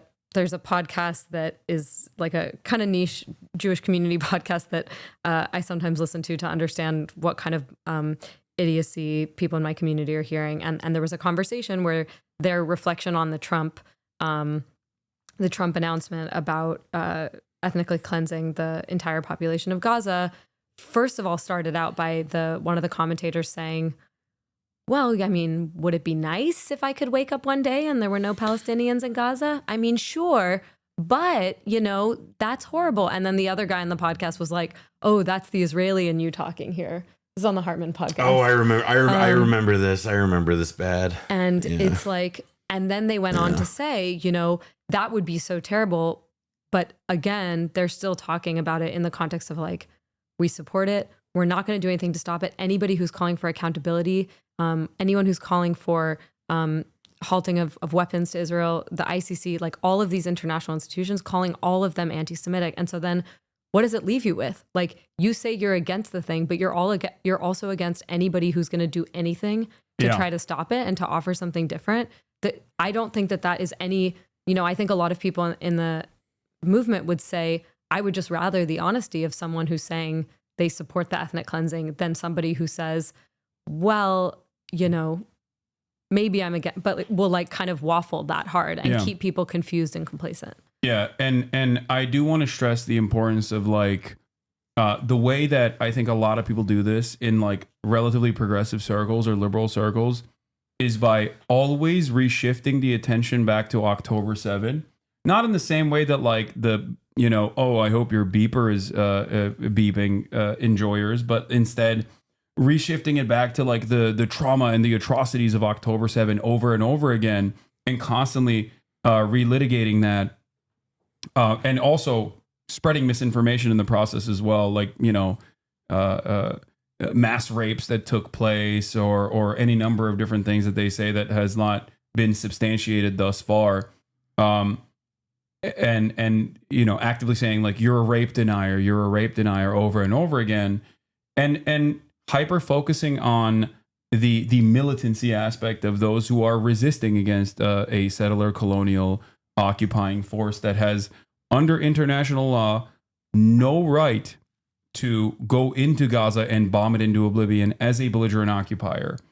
And I don't know how to bring people back from that position when they constantly turn around and just go back to like, well, the Ansar Allah movement is bad, the Hamas is bad, Hezbollah is bad. Like how dare you say that like these people have an understandable need for emancipation, and of course there is an inevitability to like you know, militancy happening as a direct consequence of like endless bombing campaigns that orphan hundreds of thousands of children.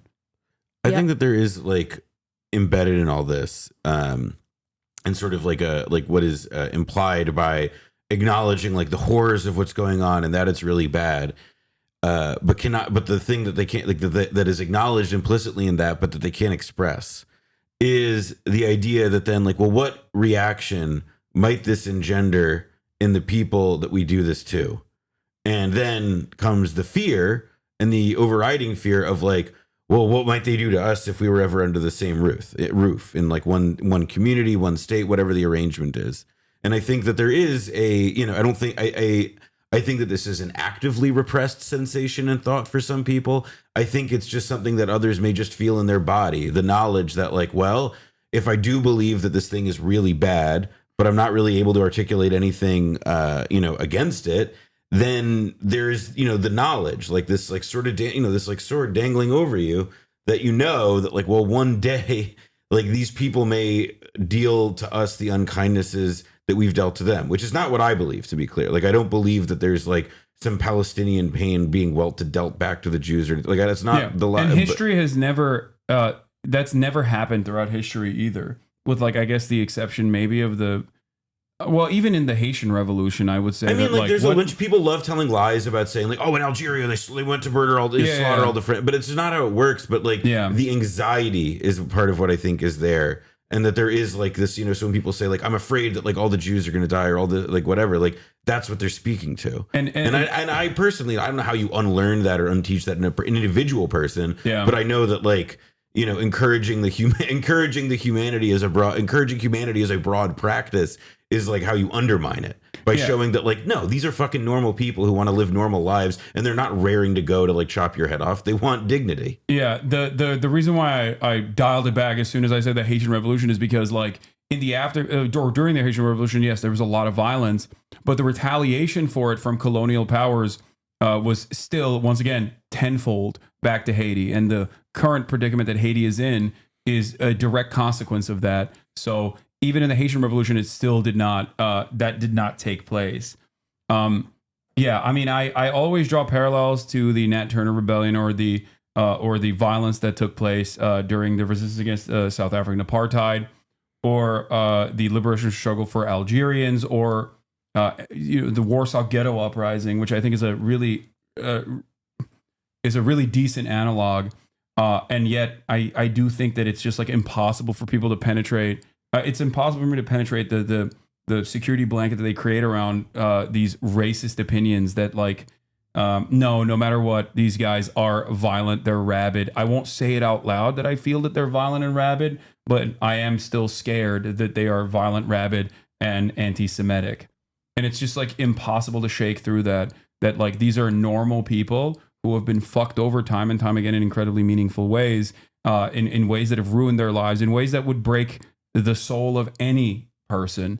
And yet they've still demonstrated resilience. And on top of that have throughout time reacted to the extreme cruelty that Israel subjects them to, and have increasingly become more militant as a consequence of that. And yeah, I don't know. I just don't know how to like get that across to people, because the moment that you open up this conversation, I think they just go, nah, you're a terrorist, you're an Islamist fundamentalist, you love ISIS. Yeah, I mean, that sort of shit. I think it's like a level of complexity that like, I mean, first of all, you know, we talk a lot about how this is like the first live stream genocide in history. I think sometimes I have moments where like the most kind of humble part of me is like, it is crazy to live through this and to be making sense of it in real time on the internet, where just like this much discourse about history happening in front of you is like something that's hard to do. So like, honestly, respect that you are doing all of this right now. I think that like, I mean, you know, I tweeted on October 7th something about how anybody who's been watching this situation could expect that it was going to explode, and was warning that it was going to explode. And people went crazy at me for saying that. And I think that, again, it's a level of both like humility and complexity that you have to hold to be able to say, like, this situation, the Israeli apartheid, what Palestinians live under every day, is something that no human being should ever be subjected to, ever. And the siege of Gaza, which has been happening for almost 20 years before this war, already you had reports of things like suicide rates among kids being through the roof, right? The kind of the inhumanity that people are subjected to there, not being able to go see your family for a funeral or for a wedding, having to get the army's permit to go see your relatives who live in the West Bank. I mean, these were the daily realities of, you know, not being able to get the materials that you need for the proper dental filling. Like this, not getting building permits on the West Bank, like having 98% of them being denied, now 100%. Yeah. I mean, all of this are like basic rights that human beings have to life and to family that Israel denies from Palestinians, and has denied from Palestinians every single day for decades. This is like why it makes people crazy that the kind of reality depicted in Israelism all happens before October 7th. And it's a really, I think, inconvenient argument to people who want the apartheid to continue, that when we say apartheid makes everybody who lives there less safe, this whole situation endangers everybody who lives there, and they don't like that.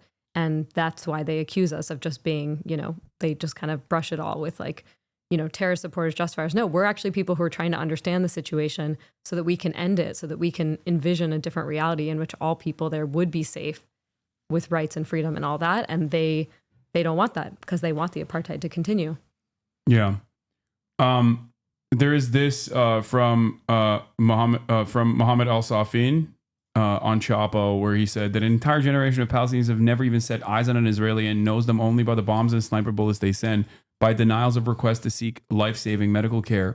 Israelis have dehumanized themselves. And Damn. there is some truth to that. I mean, rest in power to Refat al-Raed, who also had said something similar. The first time he ever met Jewish people who were anti-Zionist was when he left Gaza, and he came to the United States of America, I think, where he saw that that Jews, in the way that he understood it from his own lived experiences, wasn't about just like slapping a Star of David on the side of a tank or a fighter jet and then like sending bombs to his house, or killing loved ones, and that there were actually Jews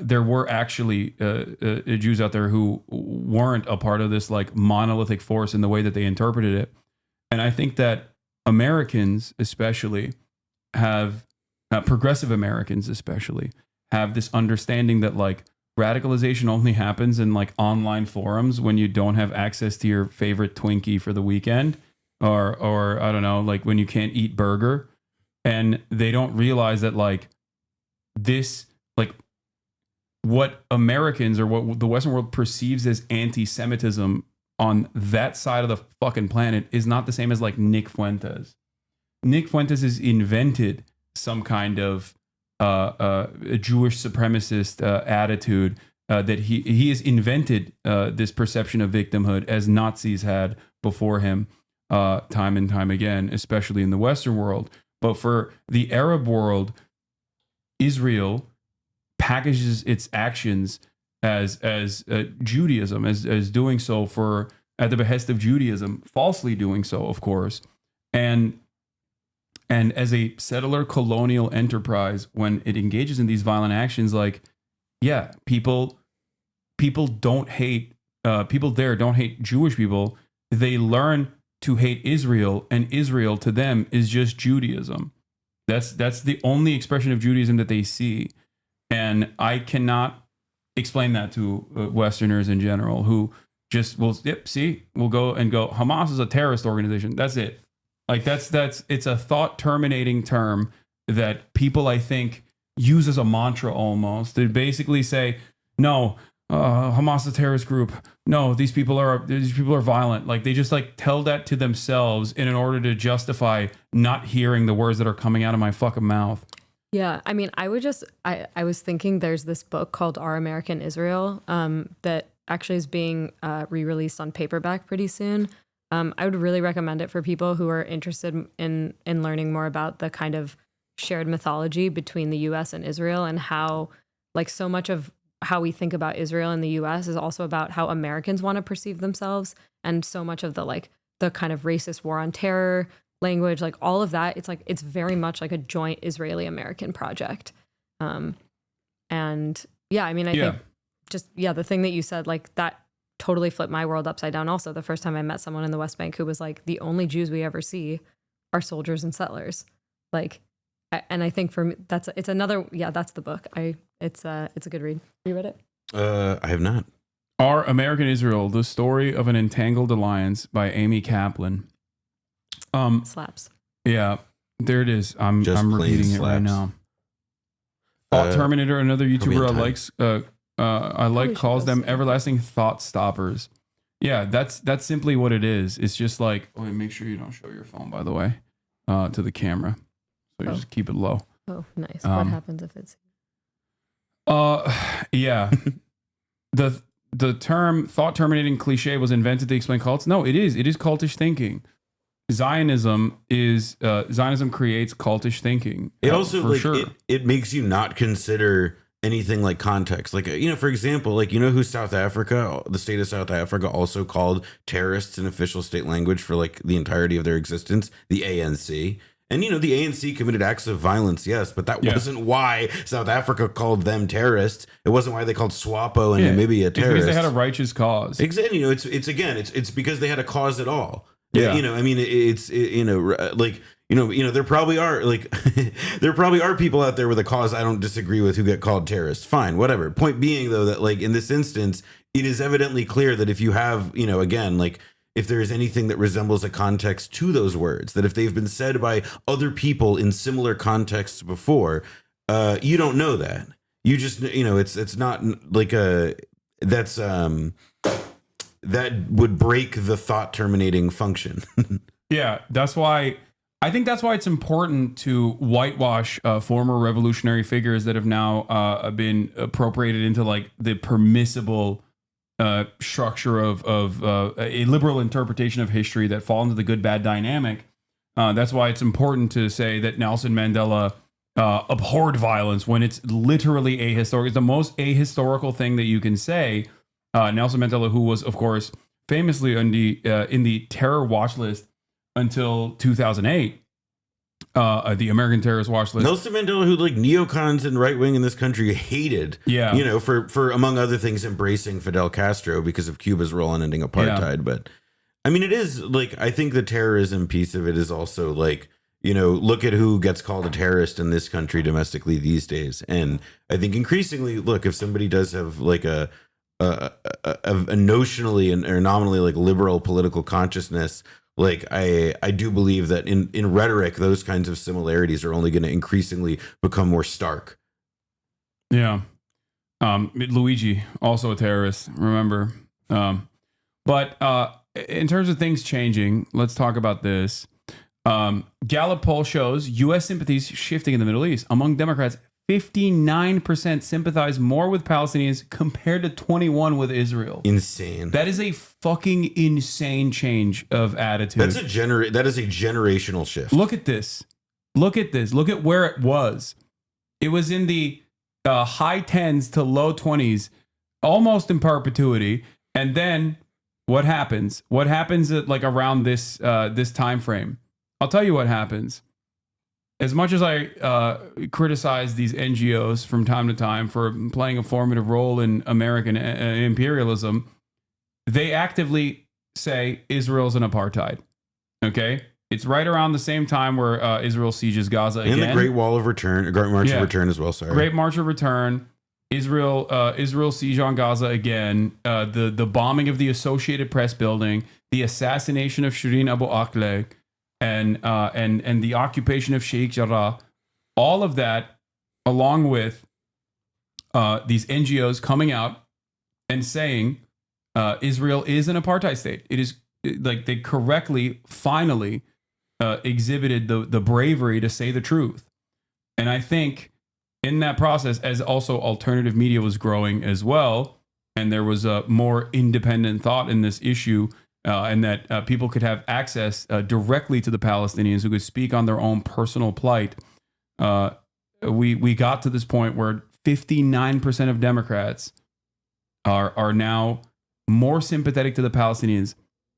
It's crazy. It also, I will say, like, if you look at that graph, like the trend line initiates downward, like in a meaningful sense, like before October 7th, it accelerates way afterward, to be clear. We see the big drop there, but I think it's worth emphasizing that it is like, this was an acceleration of a trajectory that, like, I think Simone and I definitely would, I feel like we sensed and were conscious of when we were in college, you know, like it was, you could sense that a dam was breaking and that it was along generational lines, especially that it was just increasingly difficult for people who didn't have like inherited dogmas around this, if they're not Jewish and identify as Democrats, to like justify any piece of what they were reading in the news. Yeah, I mean, also like these numbers on American Jews are also moving like crazy. Oh, astonishingly. Yeah. Yeah, less than half in the U.S. now sympathetic towards Israelis. Damn. I will say that's a crazy way to phrase that, just because it's like not like it's just kind of funny. Like, they're not sympathetic to Israelis. They see an Israeli down walking the street and they say, I don't have much sympathy for him.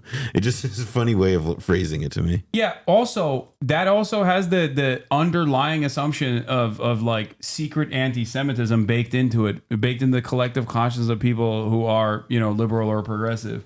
That's why. Because if anybody fucking said that about like French people, no one would be like, oh, I don't give a shit. Yeah, fuck the French. You know what I mean? Or British people.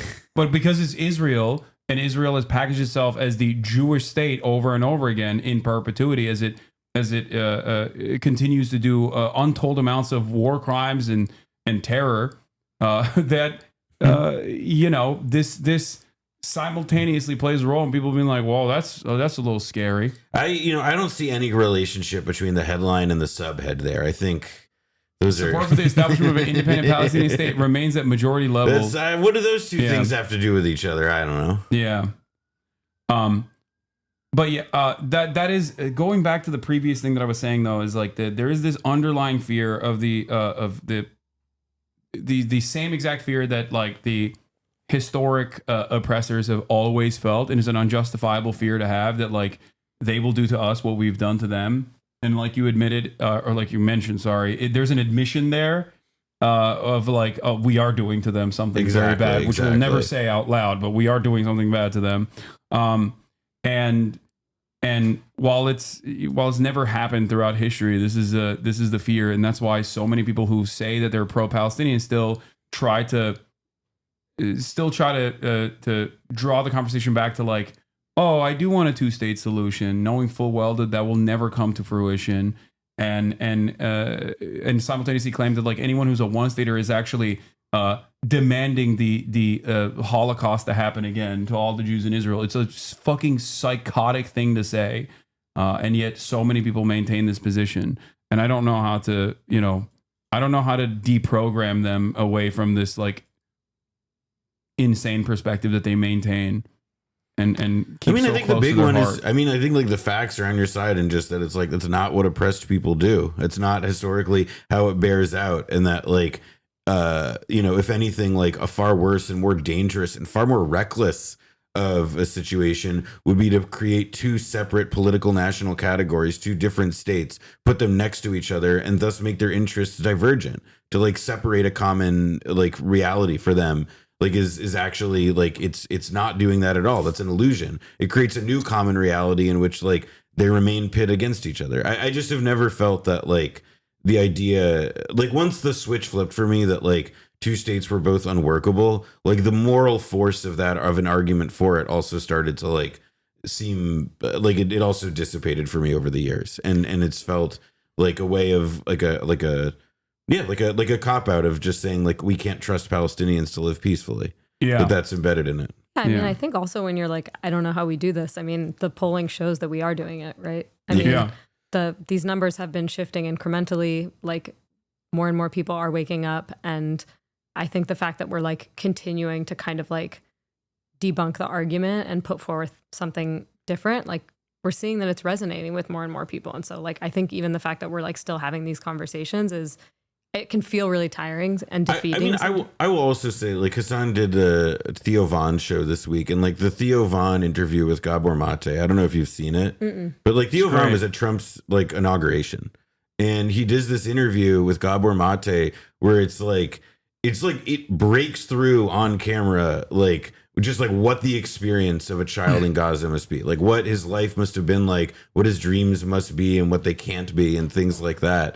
And it's, like the truth breaks, in the right context, in the right moment, in the right mechanism. Like the truth can break through to anybody in that way. Because we are all human, and we all do, even in our worst capacity, possess the ability to imagine and visualize and feel what life might be like for other people. And that naturally is a comparison you make for yourself, and it's devastating. And, that's what a conscience is, at least to me. Yeah. And unfortunately, the people who are actually in power in this country and in Israel, like, they just want to keep making things worse and make more and more people feel unsafe. And I think that you are hearing actually more and more admissions of like, there is, if you listen closely to the discourse, there is the admission that they know what they've done to Palestinians. They say it even sometimes, right? The Nakba never happened, but careful, we're going to do it again. Yeah. Right? I mean, that's a constant, that kind of double speak is really, it's very, very present. Like I think actually when the ghost of the Nakba and the kind of admission of what is being done is like the fear of the colonizer comes out a lot in that discourse. But it's, the idea that like people would be safer without apartheid is something that the people who are for apartheid want to very vigorously resist. So, and by the way, like it's, the colonizer thing, like it also like implicit, like what do colonizers do when the colony ends? They go home. Like I do, in like the historic examples, and like that anxiety is like, well, if these people aren't going to go home, as the state has been for 70 years, like if that, and people might leave in like a one state like the South hypothetical. Africans that went to Israel, or America, shout out to some of our very good friends. I do think though that there is like a like that's part of like it's that's what is like that latches itself onto this anxiety as well. That like the fear of the colonizer also is like this fear that like they will be made to upend and surrender everything. They have to, like it's not a thing that they can shake so easy. Yeah. And people always are like, Hasan, how dare you say that it would be. I think we gotta, someone's unfortunately gotta bounce. Oh, you gotta go? I'm sorry. We could wrap in like a couple minutes. No, this is perfect. No, it's fine. Thank you so much for coming on, by the way. Is there anything you want to promote? No, I don't know. Thanks, guys. This was my first time ever on a stream. So hell yeah. Chat was great. You guys were fun. You guys behaved amazing. Don't lie to them, Noah. Well, it's the mic thing is over. That was before she got here. Thank God. But I still remember that. No. Yeah. You guys were nuts. This was great. The dog's amazing. All right. Kia. I'm gonna see my friend out. Okay, perfect. Be right back. Well, thank you so much for coming on. Having me. Good to meet you. Okay.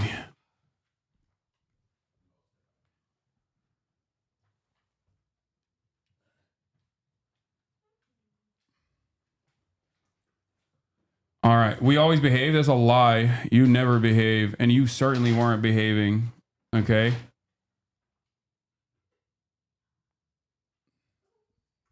You were not behaving, but it's okay. The most frustrating thing is hearing family members say, of course I feel bad for Palestinians. I feel sad. Hamas has brainwashed them and put them in this dangerous position. Yeah.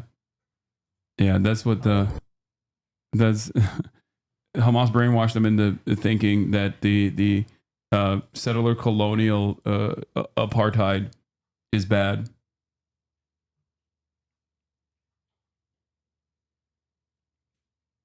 Anyway, I hope that was instructive. What is this? Good shout out to you in this video regarding your combo?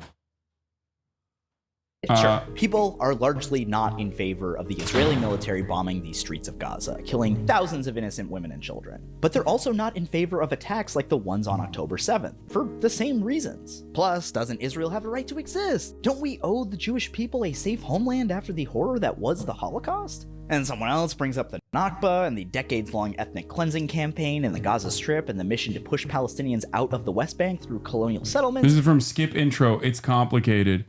Why is NCIS so obsessed with Israel? And you kind of just throw your hands up in the air and say, ugh, it's just really complicated. If we're being as charitable as possible, I think this is the kind of opinion that NCIS leaves its viewers with. Sure, Mossad is sketchy and bad, but so are the terrorists. They're both bad. I don't support either. Yeah. This is a sentiment that's I fucking despise people that say that and just leave it hanging on that. Like, I'm sorry. That shit pisses me off to no end.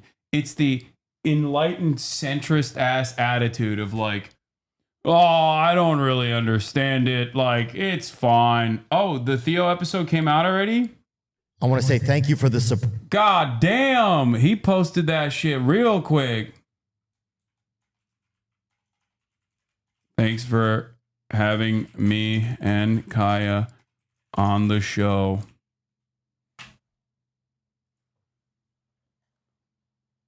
Yeah. Show some love to this episode. Go watch it. Go like it. Go subscribe. Okay? Go do the dang thing. Because, you know, I'm sure that people will be actively brigading it. Someone should kill this guy. Nice, man.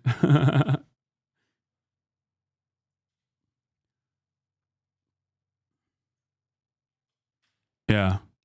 My Theo Vaughn episode came out. Yeah. I didn't want to be rude, so I waited until guests left. I'm a teacher. How cooked am I with DOE being destroyed? Love you, baby. Hopefully you'll be fine. I don't know. I can't give you any real assurances, but if you're a teacher, your life is already pretty fucking garbage under every administration, considering how little they give a shit.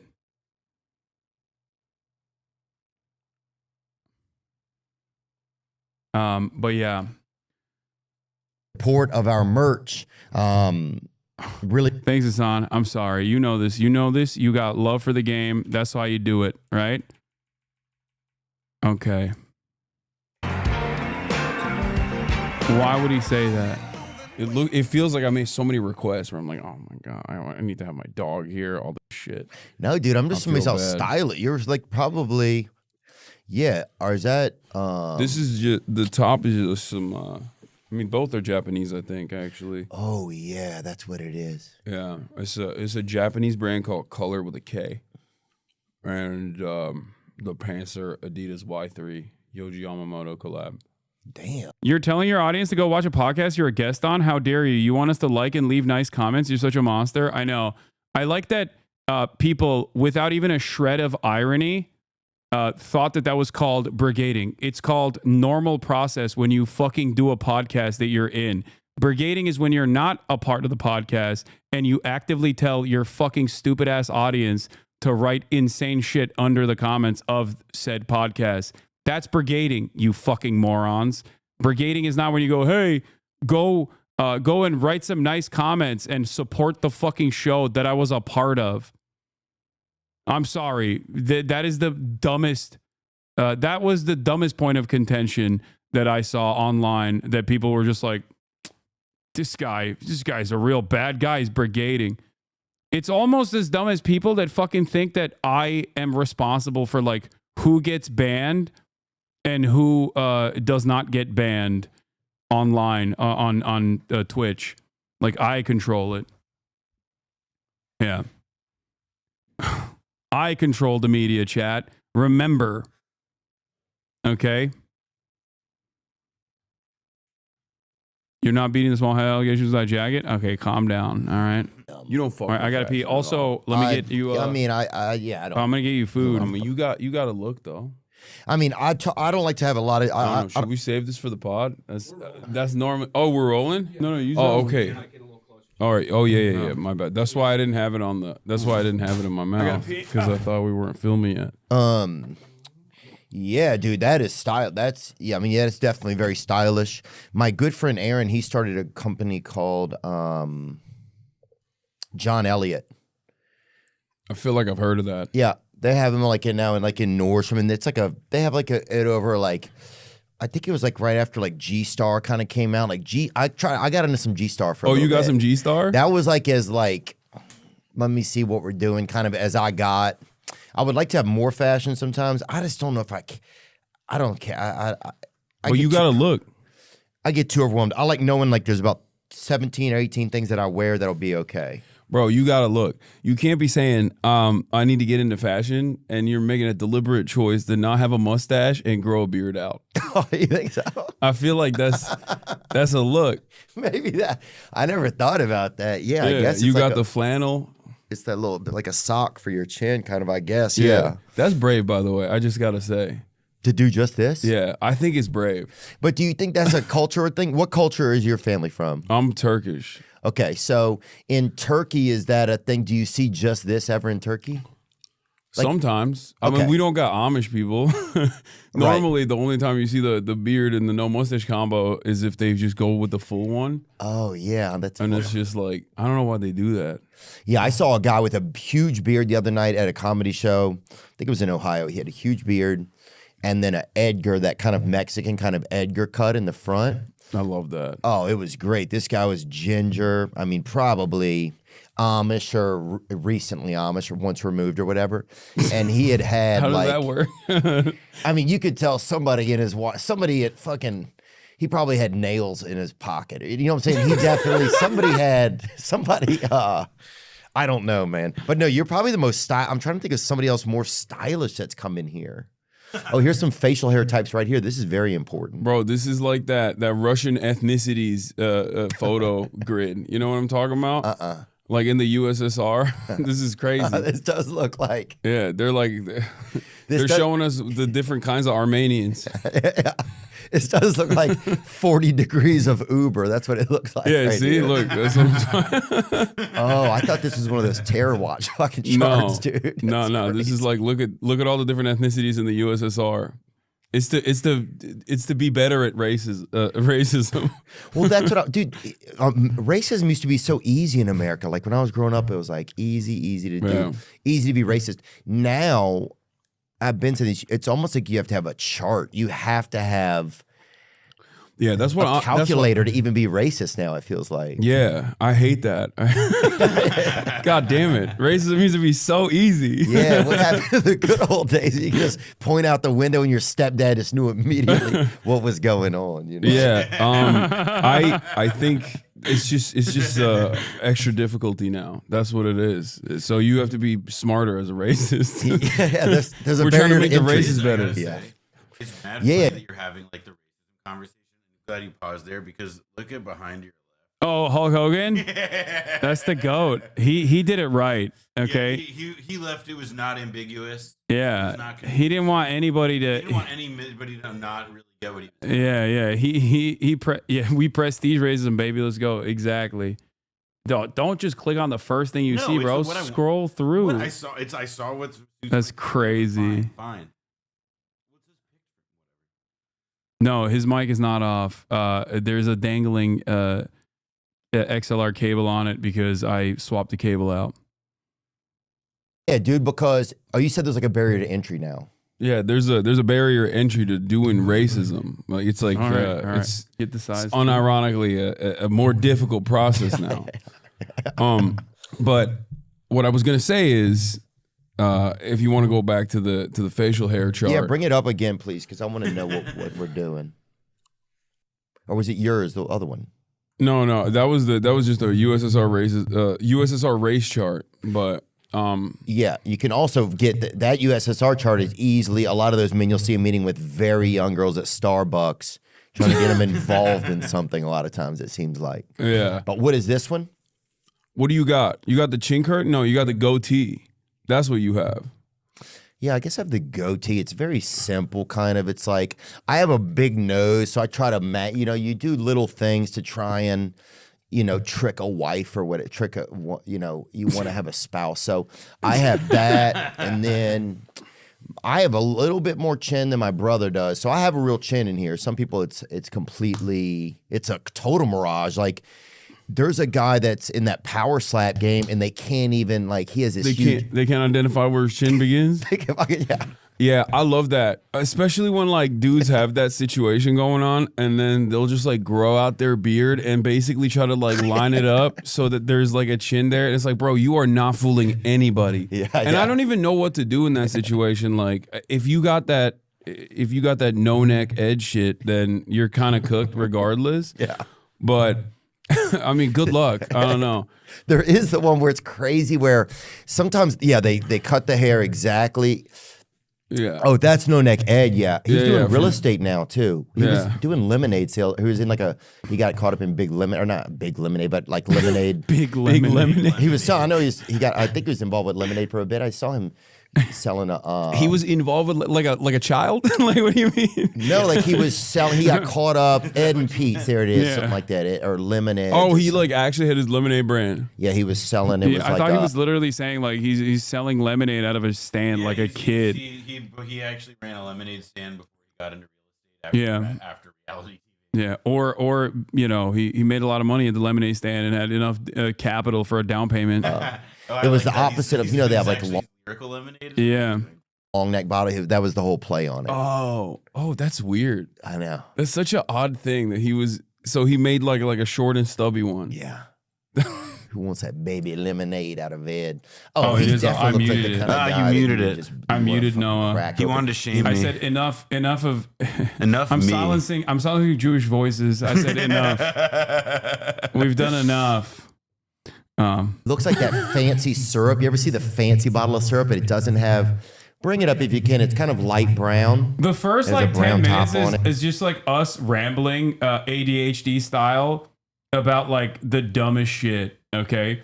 He just keeps moving the conversation to a different place. Wait, what's going on? Oh, the reverb. Oh shit. I have to lower your fucking audio because Simone was. Oh right, because she's her voice is her voice is not mine. Yeah. Oops. Sorry about that. Okay. It should be fine now. It's maple syrup, but it's wide. Oh, like the maple version, like that. The 365 at Whole Foods, that matte finish one. Yeah, the one that looks like a liquor bottle. Yes. Yeah. Yeah, it looked like an old brown jug. That one, yeah. He kind of had that. Anyway, I feel bad we're making fun of the guy now. Yeah, he wasn't. I don't know. I remember watching 90 Day Fiance, and he didn't seem like a good dude. Oh, really? He didn't strike me as a very nice guy. But I mean, who knows? Oh, I'll jump on a hate wagon in a heartbeat, dude. Oh, I know. Fuck Ed, bro. Yeah. No, but I saw the other day he's doing real estate, man. Hassan Piker, thanks for coming in, dude. Yeah, I appreciate it. Now we start 8.5 minutes of just riffing in no discernible direction. Only. Me. I know you're super busy, man. I admire. I admire first of all how streamers the effort it is. It almost seems like it's one of those races in the Olympics that it's like an endurance game. Yeah. But also just your openness to thinking about things. You don't seem like just one type of person or you could pigeonhole you. Yeah, I do a little bit of everything. I mean, but even just in your own beliefs, when you talk about political stuff, it's you seem very poignant, but also like aggressively open to things, you know, which I think, and that's a judgment, and maybe I shouldn't have said something like that. But anyway, I just admire the way that you do things, dude. So I appreciate you coming and hanging out. That's all I should have said. Thanks for having me. I think streamers are basically like the bottom of the totem pole as far as content creators goes. Like, it's definitely laborious, but I wouldn't say that it's like super difficult, because like overall a Hollywood production, if that is like the highest stage of like content creation, and you have, you know, hundreds of people working all around the world, working around the clock to put like 2.5 hours of content together where everyone's gonna sit there and watch. Twitch streaming is like the lowest of the low, where it's just like a dude like me half the time, you know, picking at his crotch, watching YouTube videos, picking his nose. And it's, you do that? You know, it's always, you have to be on for 8 hours. Not when I have guests on, though. I can't pick up my crotch when I have Hollywood guests production, on. if that which is a real hurdle. Okay. Oh, now that we have captions. Nice. all I would say, it's like the, you know, lowest tier of content, lowest effort of content. Would you say that it's the purest of content, though, in a weird way? Like, because it's... I mean, what I do you is can't like, hide. Yeah, what I do is AM radio, but what I do is basically AM radio, but for Zoomers. You know, I like, that's how the way I describe myself. Like, you know, like, I'm sure you know Rush Limbaugh. Yeah. Like that's the way that I describe what I do to older people in general. Where like I'm like Rush Limbaugh, but without the brain rot. Yeah, quite literally and figuratively. I mean, he did die of brain cancer. Did he? He had addiction, I know. Yeah, he also had a hole, I think, in his brain from all the perks. He was perked up. He was a perked up shouty. Well, he was definitely my body, yeah. I think he definitely was one of the early. He was almost like a rapper in a way, like with the pill. Elon Rocket just blew up. What do you mean? Show me. What do you mean Elon Rocket blew up? Wait, no. What? Not the one from the ISS, right? Or just another rocket. Wait, SpaceX is failing? No. Hold on. Wait a minute. 1 second. We got to take a look at this. Is there a live stream chat? Starship flag launch, the second attempt. Chopsticks may have done their work on try to align themselves with where the booster was coming down. Mm-hmm. Yeah. This is. I think Twitter, we saw. Maybe I'm imagining things, but I think we saw the Chopsticks almost pivoting over at the catch. We will have to wait for rewind. What happened? It blew up before it could. Whoa! I think we. All right. You can go out to NASAspaceflight.com. You can join the forum, join what we call L2, and we have some amazing writers that write articles that keep you up with all the things with the venting coming off. Whoa, what the hell? Lots of ways for you to join the NSF Is this Rocket Nerd family.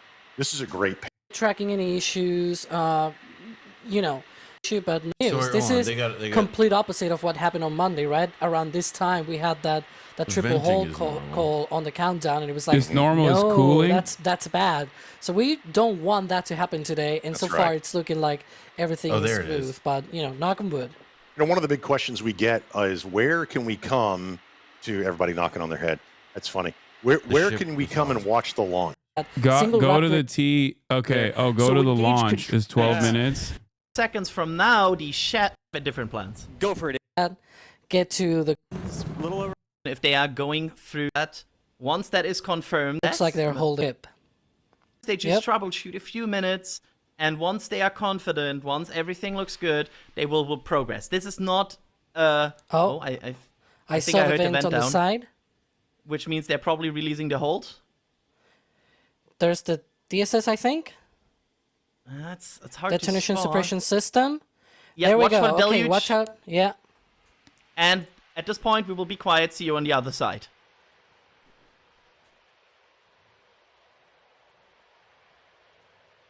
What?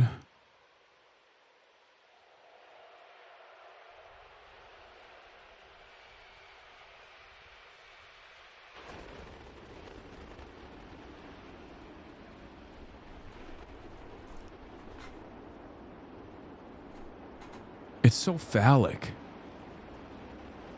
Yes. You can skip 3 minutes at least.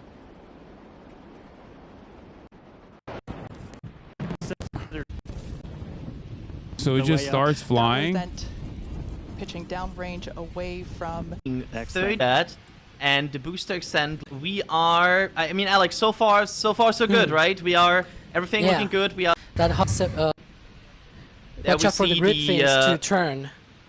Yeah, everything looking good here on the Raptor engines on the left. That's 8 minutes into the flight, you can see it blow. Go for catch. Bombs. Oh. There are go for booster catch. No, that's normal. That's the booster. That's the booster falling. Yeah, that's the booster falling into the chopsticks, and the chopsticks are supposed to catch it. Look at that glow, Alex. Fantastic views. That's so cool. What was the payload? Watch for the engines to ignite, and then they will shut down all but 3 for the final approach to the tower. Let's see what happens. What was on the? What did they have? Burn, so let's see it burn. In it, Give us that beautiful flamethrower. I'm sorry. There it is. There are the engines. Landing burn ignition. Ooh, goddamn, it's loud. Oh, it's a test flight. You got baited by chat. I mean, it's still important.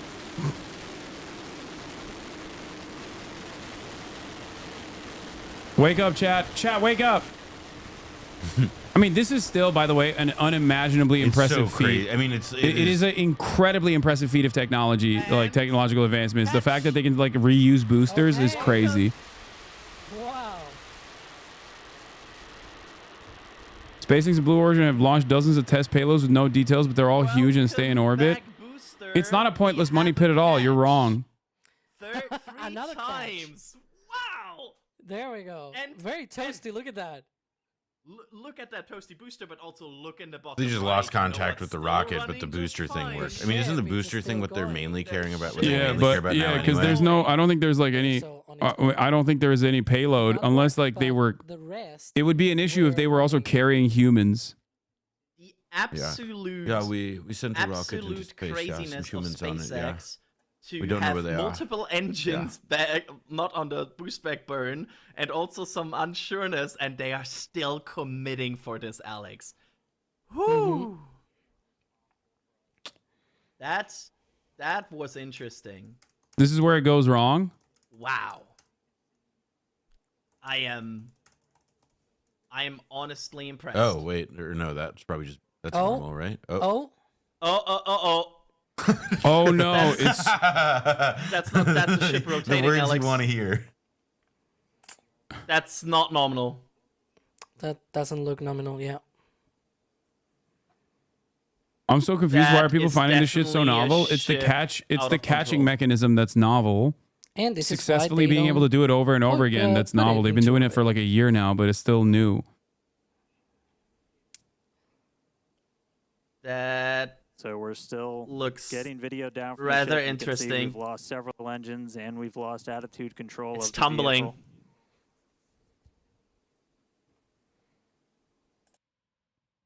This is the second launch in a row. They've lost altitude control of the ship. It rotating is normal. It wants to rotate and point in the other direction so we can slow down. I see a lot of people in chat talking Adrian, shit. if you allow could any of you do they this? called out on the nets. Oh, sorry. I mean, there are some rocket scientists in my community. That's right. I didn't think so. Yeah, no, there are definitely rocket scientists in my community. My brother could do this as well. That's what I'm hearing. Nobody could do this. Successful liftoff of the 8th test flight of Starship, followed by a successful stage separation. We saw the booster actually. You can see it just behind us here. The booster had a successful catch back at the tower. Unfortunately, it seems as though we lost the attitude control of the ship. We are standing by as we listen in. I know she's saying altitude control, but I just heard attitude control. What information we're able to provide you. We will provide that as soon as we are able, but it's pretty incredible to take a moment and see the booster just behind us. Certainly a different view than last time. And at this point, we've essentially lost contact with the ship. We're no longer receiving telemetry at this moment. So we were only about 20 seconds away or so from the end of that ship. Bro, this guy kind of looks like he's got the Asmongold phenotype. Yeah, you're going to lose attitude control, and so we did see the ship. But he looks healthier. Like it shouldn't go instead. This He is does look healthier. This is what would happen if Asmongold didn't play World of Warcraft. Universe where Asmongold sees He even kind of sounds like him today, but just give us a couple more minutes. We'll bring you more information as it comes in. Yeah. Yeah, based. Well, that was fun to watch from the roof. And it was not fun to watch. Attitude control is correct. They mean they can't aim it. Not control is altitude. It's coming down either way. But if they can't control the attitude, it's going to smack the shit out of the atmosphere and blow up. I mean, what it looks like. I like it. I love learning. 4 engines went out early. That's almost looked like we had 4 engines out a bit early, and that started a tumble because, of course, that will give you that's not true. Asymmetric thrust. Yep. That's not from this time. In the asymmetric thrust, you're basically starting to tumble, and they lost altitude control.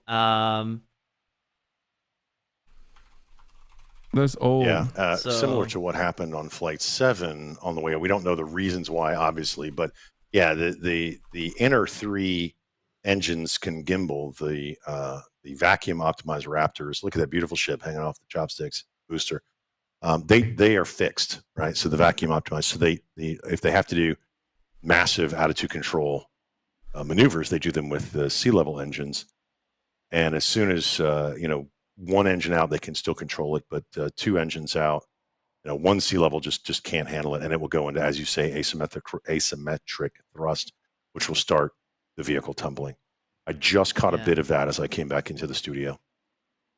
Yeah, it's of course we are standing by for SpaceX to say more and give us a good overview of what happened. Yeah. There's yeah. Now, was I correct? I think. Go ahead, Alex. Sorry. I was gonna say there's at least some things that we are sure. FFA was refusing takeoff for this launch because the last one shit the bed before Elon was in power, though. Starship test flight 8 appeared to have suffered an anomaly. Video taken from the cruise ship in the Florida Straits. Flights diverting away from the active debris field in Bahamas. Oh, this is happening in real time. Is that? Yeah, flights beginning to divert away from the Starship's active debris field. Pilots were told they would be holding for approximately 90 minutes. That's crazy. Under DEI. Yeah, that's what happened. I mean, yeah, that rocket would have made it. These planes would be going where they need to go. Enough, they don't have Everybody enough would be fine. Gay people. But wokeness is gone, and so we lost it. Yeah, I see that. And I hear that, and I believe that. Please hold space for it. Yeah. We need to do more gay bodies in spaces, literally in space. We're about, right? That we can talk about here. That booster looks a little bit off from what we saw on previous landings. You may notice that it's actually sort of to the side of the tower. That is not how it landed on previous occasions. Is that it? Which means the chopsticks may have done their work on try to align themselves with where the booster was coming down. Mm-hmm. Yeah. This is. I think we saw. Maybe I'm imagining things, but I think we saw the chopsticks almost pivoting over at the catch. We will have to wait for replays, and we will have to wait and see for that. But I think we saw a rapid movement of the chopsticks right before the catch to get the booster. But I mean, good. Let's talk about the successful part here first. Yep. They caught another booster. That's the good part here. All right, so coming back with you real quick. So can confirm we did lose contact with the ship. Whoa. No, that's not real. Unfortunately, this happened last time too, so we've got some practice at this now. It's not nighttime. A lot of measures in place, like debris response areas where we coordinate very closely. It's 6:55 p.m. over there, and it's not daylight savings yet. I don't know. Wait, that one, but that's fake. I mean, that's fake. This one is real. Yeah, it's not. No, I don't think that's real. But it's a cool video. Yeah, I love that Twitter is the media now. It's so great. It's a cool man. Emhud, you're right. You're right. I love that you are the media now, chat. Okay, which means Yeah, take a whole bunch of fake shit. Yeah, once upon a time, there was like 3 guys in a control room with like, 50 years of experience between them working in like the belly of NBC, and now there's Hasan's chat. Yeah.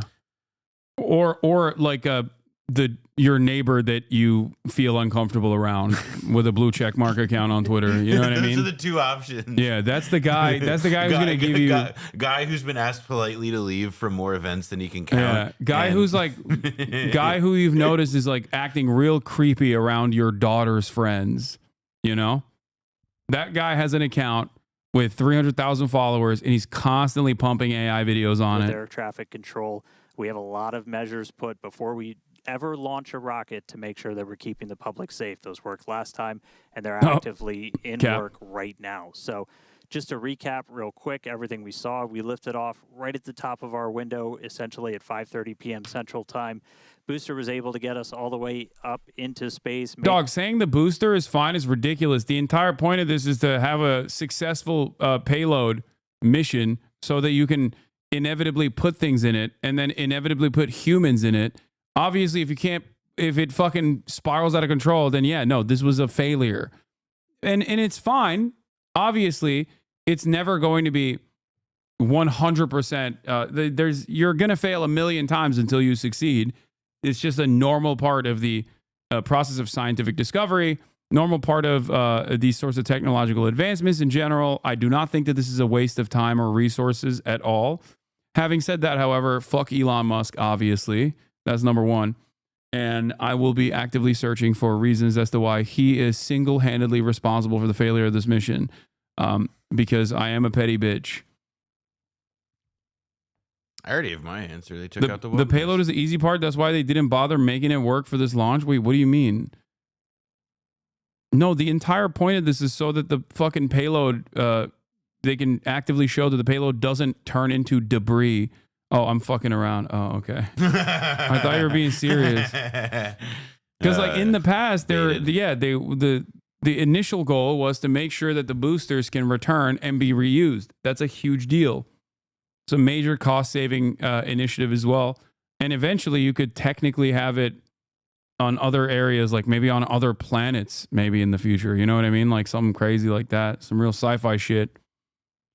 Have it on the moon. Build a fucking moon base. What do we do with it, though? What's on the moon that we need? That's never been made clear to me. And I saw the movie Moon, and it didn't answer that either. I think it's cool to just go there, chill. I agree it's cool to go there. I just don't know if it's like I need to... What's also interesting about that, actually, ironically enough, is that in the process of failing during the scientific discovery, during the technological advancements that are being implemented, you get a lot of new tech that you can use that turn into commercialized commodities, right?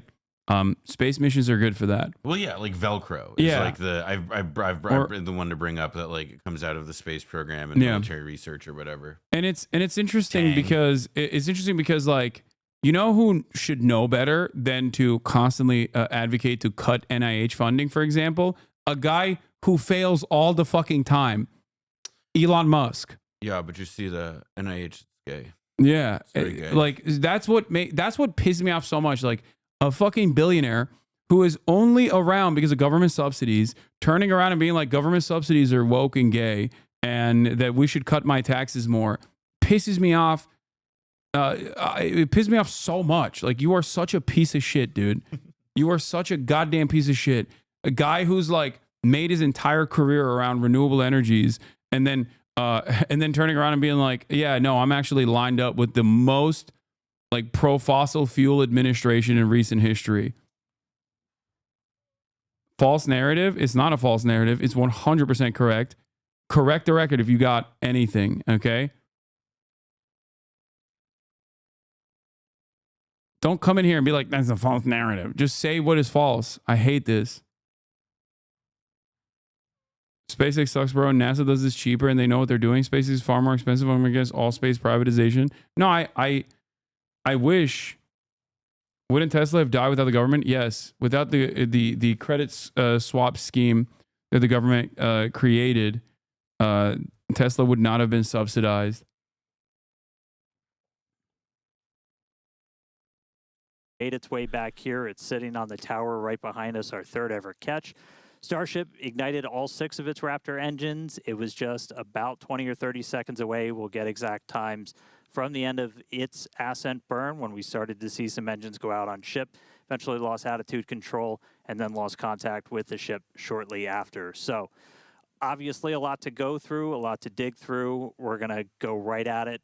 The primary reason we do these flight tests is to learn. We have some more to learn about this vehicle, but we're going to be right back here in the not too distant future, and we're going to get a ship to space. Yeah, you're absolutely right. We fly to learn, and we're learning a lot. And as is the case with developmental programs such as the Starship we fly program, to learn, and we learn to fly. Linear. So at this point, we're going to close out our webcast for the day. But before we do, we'd like to give a shout out to our They're nerds, viewers. bro. They're fucking STEM kids. What do you mean? Don't expect them to be poetic. Yeah, the purpose of a moon base is to use the moon as a launch pad for Mars as a cheaper launch zone for its lower gravity. That makes sense. But what the fuck are we gonna do in Mars? That's what I just don't. But like, they might have. Well, they found water, right? They found ice in Mars. I mean, but it's like also like the time scale that like we could like terraform or do any of this stuff. The resources required. It's like. How about we figure out our shit down here first? Like if we had world communism by now, like maybe Mars would be. I think we could do that if we had world communism right now. Yeah, Gil Scott Heron over here. Why are we fucking spending money on sending people to the moon, sending people to space? I am pro space exploration, and I think it like rewards us and gives us stuff. However, I also think that. Like my ability to drive a car at 17, it's a privilege, and you can earn that privilege with good behavior, like world communism. Okay, fair. All right, no more space exploration until we have globo homo communism. Exactly. Yeah. If we actually have world communism, we'd absolutely at least have industry on the moon and in space. Unironically, yeah. I mean, I think actively, the thing that sets us back, the thing that holds us back consistently is the interest of profit and the short-term profit-seeking behavior that refuses, that gets in the way of making exponential growth in the field of technological advancements. All right. Israelis are doing a TikTok trend mocking Palestinian children's suffering. Let's take a look. Hi, Shalom, Dani. היי, מדבר.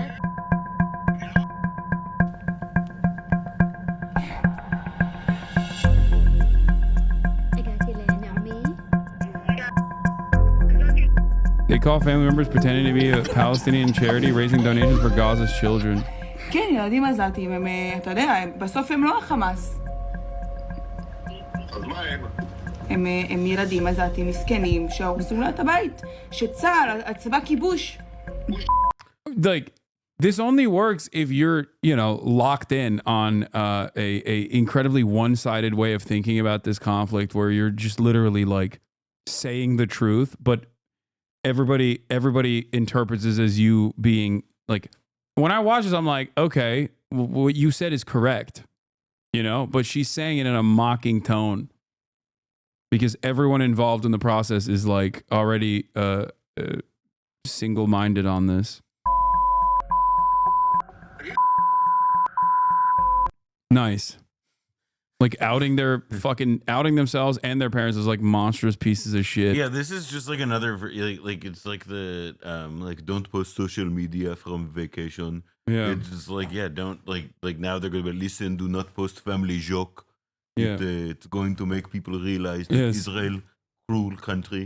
Jokes are Hamas. Yeah. Humor, listen, loose jokes stink sheep.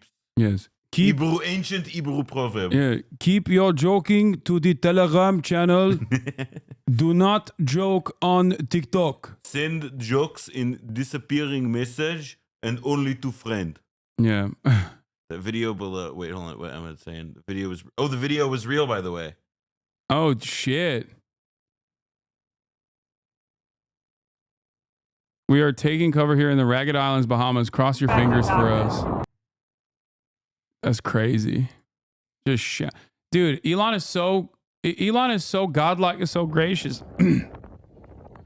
to shower the Bahamas with such a wonderful display. It's a fireworks show. Be grateful, idiots. Yeah, I don't get Stupid. it. I don't get why you would ever be against this. and also, this is an old video reposted. I'm gonna lose my mind. MHUD, no. MHUD cooked me. I believe him though. I still believe him. If he says it's real, I believe it. I think he had the women.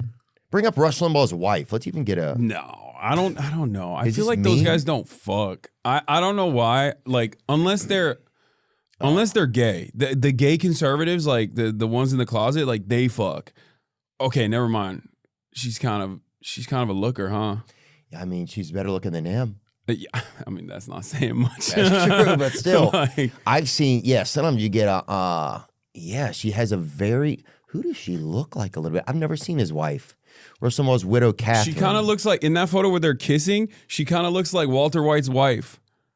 You know what I mean? Oh yeah, from Breaking Bad, the blonde-haired lady. Yeah, yeah, but like hotter. And Tori Spelling a little bit too. She looked like if you go back one, Tori Spelling was probably before your time. But oh yeah, she does. Yeah, I never looked at his wife. Yeah, I never seen a picture of her before. Yeah, I mean, it'd be weird if you were just like out there Googling Rush Limbaugh's wife. Yeah, well, you just I do that all the time. I look at all my favorite conservative commentators' wives. you just think like, yeah, I guess what do people? I don't know. Yeah, I guess it's good. Theo is out unking me because someone in the chat said he's 44 years old. I didn't even know that. Doing that. What's one of the toughest things about streaming that people don't understand though? I'll say it like this. Back in the day, Joe Rogan used to always talk about how when you do a 3-hour podcast, like there are so much that people can just like clip out of that and then take out of context, like rob it of its nuance and rob it of its context. And it was funny because like at the time when he was saying this, like podcasting was a relatively new medium. I'm talking like 2014, 2015 when when he like first was building out the Joe Rogan experience, right? Mm-hmm. Every other week, seemingly, the media would yell at him over some shit that he said on his podcast. And he was like, we're having an honest discussion. It's 3 hours. It's back and forth. It's going to happen. Like, things are going to get taken out of context. I think for Twitch streaming, that's tuned up to 11, where not only am I live, I'm talking about politics, which are, you know, I mean, I'm talking about some really crazy issues, hot button topics. And also, I'm doing that with a live audience who's constantly chirping at me in real time, trying to constantly piss me off. And then when they do successfully piss me off, they'll clip that shit and post it on Twitter, post it on Reddit, be like, call out post. This guy's bad. Look at what he said. And, you know, when you got like crazy dedicated haters too, especially because you're doing politics in general, you're going to have a lot of crazy dedicated haters. They just do, you know, they just compile all of that to be like, this is a bad person over and over and over again. Like you'll see it in the comment section of this video. There will be a ton of people who are going to come in and be like, this guy is a bad dude. Like he said this, he said that. Cause like the major reason obviously for that is because I'm anti-Israel. Like I'm pro-Palestine. I've been pro-Palestine for quite a while. And that really brings out the crazies. Does like it really? Oh yeah. Oh yeah.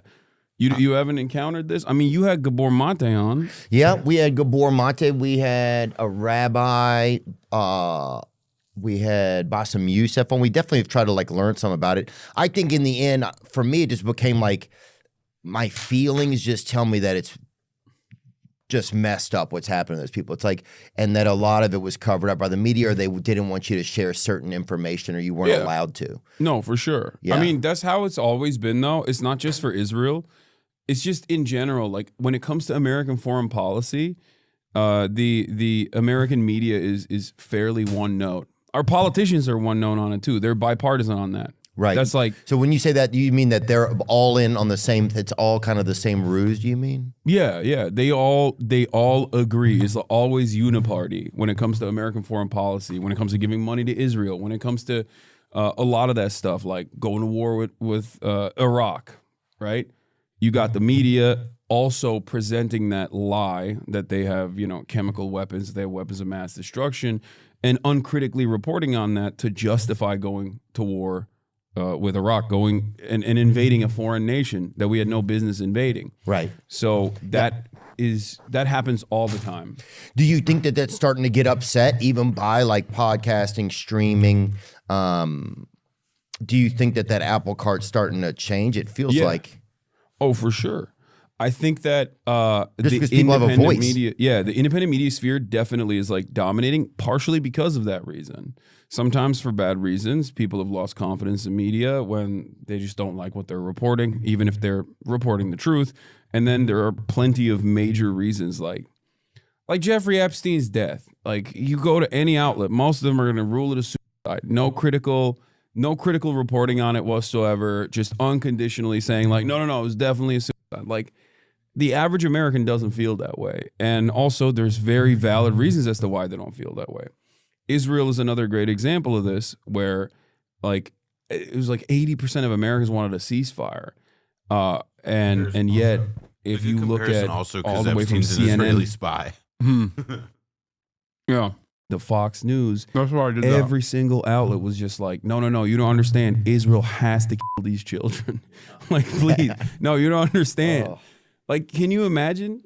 Imagine a role reversal in that situation where, like, you got Osama bin Laden's best lads on CNN immediately after 9/11 being like, listen, like we had to blow up the Twin Towers. Like, you don't, the World Trade Center, it was right there. It was asking for it. One of them was a little askew. Yeah. We had to fix it. I think it's crazy. Well, there's that famous video that got shared a few years ago, like during COVID, when it was like every channel was reporting the same exact. It was just the same script. It was almost just Sinclair Broadcasting. Yeah. So that's ironically a lot of right wingers spread that one. Is that true or not? No, it is. But that's right wing. That's Sinclair Broadcasting. It's like a right wing media company that basically bought out all the remaining local news broadcasters. Wow. So it's like an umbrella. Right-wing media is all over the place, actually, and a lot of people don't realize it. Like, whenever Fox News talks about like mainstream media lies, I'm like, bro, you are the most popular news network in the country. What do you mean mainstream media? Like, you're dominating everybody else. Point. So you're saying that a lot of times mainstream media is also right-wing media? Yeah, right-wing media is so dominant. And in the independent side, right-wing media is dominant as hell too. But like on the mainstream side, right-wing media is incredibly dominant. They dominate the local news with Sinclair Broadcasting, and also all the way up to Fox News, which is the most famous, which is the most like successful network news broadcaster in the country. Is Fox News the most watched news network? By widest margins. Really? I didn't know that. It's not even close. CNN and MSNBC, Trump always talks about how CNN and NBC are, in the pooper. Their ratings are awful. These guys love presenting themselves as vulnerable victims, and I really always get annoyed by that. Like, they say that about, they used to always say that about like Facebook too. They're like, oh, they're banning stuff. And I'm sure they banned like vaccine denial or whatever, right? Because Facebook wanted to be woke and liberal. Until Mark Zuckerberg got hit with the Dominican Ray. But so then when people say mainstream media, then I guess what did it, because it always felt to me like that every outlet was just always super liberal. That's what it felt like. They are. No, for sure. Like a lot of, like the New York Times, you got CNN, ABC, CBS, like NBC. These outlets are liberal. Now, obviously, I'm a little bit of a radical, I guess. So I'm definitely not fond of the Democratic Party either, even though my criticisms of the Democrats are because of their closeness to the Republicans in general. But yeah, they are. I would say that they're definitely liberal, but that doesn't necessarily mean that they're like on the side of the people or anything like that, or on even the progressive side of many of these issues. And that's why I said there's this uniparty attitude. Like liberals and Republicans, they basically come together and agree when it comes to giving more money to Israel. Yeah. Not. Yeah. T-Pain was on on a yacht, got a nice view of the debris from SpaceX. That's crazy. That's nuts. Look at this. Can you imagine not knowing about SpaceX and seeing this? Wait, is it coming back down or hey, it's going down, right? Wait, is it going back to Florida? No, that's the stuff That's that like burns. famous last words. Wait a minute. It's going down, right? That's coming closer and closer to us. Where's the rest of Where's the one that keeps going? I'm not sure. I don't know. It looks like it's all going down. All right, now I'm not going to say nothing else. Holy shit, that's crazy, chat. Oh my God. Oh my God. Yeah, that's just That stuff was that burns fucking off. awesome. That was so cool. It's Russia. It's Russia. Thank We did. you. Everybody did. Oh, Pip and Kava missed it. We did. M. Hunt has been spamming this to prove to the haters that he was right, that the link he sent was correct. And I admire his dedication to his art. Not the voters. I'm talking like institutions. I'm talking politicians. Yeah, well, that seems to be, I think, it feels so far away from being represented. Like the people feel so far away from being represented, and I feel like that seems like it's gotten further and further in my lifetime. I can't tell if it's just because I'm getting older, and so you hear about more stuff like that, or if it's actually true. But I think people just feel like, you know, like, why are we having to audit our own government? You know, whether or not the means that they're going about it are good or not. But it's like the fact that people are cheering to have our own government audited. The fact that it's like, yeah, that 80% of the people would say they don't support what's happening in Gaza, but yet we would still send money to Israel. Like, I think Trump has done that. The other day, Trump was like, yo, we can't give any more money to Ukraine. Right? You're done. He's like, Zell Disney, you're out. And then he turns around and he's like, also, we're sending $3 billion of weapons and bulldozers to Israel pronto. Did they really? Yeah. Bring that up. 3.4 billion, I believe, on the same day. Yep. Rubio bypasses Congress to send Israel $4 billion in arms. They were like, oh, we have to expeditiously send this out to Israel. Arms for what? What do you mean? To continue killing Palestinians. Is there anybody left there?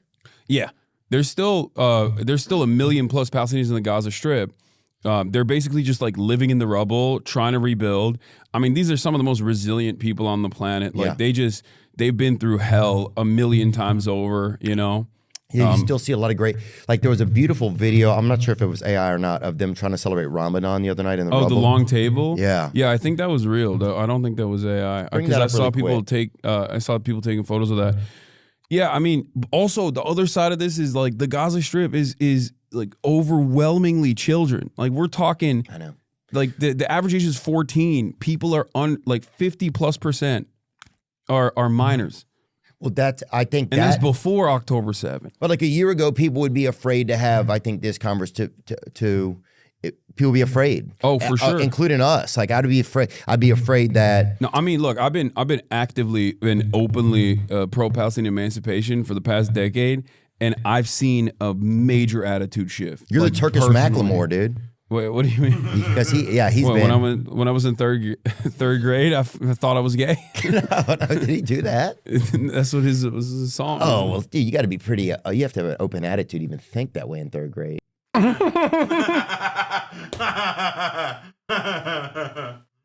my God, we're lying. Dude, he's so funny. A lot of people will say like, "Oh, he's faking it. He's actually brilliant." And honestly, if he is, then this is brilliant. Like it's like if he's faking it, that means he's insanely smart and can present it in a very like natural way, you know. But no, yeah, he's been unabashedly afraid to share about Palestine, you know. Yeah. No, he's had his heart changed. I think his heart's in the right place. Like I think he's doing great. He was from the beginning about it. I mean, he was early on it. Yeah. Not like 10 years. He hasn't been, but since it became like more of a hot button issue in the past 3 or 4 years, for sure. Yeah, I mean, look, I'll never discard allies. That's an amazing thing to look at the situation with clarity, with moral clarity, and just be like, listen, I didn't know enough about this, and now I've recognized the cruelty of what we are doing. Like, because that's the other thing. Like, America, whether we agree to it or not, or whether we recognize it or not, is like participating in this in a pretty meaningful way. They're offering political cover at the UN. They You got the basically war crime cops out there at the ICC and ICJ, the International Court of Justice, which prosecutes state on state prosecutions. You have the International Criminal Court, which is a court that prosecutes war criminals, right? And both of them have issued for Netanyahu to be arrested, right? So South Africa has a case against Israel for genocide that's ongoing, and at the ICJ and at the ICC, the International Criminal Court has a prosecutor that has issued arrest warrants for Benjamin Netanyahu and Yoav Galan for the crime of doing a genocide, for being war criminals, intentional starvation of a captive civilian population. It's a pretty obvious war crime. So, well, I just think it's honestly, bro. Some of it I think is kind of pussy, like, and I hate to say that because some people don't have pussies or don't believe in them or whatever. But it's like, I think if your military is so great, send in snipers and get the bad guys. That's how I feel. Do some covert op shit, but just to be like, their military's ass though. That's the problem. They just have overwhelming firepower and air superiority. That's it. But that's the part to me. It's like, send in some, if those are the bad guys, send in and get do some. It just felt like this. I don't know. It just started to feel gross. And then the great thing was, it feels like you couldn't hide it from a nation. You could not hide from the world that what they were doing was wrong. But going back to what you're saying, how much are we complicit in so many of these? Types of things that happen in different countries, and do we need to be? No, I think we are complicit. I mean, that's how I feel about it, at least. But that's why I actively urge people to protest and do everything in their power to try to put an end to this, because I think we have a lot of power in this regard in the United States of America. I don't think that America is like a true democracy by any means, and this kind of stuff basically puts that on display for everyone to recognize. Or, whenever people go, hey, can we get healthcare? And the government's like, fuck you. Then you're like, what? Like, this would be nice to have, socialized medicine. But you still got to keep trying. It's that time, baby. It's that time to get that thing on ya. Get that thing on. Your hands are bloody individually. Publicity, in terms of like your hands are bloody individually, but the least you can do is not actively champion America doing this stuff, and also go out and protest, like, and try to give a voice to voiceless people that are just being massacred for no reason. Yeah. Why is there such a strong bond between America and Israel? I've heard Candace Owens was saying that she thought it was blackmail, but why do you think there's really such a strong bond? Candace Owens got a lot of thoughts on that stuff. I think there's like two different camps here. You got people who critically analyze the relationship with Israel, and then you got people who are like, it's the Jews, I am in the critically analyzing the situation camp, rather than just being like, oh, it's Jews because they got mind control powers or whatever the fuck people say.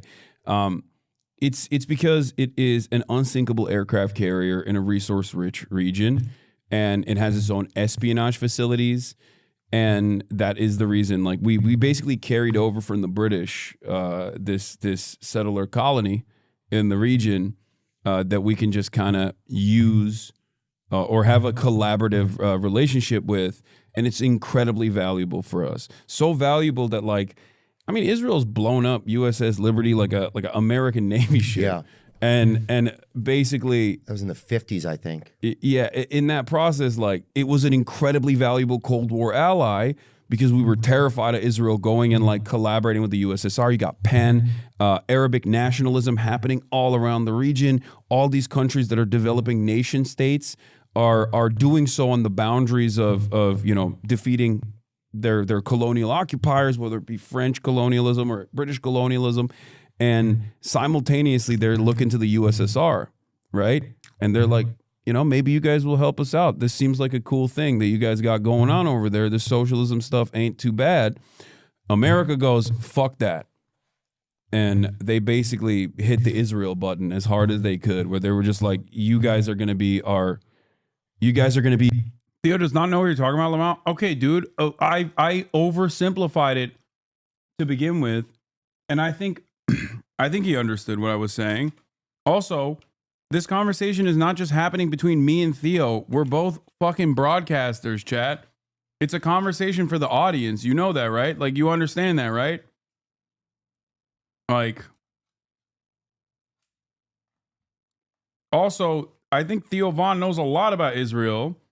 I mean, he knew USS Liberty, probably for not so great reasons, but because that used to be like literally, I would have factored that in like 10 years ago as like a Nazi dog whistle.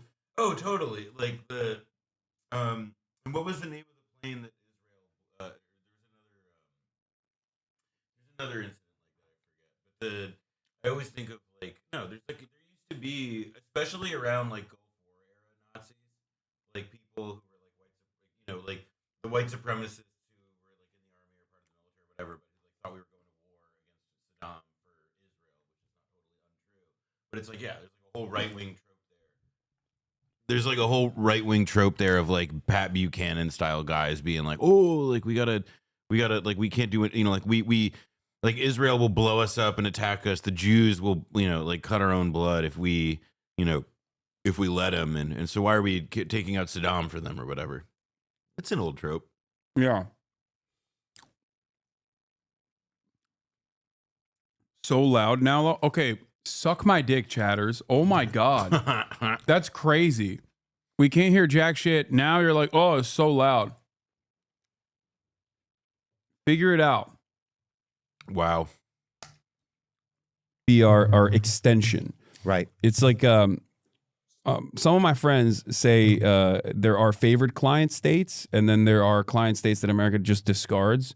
Ukraine is obviously a non-favored client state, and that's what happens when you're done with Ukraine, where you're like, I'm done with this, pack it up, give me all your minerals, even if you have any, who knows, I don't care, know your place.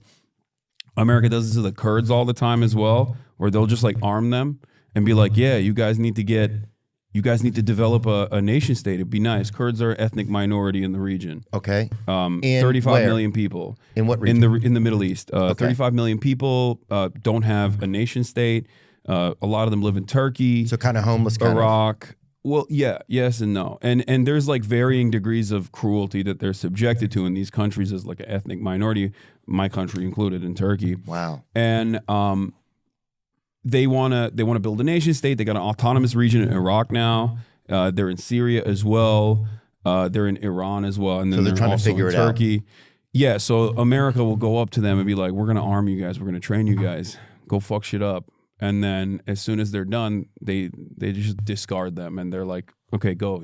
They'll tell Turkey you can go and bomb these villages that they're in. Who cares? It doesn't matter anymore. So what you're saying, I think it's like that's one of the things that makes it tougher. The more information you learn, I think, in the world, it's like the shittier things seem. Yeah, in some ways. True. But the reality of things, you just see the reality. It's like, yeah, you need. And if you were playing a game of Risk and you were these powerful people, how would you operate? And yeah, it gets to be tough to find out, okay, well then what does being an American still mean to me? And then also that things are so conflicting and dangerous out there amongst these like leaders and powers that you have to like kind of put a flag in something for yourself, just to kind of get to, because otherwise you'll just be sort of aimless, it feels like. Well, I mean, I think I don't know if I'm even explaining that fully right, but you got to stand for something. Is that what you're saying? If you don't stand for something, you fall for everything. Yeah. So here's what I think. It's like the more we learn about history, the more we learn about just like the like, well, America did these things, and some of it, 9/11 could have been the result of some of that. Just the more you start to learn that America hasn't always been this perfect partner, and that it's just starts. That's like the gentlest way imaginable. Yeah, bro was explaining woke lol. No, he's like actively working through it, where he's like, but I love America, but also I keep hearing about all the mean shit that they've done. This is like, I do, when I hear stuff like this, I often think about like, damn, how was it for people to learn about like the Jim Crow South in the 1950s? Like, oh yeah, this thing that's like 50 miles away or whatever. Like It's so nuts. I mean, easy answer. They didn't. Yeah, obviously, but they learned about it as not a real thing, or if it did happen, it was good. Or it's like, and well, we should do. At least they don't live here. I get it, but yeah. Or we should do more of it. Yeah. Wait, why isn't that everywhere? Yeah. You have awakened him in real time. No, it's not me. No, this is like everyone is on their own personal journey, but I think that I think probably like a lot how do you say Gabor Mate? Gabor Mate's conversation with him, I think, like was probably very eye opening for him, and it probably paired alongside the unlimited amounts of child murder that he saw on his child murder that he saw on his timeline. You know. I also think that, like, again, like Theo Von makes stuff for people who are not like 70 years old, and by definition, that kind of means that, like, unless you are a bought and sold like Republican hack, then this is like a thing that you engage with. You know, I can see why Jake and Logan Paul don't, but like it does make a little bit more sense for a guy like this to at least be engaging with it, like the reality of it. Yeah. What does it mean to be an American to me? But then at the same time, you need to be an American because you live in a country that's safe and you're able to operate here within the country. So it's, I don't know, it just makes it kind of interesting. Does that make sense? Yeah. No, I get it. What you're exhibiting is a very normal contradiction that a lot of Americans, when faced with the reality of American foreign policy, they come to terms with this. Like they try to resolve this contradiction where on the one hand you're saying, well, I'm an American. I like the security blanket that I exist under, right? But also simultaneously you're like, but damn, we're doing a lot of fucked up shit around the world. I mean, look, people always yell at me and say, oh, Hasan, you only say America bad. But I don't just stop at that. Like I want America to be good. I think America has an incredible potential. It's the wealthiest nation on the planet. It should be doing so much more to help its own citizens, and so much more to lead the way, pave the way for a new evolution of the way that we look at international relations than the way that we engage with conflict. But the reason why America is the way it is because I see it as basically, 50 corporations in a trench suit. Like it's just it's a holdover to extract tax revenue from everyday Americans and then give it directly back to corporations in the form of subsidies without ever regulating them and demanding anything in return. I said trench suit. I think one of the best examples of this was when, Russia invaded Ukraine. And then Russia is also part of OPEC Plus, so they went back to Saudi Arabia. Okay, so take us back. Our listeners, if we get too much, I said OPEC Plus. He's like, hold up, all right. This is your really confident. No, information. A lot of them don't. They're gonna tune it out. Well, I think if it's new information for me, I shouldn't say them. If it's new information for me, it's hard for me to go along. So OPEC. Why are you throwing him under the bus? I know. I am. My bad, guys. I am the problem. So, but OPEC is the oil. Yeah. So OPEC is like an oil NATO. Is that right? Yeah. Basically, oil NATO. It's a cartel. Honestly, okay, that's a great way to. That's not bad. Yeah, no, that's like way better than how a lot of people. Yeah, he's a goddamn poet, dude. He's very good at. Yeah, he does have a way with words. That's what it is. It's a group of countries that have oil reserves that basically set the price of oil barrels. Okay. And Saudi Arabia is pretty dominant because like they have they are the oil right, they're gods, the big dog. basically. They're damn. Yeah. And the Organization of Petroleum Exporting Countries. And Russia basically went back to OPEC and was like... Organization of Petroleum Exporting Countries, yeah. Okay, yeah. Cool.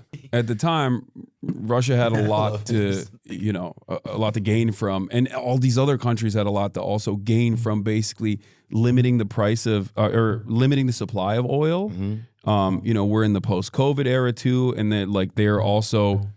Bill Morgar, thank you for the 50 bones. Goddamn. We're also making a lot of money, or they had lost a lot of revenue, so they wanted to recoup because nobody was like flying around or using oil because everyone was like stuck at home. Oil's been down. So they were recouping on those losses by just basically saying demand is on an all-time high. We're not going to produce, we're not going to keep up with that demand to make sure that we stabilize the prices. Right. So they're saying, oh, there's only so much oil, even though there's as much as they want. They kind of want. Oh yeah, they could have produced way more. Right. So the point I was going to make is, Brandon. Yeah, the moment I start talking about OPEC, we got the Oilers in the chat. The Oilers in the chat going crazy mode, gifting.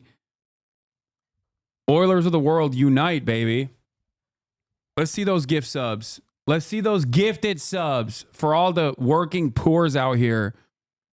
Went back to Saudi Arabia. You know, he shook hands with MBS and was like, hey, Brandon. Yeah, he didn't understand what I was saying when I said Brandon. He's like, Brandon? Joe Biden.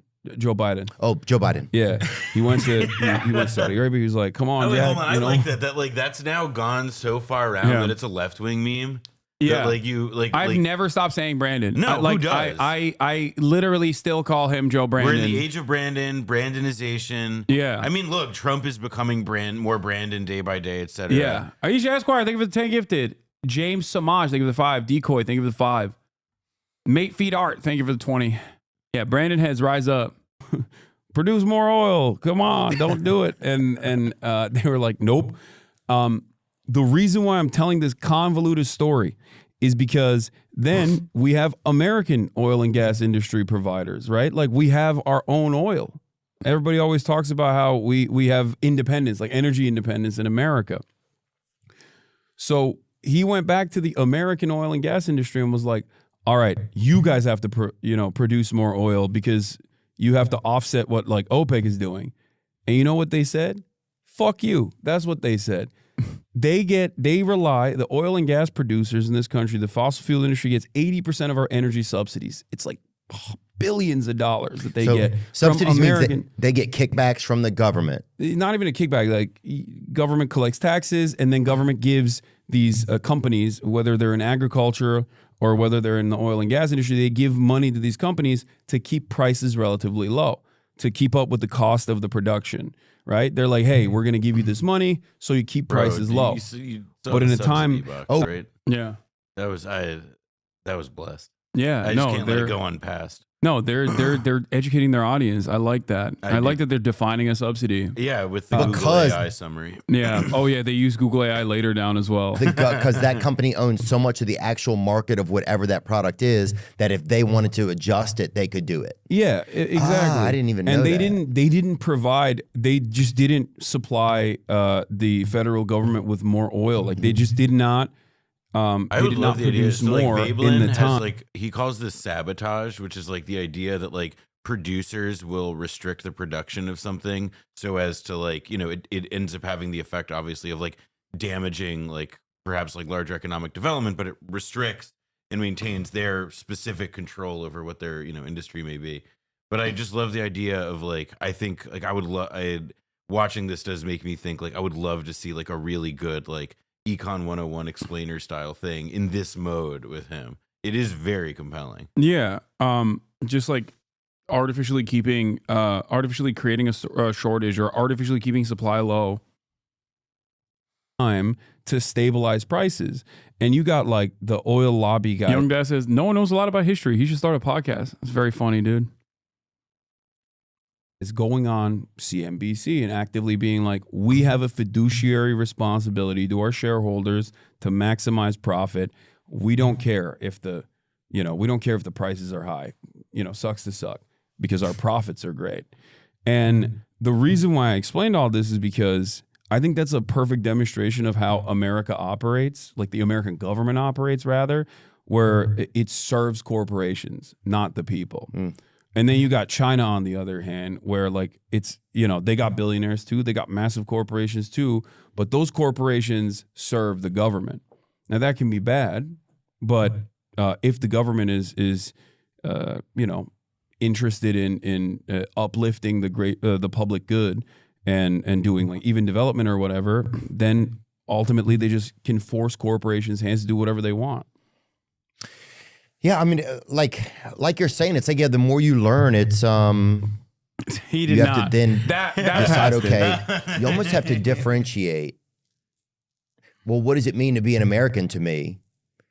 You know, because if I stay here and I sleep under this banner of America where I can make money and I can have, and there's a welfare system, and albeit there, you know, people have ideas of whether they're good or bad, and those, but that I stay here, I continue to stay here, I keep myself here, this is where I choose to be, you know, in the safety of this place. You know, it's like, well, how complicit am I, or am I just an American? And this is I got blessed into this place, and this is where I am. And if somebody else weren't born into this place and they were in a place that were, you know, more. It's settlers' time, dude. Yo, J.D. Pon-Von, J. Theo Sakai. Yeah, that's right. We're back. Yeah, we're so back. He's examining the contradictions, dude. He's hostile and recognizing scary to live in and sleep in and try to survive in. Wouldn't they be praying that they would be here, or that they would have some of the same things? Yeah, you know? everyone. Does that make any sense? No, it does. Yeah, no. What you're describing, like I said, is what leftists call like living in the imperial core. Because if you're in the heart of empire, you at the very least don't suffer the repercussions of being the victims, right? Right. Like you're not in Guatemala, so you're not getting destabilized by the American government in many instances, like, or at least throughout your history. So you haven't been kept down, and therefore your situation in comparison to them is going to be a lot better. And then what do I want my life to be like day to day? Do I want it to be this constant like, or do I want to not think about those things and think that those are the government's, you know, some of that's the government's responsibility. I do my best to elect and vote in a way that I think is meaningful and vote for the best person. And then I try to enjoy my life and take care of my. Mao Zedong. That's a good one. Yeah. Oh, that's a good one. Well, they're written out that looks like Mao Zedong, like he's Warren Zevon, but I feel you. I don't know who that is. Family of my neighbor, you know. I think it's like, I don't know. That's kind of how I think maybe I start to break it down in my head, you know. Yeah.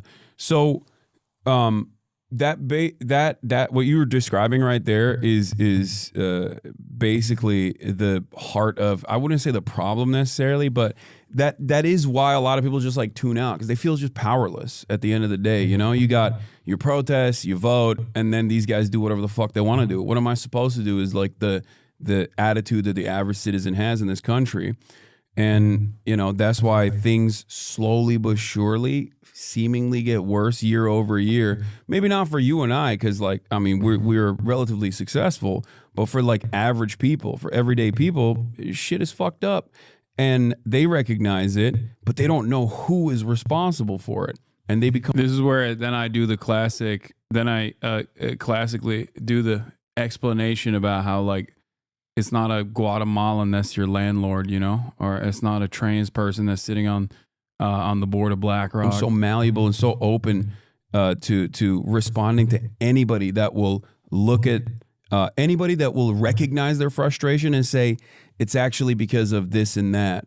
And I think Trump tapped into that so perfectly, and that's why he won. That's why he defeated the Democrats so handily, because he was like, yes, you're angry. I'm angry too. Why are you angry? Because woke libtards, because DEI, because trans people, because, you know, undocumented immigrants. Undocumented immigrants aren't your fucking landlord. They're not the one who's raising the price of rent. They don't own the mega corporations. They're not sitting at the board of BlackRock. You know what I mean? It's not a Guatemalan migrant that's sitting at the board of BlackRock, purchasing all the fucking houses, or they're not the real estate developers that refuse to, you know, add to the like much needed supply of housing. Yeah, and instead put a fucking rag and bone in every town, dude.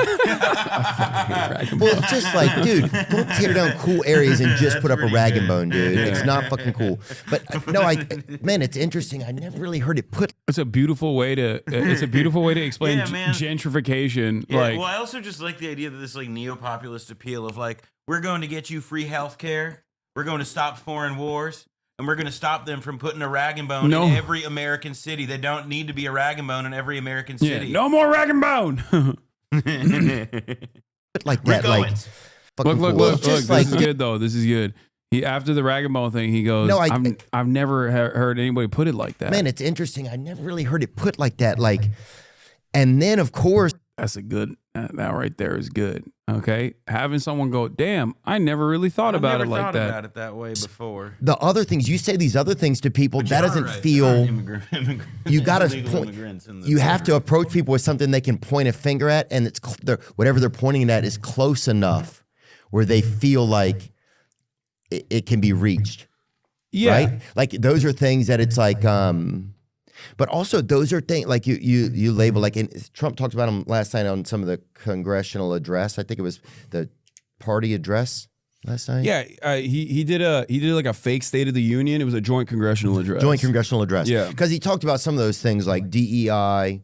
Yeah, bro, they cut DEI. Now planes are fucking falling out of the sky, man. We need to bring Pete Buttigieg back as the transportation secretary. He needs to fix the problem. Was he a dog in there? No. We need black pilots, dude. First of all, black people can jump better. So how are you not gonna have a fucking black dude in a plane, bro? I don't know. I don't know about the jumping. I don't know. I don't know how that would factor into the pilot program. But still, dude, if I saw Michael Jordan in the cockpit, that bitch, we're gonna stay up. That's how I'm. 100%. Like that's where I feel. Now I think on if I get on a plane and I see a white man, that dude better be in a polyamorous relationship. Okay, I need that dude sucking dick. Okay, I need something. If he's straight. And he's a straight white male. That plane is falling, dude. That's what's going on. Trump came in, he killed DEI. Every day there's another fucking plane crash. But is it white dudes doing it? Here's the thing. No, I'm fucking around. I'm not being serious. Even though Republicans do think that is real, where they're like, oh, if there's a black woman pilot, that's why planes are falling. It's like, no, dumbass, it's because of fucking capitalism. Like they've literally undercut every aspect of production to make more money. They constantly outsource. They constantly send certain aspects of manufacturing to other countries where there's like less regulation and less restrictions. That makes them more money.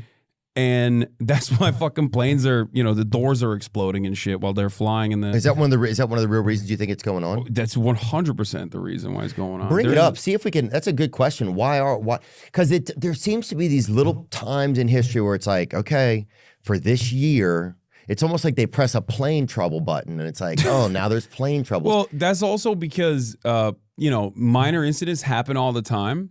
Right. But the media hyper focuses on them when it becomes like a hot button topic. That's what it is. And there are obviously freak accidents as well. Like freak accidents happen. Mm-hmm. But I think there's never really like a perfect example, like a perfect demonstration of why these things are happening more frequently. Yeah. Let me see what this even says. No, there were actually more plane crashes between January 1st, 2024 and February 1st, 2024 when you compare the same time period this year to last year. So there were more crashes. Yeah, but the difference is the severity of like one big crash and then people hyper-focus on it. This happened with Palestine, Ohio. Remember when the train derailment happened and everybody was like, why aren't they covering this? Well, I'm a little bit of a foamer. I love trains. Maybe it's because of the autism, but like, how many train derailments happening every year? Every single year, 1,000. Some of them are minor, some of them are major, right? So every single person hyper focused on this, understandably, because like they try to do a shitty ass cover up for it and be like, oh no, tizzy for the shizzy. What the fuck does that mean, dude?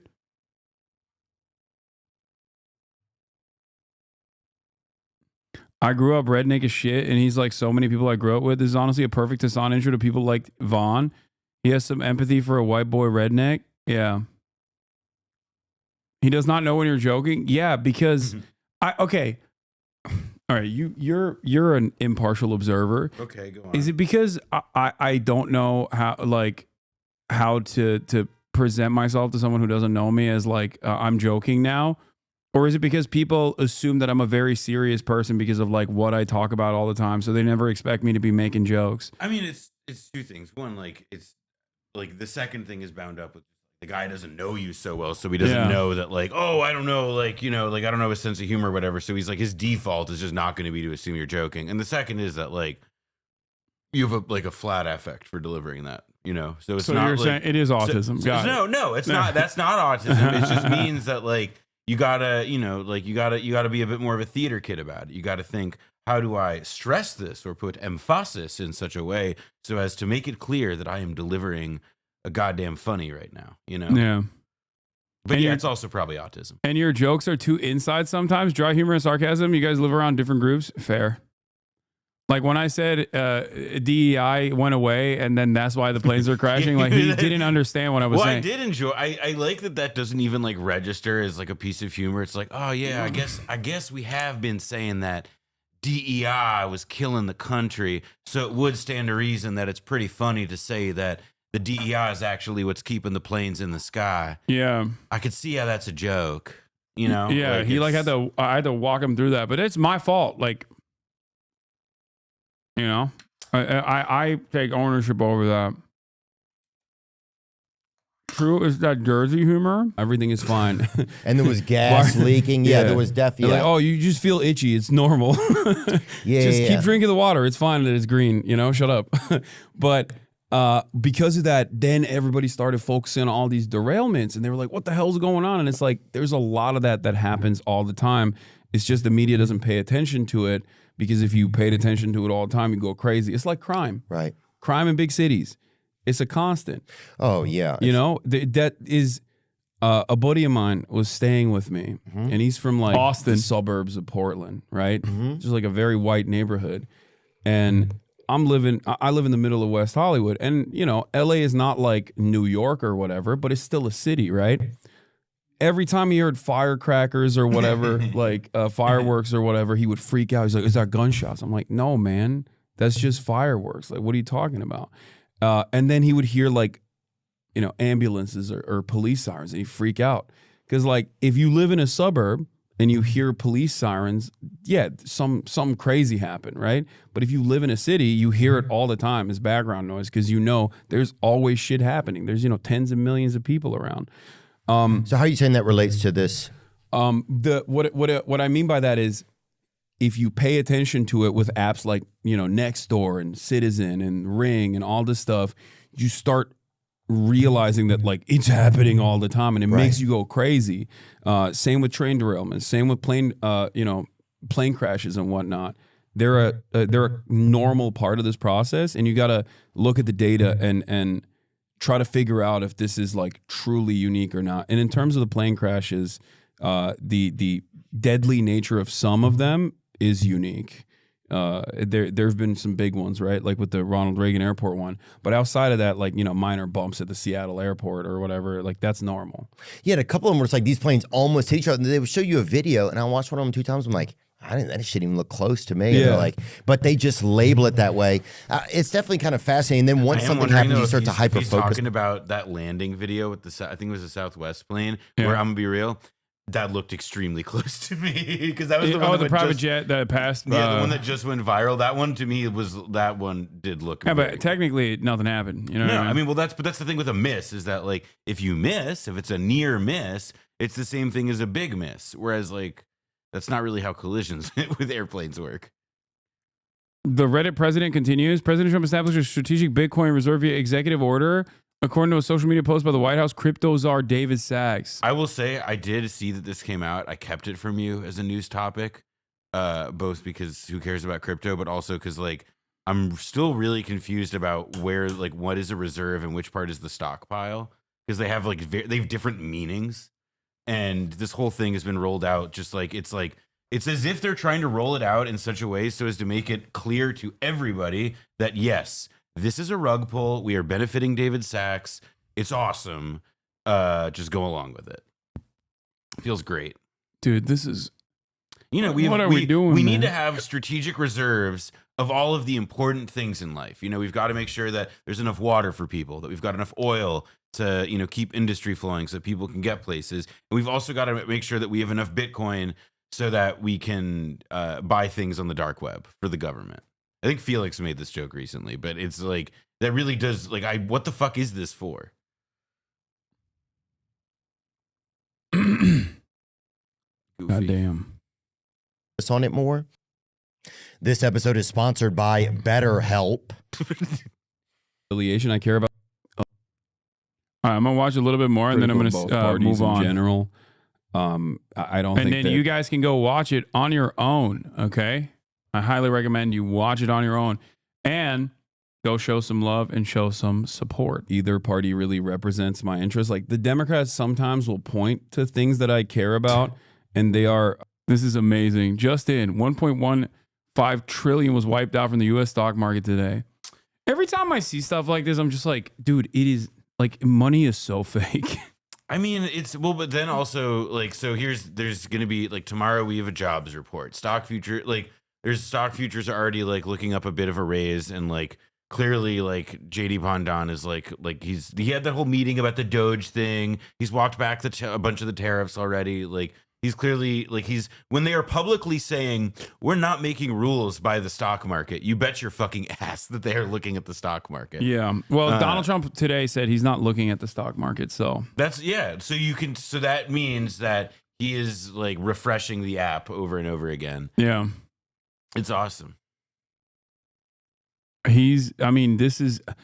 don't think a lot of you understand. This is true American prosperity. Okay, this is the real red wave. This is supposed to happen. This is actually, if you just look at the electoral map, you look at this is just normal. This is normal. Yeah, red is good. It's okay. Like China too. I thought you guys like China. They're rotating to crypto. No, the White House is hosting the first ever digital summit tomorrow. Nah, we're done, bro. We're done. We're so done. It's honestly, over. We used to build things. We used to be a country. No more. We're so fucking done. It's great. I guess a little bit closer to the way I see the world than the Republicans are, but I'm actively critical of both parties. Yeah, because I don't care. I don't care about party affiliation. I care about like doing right by people. I care about putting the interests of people over the interests of profits for corporations. Yeah, I hate it when somebody tries to label like, oh, you're MAG or you're this type of thing. It's like that. I've never wanted to be put in a box my whole life. I don't feel like there's enough parties really to represent the people. Yeah. And I think the more information you get and learn, I think a lot of people start to feel that way. Like, I don't know if this party really represents me, But then there's such conglomerates of so many different little pieces that you're like, well, I like this person in this one. I like this person on the chess team, or this rook. So they will get my vote because they have that player, right? Yeah. But yeah, I think I think as more people get more information and able to look into things more, that kind of evolves.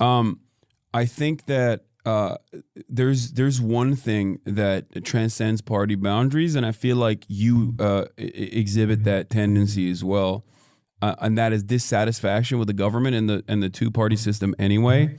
And I think Trump also captured the attention of a lot of people by making it seem like he was totally outside of this dynamic, where he was like, I'm an independent, I'm a billionaire, I'm rich, I don't give a fuck about either of these parties, vote for me.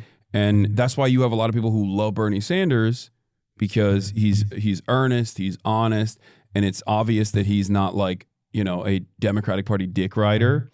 And he has a long track record of like constantly doing right by others, constantly advocating for things that like, help people, even if he doesn't have much success. That earnesty has, I think, created this unique phenomena of people that like Bernie and also Trump, people like yourself, who think, well, these guys are anti-establishment. Yeah, right? I think one thing about Trump was like, and I was like, fuck, it made you believe, because most people knew him like from rap songs, probably from being like a rich white guy, having rich guy hair, and then from being on The Apprentice, right? Yeah, which was a very, you want to know pretty something monumental how that all shaped out. You want to know something crazy about The Apprentice? It was one of the most diverse shows on network television at the time. It's true. It also as an audience, its audience was way less white than like any other show of its kind. Yeah. It's like one of the like pieces of like Trump like brand appeal is that it was primarily in the 2000s like to non-white people. Like Trump's brand rep really only began to change in like that aggressively, like in like the national consciousness in a racialized way, like when he got, like the birther shit. Because obviously New Yorkers would remember when Trump called for the Central Park exonerated to like the exonerated five to be assassinated, to be killed, exactly, on a full page ad. So not to say that Trump was pro POC or woke at any point because that's never really been his bag. But he did have he was pretty woke. I mean, Apprentice woker. pretty woke. Apprentice was pretty woke for the time. I will stand on that. Like I think he was unironically doing DEI. Like literally was. I guess. Yeah, it's one of the first shows that like prominently featured a bunch of black and brown people. In it. Bunch of gay people in it too. He was woke as hell. That motherfucker was doing DEI before anybody else. Now he switched up. You see this? He switched up. Yeah, I remember he gave Flavor Flav a job working at a ice cream shop or something one day. I remember seeing that episode. So yeah, I mean he was I just thought there was a moment where it's like, oh, anybody, because you're right, he didn't seem like a political insider. He seemed like, I think he's always been this, or notoriously it seemed like he's just been this kind of like shady real estate executive guy, which I think at a certain point, some people were like, oh, I'll take that. I'll take a ruthless business guy as our president because politics has become a ruthless business. But I think, there was a thing like, oh, anybody could be president, right? So that in a way felt a little bit like the American dream, or at least a little piece of like anybody. There was a feeling like, oh, he got it. Because nobody thought he would win. Yeah, that's true. So I think there was that comeback piece to him, right? Yeah. But then he was president for 4 years, and people were like, oh, okay, maybe this wasn't so good. And then what did the Democrats do? Who did the Democrats put forth? They put forth a cadaver who was like, no, we're going back to business as usual, baby. And Americans were so fatigued by Donald Trump, but they were just like, I don't want to pay attention to the television anymore. Like, sure, I'll vote for this guy instead. And then Brandon wins, and then everyone's like, oh my God, things are awful. Wars all over the place. Biden, you mean? Yeah, Biden. I just keep saying Brandon. I'm sorry. I'm so used to calling him Brandon. Well, people say let's go Brandon as like a Trump thing. Yeah. But then I just don't want people to get confused. Yeah, my bad. So Biden comes in, and wars everywhere, cost of living crisis, like a lot of the resentment and anger that people felt in 2016 towards Hillary Clinton because their situation wasn't so great that caused them to vote for Donald Trump, it was left unexamined. Like it was never recognized. It was never fixed, right? So when all the stuff piles on, people are resentful again. And lo and behold, they want to put that mallet. They want to bring the mallet back in to just like hammer the federal government because they're just like, we fucking hate this. We hate the way things are going. So we'll give this guy a shot again. And that's how you arrive at Trump too. And now he is doing the mallet. He's ripping over the administrative state. He's doing mass layoffs of the federal regulatory agencies. And it's crazy to me that people don't understand that like these are the same problems that have persisted that he's basically worsening by I like being the apolitical king, dude. I'm more of an apolitical kind of guy. If you guys notice, this 56 minutes of pure apolitical, no nonsense, all nuance, centrist line after line after line. I can't reach my hat. It's too far. Oh, here, hold on. Yeah, here. Yep, there it is. There we go. Yeah, a little bit of common sense politics, baby. Common sense, not so common, but around these parts is the most common. You know what I mean? All common sense, all facts, no feelings. You know what I would say, actually? What? To have a space with sense this common. Yeah. That's rare. It is so rare. Thank you for acknowledging that. Because everyone's just so woke nowadays, Everyone's always like, we should trans the president. Like that's what everyone is always saying, and I'm like, no, I don't think we should do that. They're saying they have their third eye open. Yeah, but what's it looking at? Yeah, they never say. Yeah, they never say. That's right. They don't. So I'm glad that Theo, also a political guy, had another apolitical guest on, and I just love being apolitical. It's absolutely insane that Theo is more receptive to your thoughts than the Podjons. I mean, Theo's just it's his interviewing style. Yeah. He's very, I would emphasize, I don't want to, he went to the Trump inauguration. He has some personal views of his own, et cetera, and they express themselves even in this interview at moments, but, his whole style is to be like a very generous interlocutor. Yeah. Also, I do think that a lot of liberals that have like developed their worldview around maintaining liberalism, maintaining status quo liberalism, and even if, especially if they get paid to maintain status quo liberalism, they are never going to get it. Okay. They have spent their whole lives not getting it. They spent their whole lives feeling resentment towards those who they feel a sense of closeness to in terms of ideological allegiances, tendencies, but despise them for, I think, the moral honesty that people like myself or people who are on the left demonstrate on a daily basis. Okay?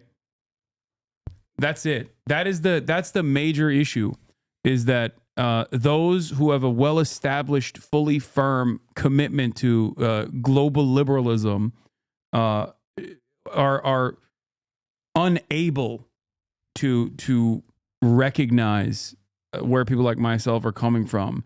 They are so desperate to hold on to it. They demonstrate ideological zealotry way harder than like fucking Jason Unruhe, okay? I don't know if that's an appropriate comparison, but you get what I'm saying. Is this the Bitcoin announcement? No, this is even funnier. I have to show you this because when I read the title of it, I couldn't believe it. But this is a classic Trump. Then don't tell me what it is because I didn't see what it was. Yeah, it's classic Trump. But this president won't let it happen. We're going to get them out. We're coming up to get you. I've authorized Elon. I said, can you get them out? Oh, it's the astronauts. Because, they've been left up there. I hope they like each other. But maybe they'll love each other. I don't know. But they've been left up there. Think of it. And I see the woman with the wild hair, good solid head of hair she's got. There's no kidding. There's no games with her hair. But, and there's a danger up there, too. They can have some failures up there. Space, that would be there's no air. Got to get them out. So I've authorized Elon. I'm sorry. That is... he rocks. That is so good. No, that's it. It is really what frustrating. Beautiful hair. Like that he can still do this. Yeah. He still gives us these. I know. He still gives us this daily bread. She plays no games with her hair. Like, that's so funny. That's so good. They like each other. Maybe they'll love each other. Oh, it's so fucking good. He's lost most of the sauce and it's just not but it comes out almost like this. Exactly. It's like you would be lying if you just denied that it's like still there. Yeah, this is like Brandon can't do this. Let's be real. No. He had like one listen fat moment and then that was it. It was all downhill from there on. Yeah. A week ago, I said, we have two people up there that Biden and Kamala left up there. And he knows it very well. I said, are you equipped to get him? He said, yeah, he's got a Starship. And they're preparing it right now. And so Elon is going to go up and, but this. What a crossover. Oh, Kyson had defended LeBron. You when it comes. Yeah. Oh, hell yeah. He's got some correct takes on here. I'm not LeBron James. You start hating. That's how I feel. Because I feel like you more of an older generation type of dude. You like Michael Jordan, cool. But listen, every time when there's a debate going on with you and with Michael Jordan and LeBron James, you always got something to say about LBJ. And I'm here to say, bro, LeBron's better than Jordan. I said it. I said it, bro. I said it, bro. Man, something wrong with you. Something wrong with you right now. First of all, he had nothing. He started stuttering, dude. You right now. Bro, First of all, don't you even think about it. Don't you even think about coming on this show with that guy. Don't you do it. Michael Jordan ain't never had 50,000 points.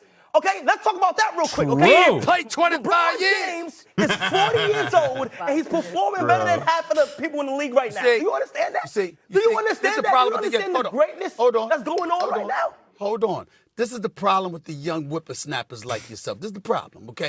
I feel like this is like what America's about, like in a good way. Yeah. Like this is apple pie. This is like, celebrating the bicentennial. Watching Kai Cenat and Stephen A argue about like LeBron and Michael Jordan like gives me the feeling that like normalcy is still achievable. We just have to like work for that better world. In the sea of all of the madness that we cover here. Exactly. You know, this is what things look like when they are as they should be. Like, you know, we feel like we live in a world today that's like too just off. Like it's not really the world we wanted. It's not the one we got. But then sometimes these things happen that are like reminders that actually reality could have worked out. You know, it could have been kind of normal. And this to me is the kind of content we would have gotten in that world. Look at this fucking 45-year-old man in the chat. Yeah, man, Ben Wallace. Yeah, LeBron would have quit the NBA. LeBron James is like waking up at night at age 40 because he didn't get to play against Ben Wallace. Yeah. Ooh. He would have quit the NBA if he played against the bad boy Pistons. Also, by the way, like if I'm not, like, I mean, look, maybe my math is wrong, maybe my years are wrong, maybe I don't know ball well enough, but I'm reasonably certain that like the bad boy Pistons were in like LeBron's first 2 or 3 years. Yeah, he literally played against grown ass men as an 18-year-old and defeated them, and also now is a grown ass man himself and is now defeating the 18-year-old. Where's in Bad Boy? Oh shit, I'm misremembering the mid 2000s. Ignore it. I don't know ball. You came in so hot though. I did. You came in. I thought because I associate like I meant the 80s Piston, not the Wallace years. Yeah. See. I was assuming that he was talking about the things in our back in my day, NBA had contact. It's not some pansy bullshit. Brutal. Meanwhile, you look at the fucking 80s and the 90s NBA, they can't even drive left. Like, I am old. Oh man. Okay. You don't understand. Yeah. Tell me more about how they let the NBA players carry nowadays, and that's why. Yeah, I was like wondering. I was like thinking, like, damn, that does seem weird to claim that LeBron didn't play against the mid 2000s, but whatever. That's on me. Yeah. They didn't shoot 3-pointers. They ruined the game.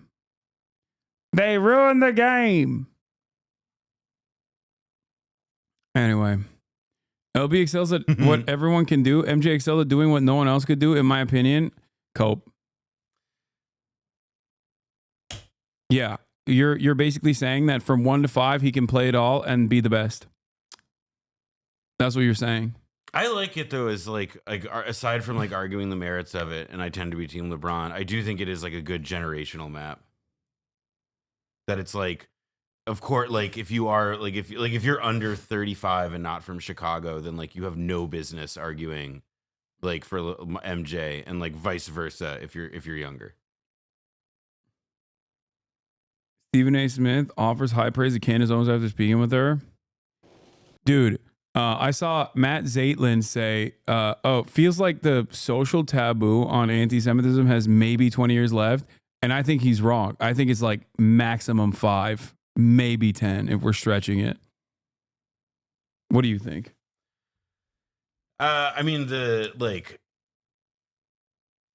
I don't know. It's hard, man, because like woke is not dead, to be fair. And it's like, which is why like 20 is actually like a plausible thing to consider, because like that's a question of like right direction or on track about the country. Like, will things continue to degrade such that like all of the things that we have done to evolve from being an anti-Semitic country, because like every country used to be anti-Semitic pretty much, like will that regress? None as anti-Semitic as the Arab nations, of course. Yeah.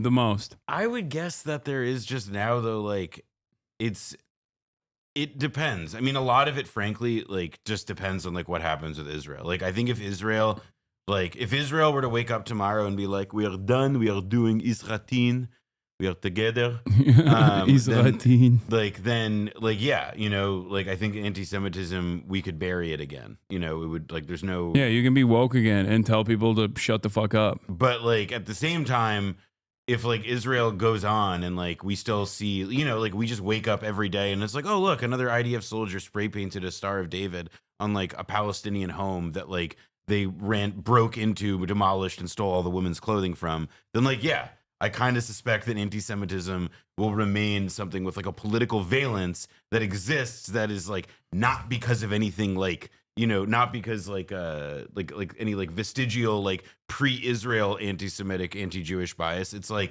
anti-Semitism will like thrive and endure fucking because like we let Israel like define what it meant to be Jewish. Yeah. Or at least, you know, appear to, because obviously they don't get to. Let's see. This is part of the reason why I said that it's kind of already here, because like, I mean, I think that there was certainly a level of like, oh, you can't say this in the last decade that has just completely perished. and not in the good direction, not even in the direction of like being critical of Israel, but also like the bottom has fallen off a little bit of this entire dynamic that was in place, where like someone with Candace Owens's perspective getting prominent media placements is crazy. Like that's really, I mean, but this goes though to like this reality we're in now, where it's like, oh, do you have clout? Do you have a big audience? Well, then you must be somebody we have to engage with. We have to contend I guess I with take now. advantage of that too, though. Yeah, but the difference is that you're not fucking Candace Owens. And you're no, not I know. talking, I'm saying that, like, but you know, that's the good side of it, where like someone with my perspective that also would never be heard in mainstream outlets, with the exception of like maybe, you know, going on Democracy Now! And shit, can now be talked about on CNN. I mean, I just don't. I think that that's kind of true, but because I also think though that like a lot of this is not like, there used to be pretty left-wing people in public life.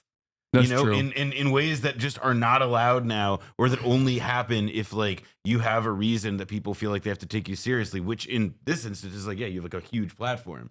And like in the logic is perhaps a bit similar, but like this is like it used to not be like, I'm not saying everything was perfect or anything like that, but you know, it's just, you can't, like, people like Candace Owens used to not be allowed in the door. Like Republicans used to say about people like Candace Owens, and obviously not because she's a black woman, but because she's a fucking anti-Semitic psycho, that people like that would like destroy the Republican Party. You know, like that's like that's like, and now they're like, no, these people are awesome. Yeah, they're like, these people are entertainers. They're the ones that like, you know, they're like, they also view it as like anything that they view as like being capable of like perpetrating like right-wing hegemony, then like they're with it. They don't get like the content of it, the actual form of it, and like or whatever, like the values of it, like be damned. Yeah, I mean, there's the outrage machine factor as well. Wait, Bradley's in here. What'd he say? Bradley Martin, message too repetitive. Warning. No, it's not Bradley. It's not actually Bradley Martin. It's Bradley T. Martin, who is a random Bradley Martin. Why is Stephen A. Smith taking all this heat? Anti-Semitism detour from LeBron. I thought it was my Bradley. Here, I'll unban you. You were spamming. Fossabot auto-timed you out. What I was gonna say, the other side of this is also like Republicans now actively coming out in support of like a Derek Chauvin pardon from Donald Trump. Like Ben Shapiro is supposed to be the normal Republican. All right, but this is a great example, though. I forget if I didn't say this on your stream, but I had this conversation with somebody recently, which is that like Ben Shapiro is doing the Derek Chauvin thing because if I'm not mistaken, he was among the first right-wing people to criticize him and to say that it wasn't proper and so on. So if anything, what Ben Shapiro is doing with Derek Chauvin by being the first one to demand that he get a pardon is to like clear up his SEO problem, which shows that if you Google Derek Chauvin Ben Shapiro, up until he demanded this pardon, it would have come up to say, this guy has issues. Yeah, Matt Walsh too. I fucking hate, by the way, I hate looking at a fucking yarmulke on his head when he's about to just be like, we need to let a murderer who kills black. Like we need, like it's just so. Yeah, you're actually, that's a really good point, because I was gonna bring that up as well as a transition away from that, but I think you're right. It is more nefarious than that. It's more, it's weirdly enough more cynical than that. Because I thought this is more so about a change in attitude amongst like Republicans, where initially they were also like, yeah, this is not us. they're like, oh, this is horrifying. This is not us. When the George Floyd murder happened. And then since then, by the way, also 57,000 views for this video. God damn, what a fucking fall off. Must be studied. Asmongold on top. Holy moly. That is pretty crazy. Like this, is there any reason? Is there any? And he has like 7. Dog, this would have dominated the fucking news cycle for like a week in 2017, 2018, if a similar situation had taken place. But this is where, like I said, this is all like, this is again the content of this. Like we know Ben Shapiro used to have literally the opposite position on this thing, but he's got a problem, which is that the Daily Wire does not have street cred on the right, in the far right, and like the right, in the way that he needs it to. So that, you know, I mean. Like it's like, it's crazy. I can't believe I'm saying this, but I do believe it, and I think it's true. This is cynical even for Ben Shapiro. This dude is out of his mind. Not only is he rotting in prison, he was recently stabbed like 30 times and lived in critical condition. Pardoning him won't help with the state in prison sentence of 22 years. That is also That's true. the other side of it, yeah. Yes. Trump can only offer a federal pardon. Derek Chauvin probably wants to stay in federal prison. He doesn't want to go to fucking state prison, okay? Like, you don't want that. You don't want that smoke. So it is crazy how much he's fallen off, but I think part of that is because of the regressive nature of like political commentary as well. I think people on the right especially are more desperate for, like, they have more appetite for someone who just goes, yeah, that's based, than someone like Ben Shapiro who will at least entertain an argument, who will try to craft an intelligent argument, even if he's not intelligent. I mean, I'd also say another thing, though, which is that like Ben Shapiro is a character from like a slightly different era of like what it meant to be a conservative. Yeah, pundit, no, he's where he's done. like responsive to the mainstream, and so Yeah. like it's not like I think and I'm just thinking of like the most recent Chapo where they had Julian Field on from QAnon Anonymous, and he like makes this point that they have, you know, the podcast is like this thesis about Q is like this movement that's like a collectively generated like autofiction project, like they're writing reality for themselves as they make it. And like I think that's the quality of it's a quality of like the right that Shapiro may not necessarily get to be a part of because he's a JOO, but also because like he comes from this generation. He's also of like, too nerdy. Like the right has no use for like the boy genius archetype anymore. Like I think it's over.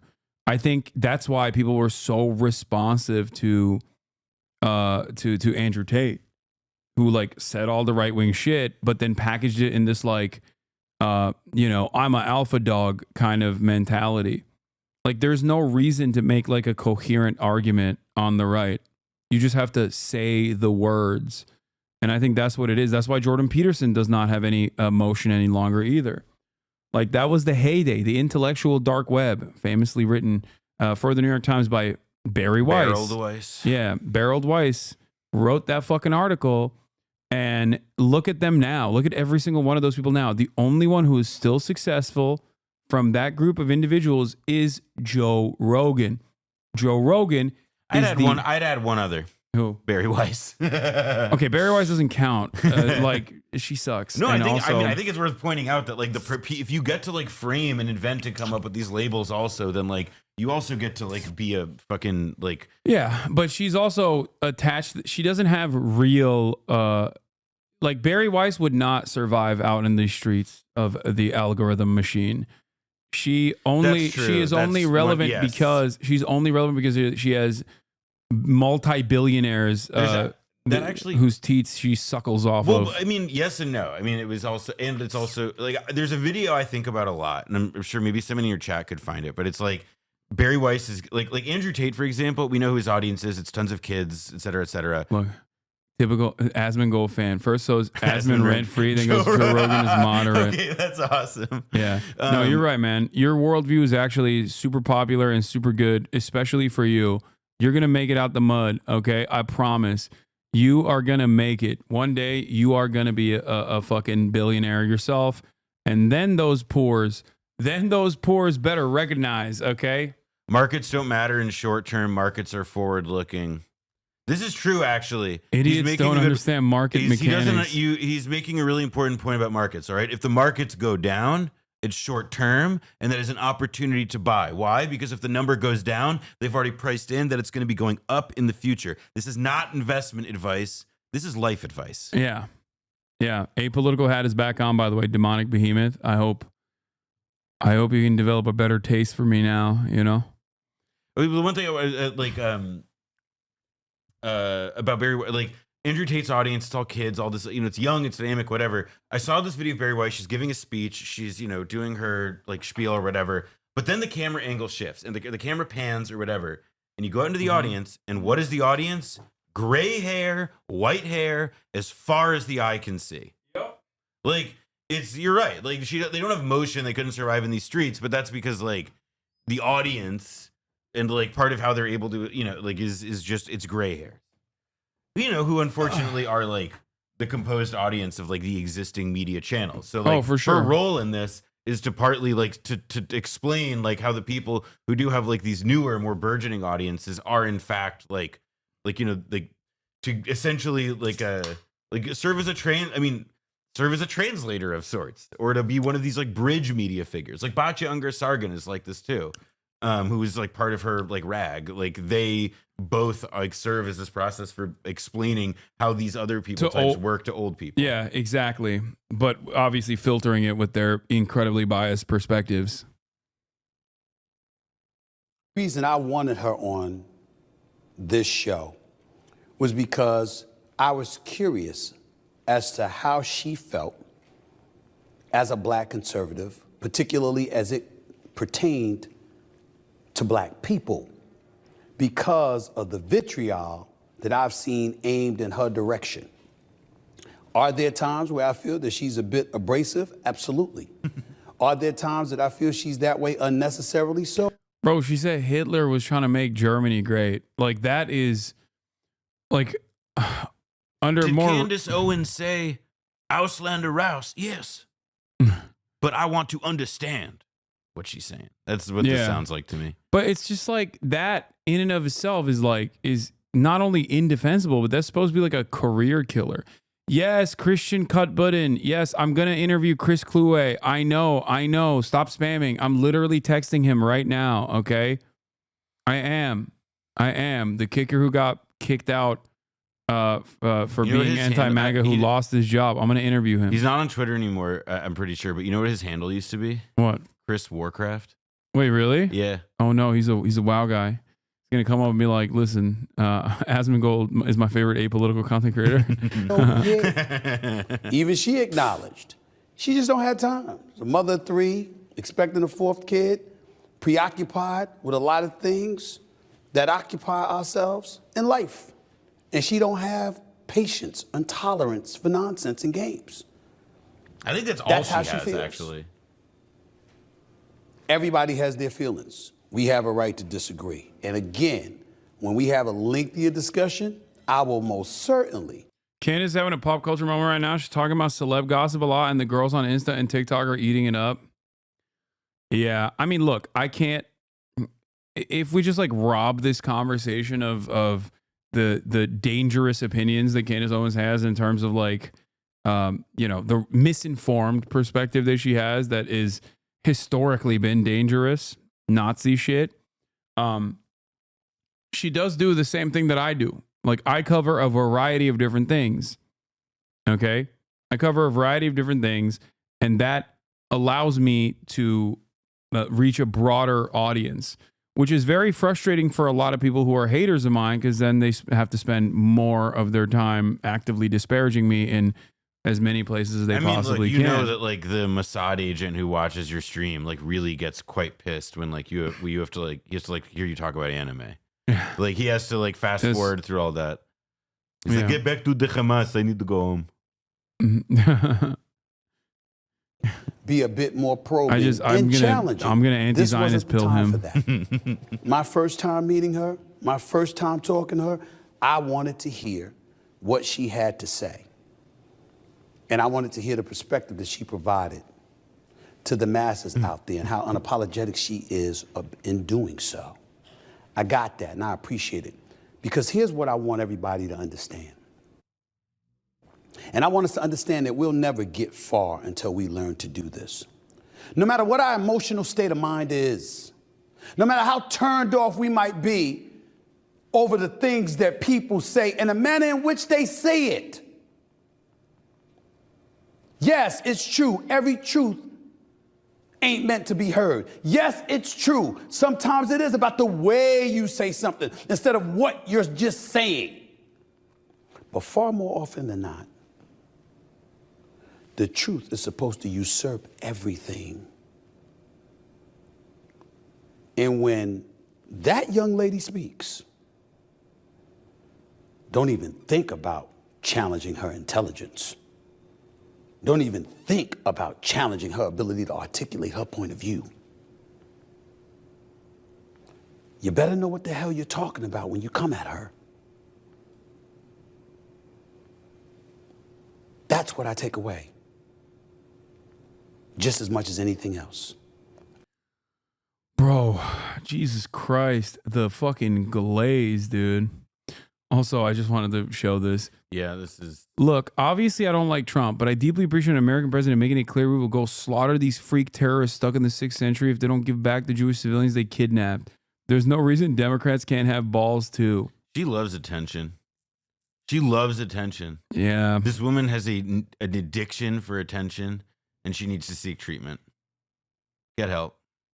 The Dems hate Trump more than they love their country. I do not hate my country. I don't think this person was talking to you, Brianna. Well, again, she's like, she needs attention. There are treatment facilities for this. There are programs you can pursue. There are solutions to your problem out there. Please, Brianna, for all of us, that we don't have to see every your other shit week. anymore. Every other week, Please she keeps saying, get help. Every other week, she's like, "This is my final line. If the Democrats do this, I'm gonna quit my job working for them." And I'm like, "What do you do? Nobody knows what you do. You're just a dumbass who chirps on Twitter. That's literally all you. I do that too. You know, I just don't get it." Well, she has a few other things on her resume, mainly like failed candidate. Yeah. I mean, that's one of the other things is like, I appreciate like when people from the internet are like, I'm going to put my, digital clout to good use and run in the real world. And then it's like, it never works. Yeah. Will Stansel. Yeah. My good friend, Will Stansel. No. What is this? Please watch this clip. No, I don't care.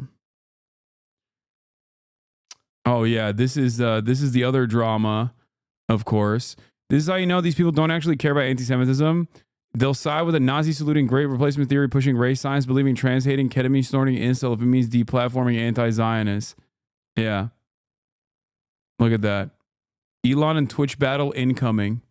That's right. Elon Musk is a little bit closer to what's going on. Elon Musk is paying attention to what's going on, the drama specifically. Elon Musk acknowledges the ongoing moderation issues at Twitch, which I think is weird and it makes me uncomfortable. I mean, I'll say this, like Elon Musk like acknowledges a lot, like he posts and consumes so much media that I've like lost some track of what actually he gives a shit about. It was nice knowing you. Nah, he's too busy saving the country, man. Don't worry. Yeah, his son Piker, yeah, he's doing. We actually came up with an algorithm. Yeah, to look at his son. Yeah, it's called Pike. God, I hate these like quote unquote apolitical fucking accounts like Fearbuck and shit that always do like right wing. They always do like right wing shit.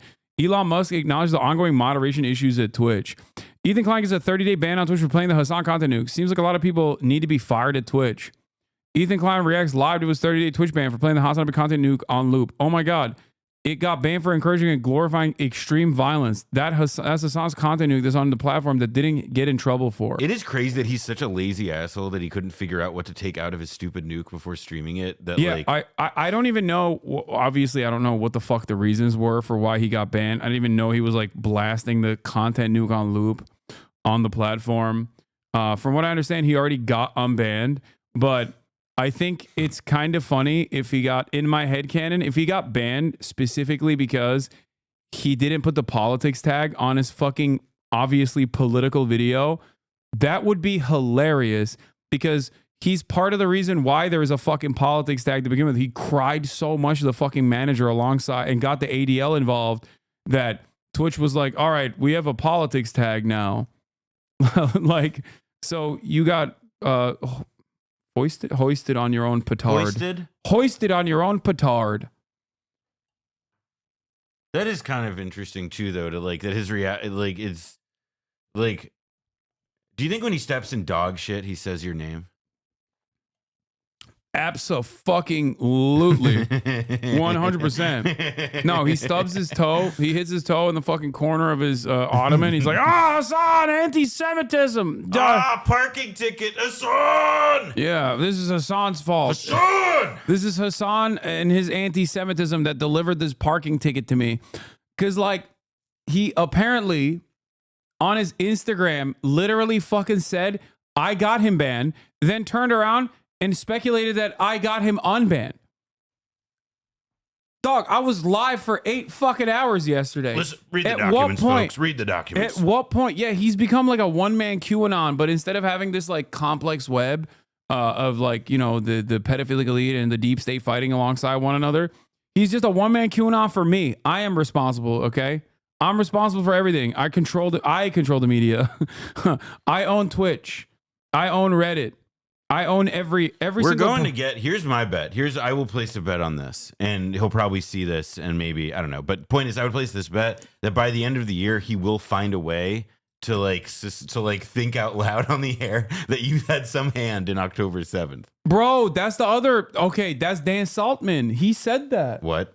Yeah, he literally fucking said that. Funny. He actually fucking said that, bro. Oh, this is a flower stem. It's not a stick. Get over yourself. Thank you. That's ChatGPT. Would it be fair to call kelps the trees of the sea? That's not yes. That is yes. That is a ridiculous. It's fair to call kelps the tree of the sea. That's a Hasan question. What? What is it? Is it a tree? Not is it the tree? Like, he uses my name as a pejorative. Like, that is fucking insane, dude.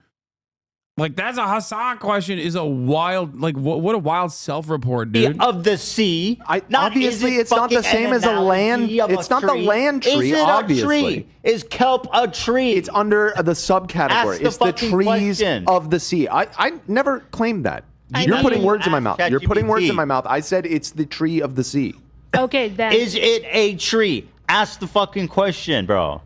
Jesus. Is tuna a bird just because tuna is the chicken of the sea? Thank you, Galia. Is tuna does tuna fly, Dan? No. Exactly. No. Does birds live in the ocean? Let's ask that. Birds live in the ocean. That's ridiculous. Where are they gonna land? Where are they gonna sleep if they live in the ocetion? Where they sleep, Dan, if they live in the ocean, you fucking idiot. I saw this. I thought it was a cool stick. I don't know. Yeah, It doesn't need to go any further. You got real quiet when you asked ChatGPT if it's kelp a stick. Yeah. What? If kelp a stick? I asked if it was a tree. Thin piece of wood that has fallen or been cut from a tree. What, are they arguing about trees and shit? Thank you so much for that fat motherfucking dono, dude. Boy. Appreciate that. Dan, let's just move on. You're derail. It's not a stick, okay? Yeah, that's fine. That's fine. I'm. Well, just apologize and we can move on. I'm not going to apologize for shit. Bad faith. I still think that's a cool stick. You are I'll never arguing back like down on Hasan. that. You realize that, right? What's You're the weird. What is He went back to the Hasan thing. Like, he just. But like, why is the stick not a stick or something? I don't know. I don't care. I don't understand what happens in this show. Every time I see it, it's probably because like people that are clipping it to are most likely clipping it to be like, oh, Ethan talks about you every day. And that's probably what it is. I don't want to believe that this man literally talks about me on every episode, but unironically, his friend, producer, whatever, is objectively correct. It's a cool looking stick. Yeah, I don't know why he got so mad here. Don, you realize that, right? Like if my dog brought me that stick, I would be amazed. Yeah. For bringing it there. No, because you're like, You're weird for bringing it there. No, because you're like, is kelp the tree of the sea? And it's like, we know that's not the question. That's what when Hasan goes, he does this. How does he do this? Do you know how he does this, Galia? Who is Galia? What is happening? I just think it's really inappropriate. Oh, he goes like I think it's really inappropriate to bring Hasan and compare him to Dan. Well, that's Dan's Those fault. are not comparable. Like because he was doing it. No, not in. You see, it's because you're very bad, and you're actually very cringe and wrong, and their friend is light and fine. It's not fair. You see, that's the joke she's making. No, I got it. I wasn't sure. I thought I might have to break it down. It's really sophisticated shit. Bro, I don't know what to say, man. I'm like, what the fuck? This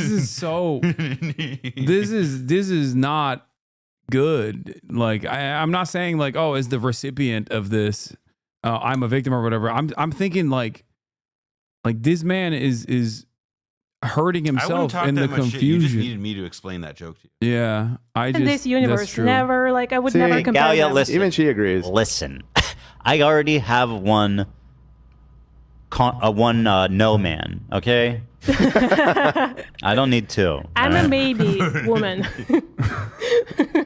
Where's my yes man? The AB's gone, and Zach, you don't really talk. You don't really speak up for me anymore. You're not really my yes man at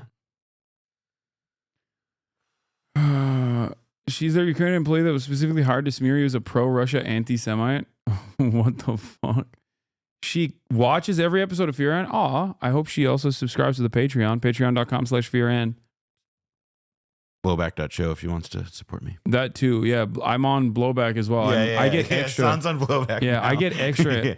I get extra anti-Semitic on Blowback. That's where actually he does his super secret special behind the locked door vault. Anti-Semitism. It's actually why you've been Ethan. You've been missing it the whole time.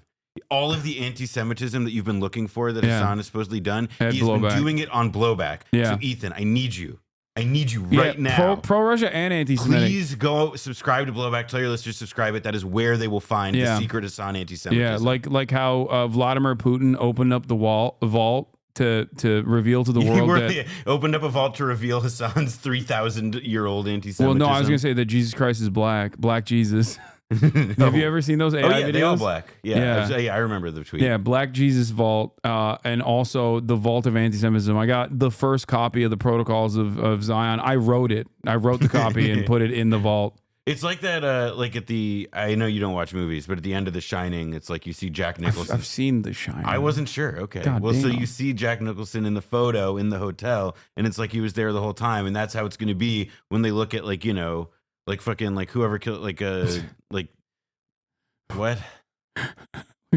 Oh my God. 99% sure. 99.9% sure. Like, I'm glad. I'm glad. That point one. It's 0.01. All right. No, it's 0.1. But I want to, like oh, Ethan, yeah, 0.1. Yeah, you you're might right. need to watch out for that 0.1. Yeah. You might have an issue with that 0.1. I'm just letting you know. Yeah, no, he's like, bro, how the fuck do people look at that, read that, and go, yep, that's mentally sound. This is a man who's definitely not in desperate need of medical attention. What if there was like a camera that was just like watching everything you were doing for the last, like, I don't know, 7 hours? Yeah. If only there was something like that. If only I was live in front of a camera or something in real time. Yeah. Because they look cartoonishly evil and dumb, the appeal was denied, stating that a member of the team had thoroughly reviewed it. So which is it? 24/7 content nuke resumes tomorrow. Like, I think one of the funniest parts about this is that this dude literally thinks I'm afraid of the content nuke. Like, he just has to keep telling his audience that, like, I'm terrified of watching it's it. Because what we can't say is that it's like his like Hassan's portrait of Dorian Gray. Like, if he looks at the content nuke, he immediately dies.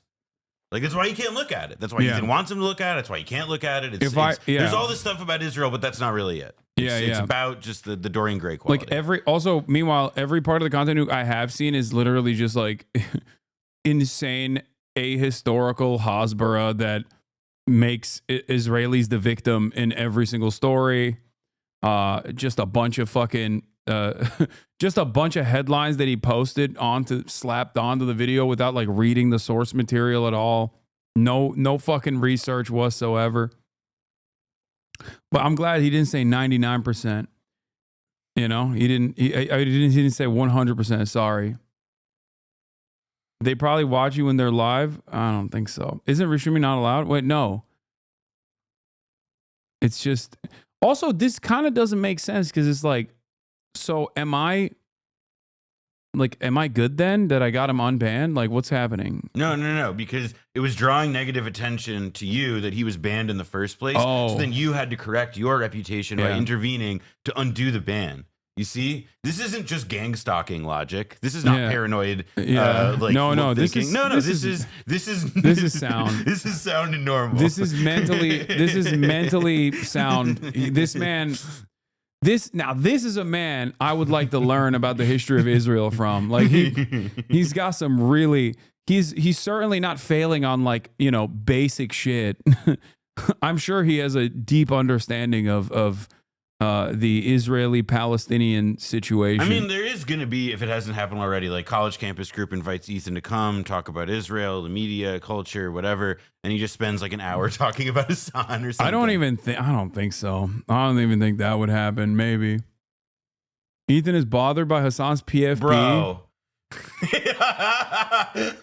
Bro, what the fuck? What the fuck is this?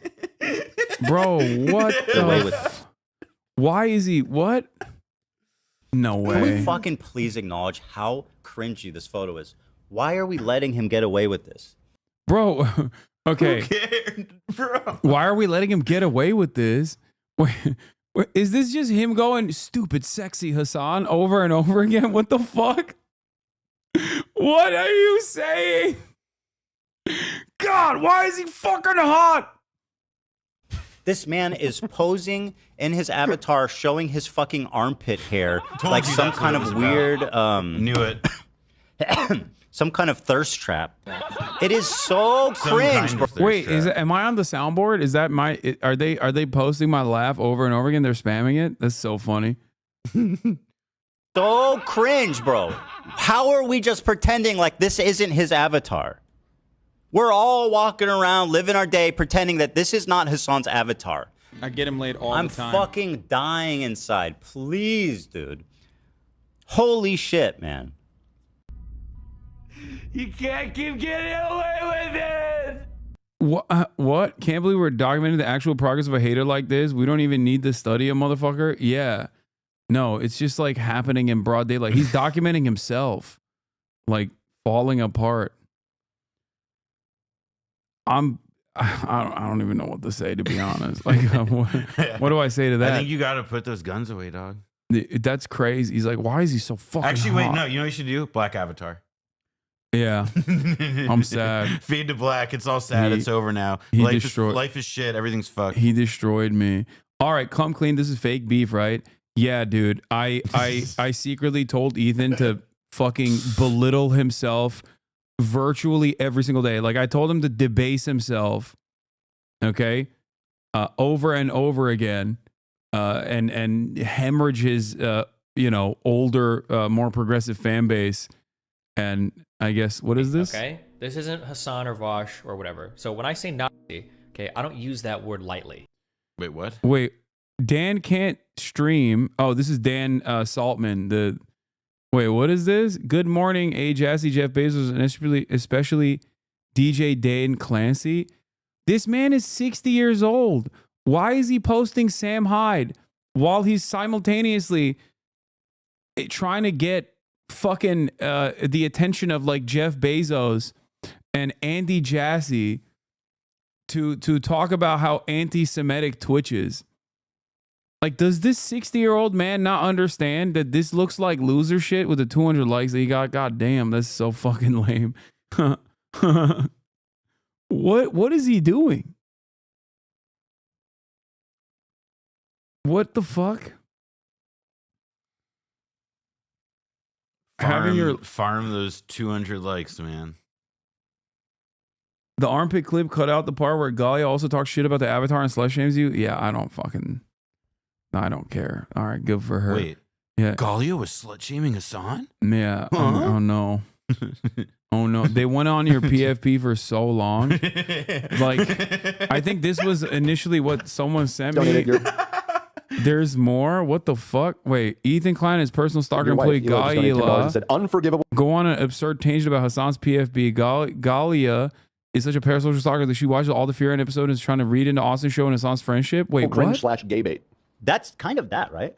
Donated your wife, Hila, just donated $10 and said unforgivable cringe /gay bait. That's kind of that, right? It's gay Why bait. people always yell at me for all this shit? Like, is that not? I don't know. I mean, they're probably. I don't think anybody yells at Ethan for gay baiting. What? Or you. I mean, I think is what he's saying about your avatar. That's what Hila was saying. Yeah, no, I think the gays love the avatar. I was about to say, I'm not really sure that the gays are like Hasan antagonists. Yeah. Also, I am an enemy of the LGBT community. Okay, I am not an ally. I am a foe. Put the hat on. Put the hat on. I mean, no, I don't want them to. I don't want people to take it seriously. Goddamn. I'm a foe. I'm a fucking foe, dude. What is this? This is a lot of girls who like armpits as well. I don't know. Yeah, Maybe it some doesn't have to community. be just. Yeah. But Austin was calling him out for specifically baiting gay people. Thank you. That is, it is. Austin was calling me out for baiting gay people. Oh my God. What are they? Yeah, as a joke, man. I don't know if you guys know this, but you can be friends with people. Like the only people that are surrounding you don't have to be people you fucking pay. I will say, I think the concept of friendship is being stretched out over there to the max. What the fuck? Man. And nobody cares. He can do whatever the fuck he wants. I get yelled at when I don't gay bait for doing like, I forget what I did, but something like way less serious than this. When'd you gay bait? Yeah, I don't think has anyone ever accused him of gay baiting? What? I think, I'm going to be honest, you have to be somebody that like gay dudes are hella into to gay bait. Yeah. And gay dudes are not really hella into me. They are into you. I don't know if they're that into Ethan. We could ask. We could ask someone. No, I don't know. Consult an expert. I mean, don't say that. He's going to do a tangent about how you're a token and anti-Semitic for saying that. What? No. He's gonna.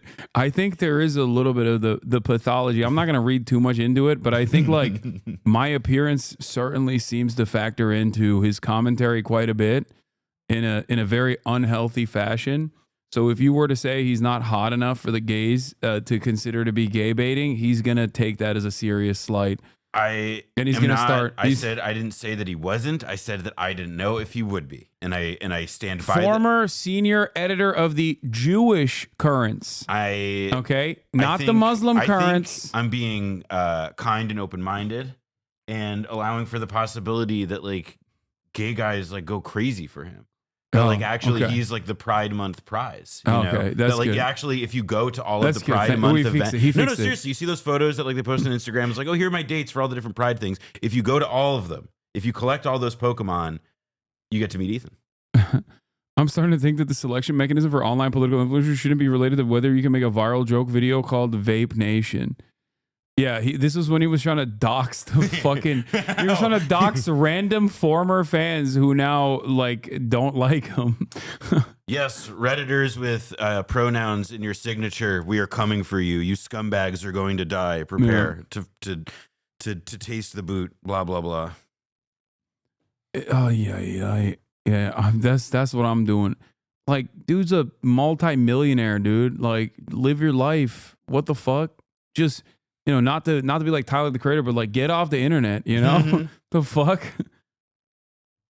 I don't know. Do you remember you do say that you're 15% gay? That's not. But maybe that's not. That's not enough that's to just sleep true. with a guy. Listen, guys. You don't fact, listen, guys. 10% gay. You got 15%. Whoa.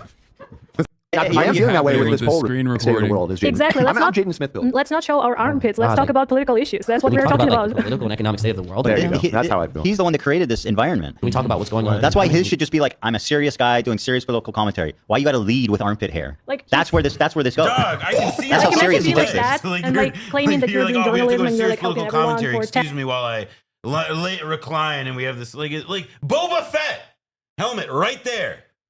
Like it's. I'm so confused. Pot, kettle, black. God damn, man. I'm not like. I don't understand. What is the logic here? Like, I know about is he blind? Does he not see that he's in a glass house throwing these stones up? I don't think he thinks he's a serious political commentator, but then again, I don't know. Because apparently he got mad when I said he's a comedian. Get back to doing comedy, chop chop. 10 years advocating for Palestine, like this, for a year on your profile pic. No. Well, I have been quite successfully, as a matter of fact. But thank you for the constructive feedback. It's just green. Thank you, girl. I see you and I hear you. She calls you a hot tub streamer for politique. Okay, I'm good. We don't have to do any more of this. These fucking people are. It's just like this kind of shit like freaks me out, dude. It's like. I don't want this level of attention. I like how that freaks you out, and then it's like, yeah, that freaks me out as it like is opening on like Andrew Tate explaining how actually we've learned the wrong lessons about World War II. Yeah, I mean this easy mode. This is easy mode. Your rage take on the no jumper thing They talk about George Floyd more than black people. Goddamn. Elon Musk suggests Donald Trump think about pardoning George Floyd. I mean, that's a really good take, but that is how it is. Yeah.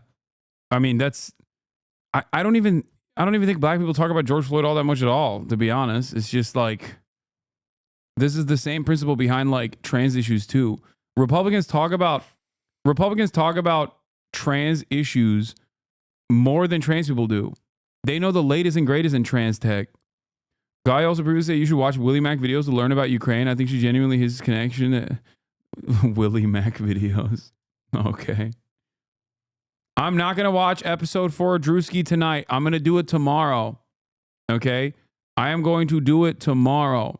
Instead, there's 2 things I wanted to watch, and they actually are close to one another.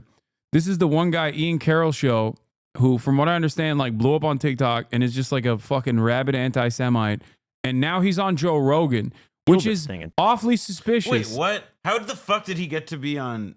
Yeah, no, it's just weird, man. This guy, okay, the most sus man. Yeah, Ian Carroll says, Ian McPlant Carroll. Yeah, Ian Carroll says he suspects Miriam Adelson and Donald Trump are kind of in a coup against Netanyahu right now. Yeah, man. Like he's like pro-Trump. You're a fucking genius. You are a Mensa level mind working. Yeah, he's pro-Trump. Well, you know, why don't you focus on what Miriam Adelson is actually ruining right now? Okay, which is the Dallas Mavericks. That's true. Focus on what's important. But that's like short-term thinking. She's doing that so she can move the team. I know. AlexJones.com. He was on InfoWars as well, for what it's worth. I dipped out of following him after that. Yeah, he's one of those guys that I think like started with like some anti-Zionist takes, and then like very quickly revealed his cards and was yeah, actually it's the Jews. Well, and like he also has a habit. I mean, like the way I see, like I've never watched watched his content, but I see constantly on Twitter people like pointing out like how, I mean, he steals and takes things out of context from other sources that are maybe more legit. And then he also is, again, like it's all very suspiciously like why don't you hate the JOOs a bit more? Huh? Yeah. Which is weird, though, because on the one hand, he's anti-Semitic. On the other hand, he's pro-Donald Trump. And here is him trying to maintain an anti-Israel and anti-Semitic position, but a pro-Trump position at the same time. Now, that's really interesting. He's basically noticer shit personified. Yeah, but you ain't noticing anything. That's the thing. These guys are so fucking stupid. Like, they literally have to maintain this like right-wing MAGA attitude while simultaneously being like, I'm noticing the Jews are prominently in positions of power and in the media.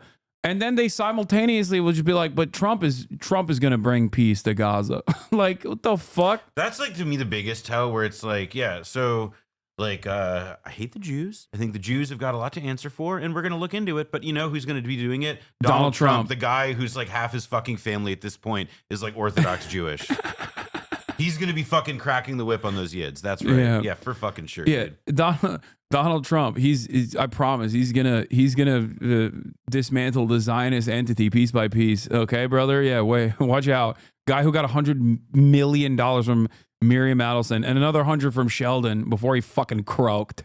I also do not enjoy how much I feel like he is like the vague Nick Mullen resemblance here is really displeasing me. It is weird. Talk about it. And most people in the general public aren't even aware that the Israeli people were protesting against Netanyahu before October 6th. Yeah, he's about to get kicked out. Hundreds of thousands of people in the streets, and that it had been going on for a long time. 100%. Yeah. I suspect, I'm hoping I'm not blowing the lid on. He has the worst fucking voice cadence of bingo. So, yes, bingo, that's right. So you're seeing it's so funny. He's gonna say something, and then like all the other Nazis are gonna start calling him a Jew. That's the infighting. Yeah, no, they love doing that to each other. I love the Nazi infighting. It's so funny. Well, wait, you saw the one girl, the blonde girl who like said the N-word or whatever? Yeah. And then they were like, "You're Jewish and you have a black husband or something. Like you have a black partner. What the hell? Like the Jews have taken over this space as well." Well, they also like I mean, it's also obviously not just like Jews specifically, but that guy whose real name was like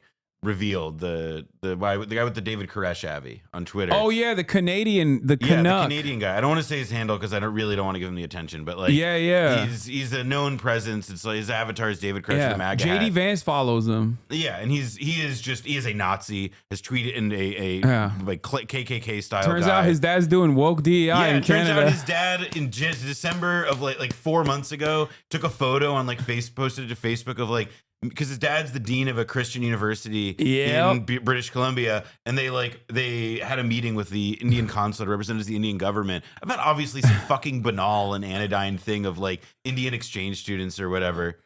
What's wrong with being a Nazi? No. That's you read it wrong. It says what's wrong being a Nazi. Yeah. What wrong being a Nazi? Yeah. Where's sun go? There's a Where's sun go at night? There's a period in there. Why moon go down day? What's wrong? What's wrong being Nazi? Being a Nazi is wrong. That's what he's saying. That's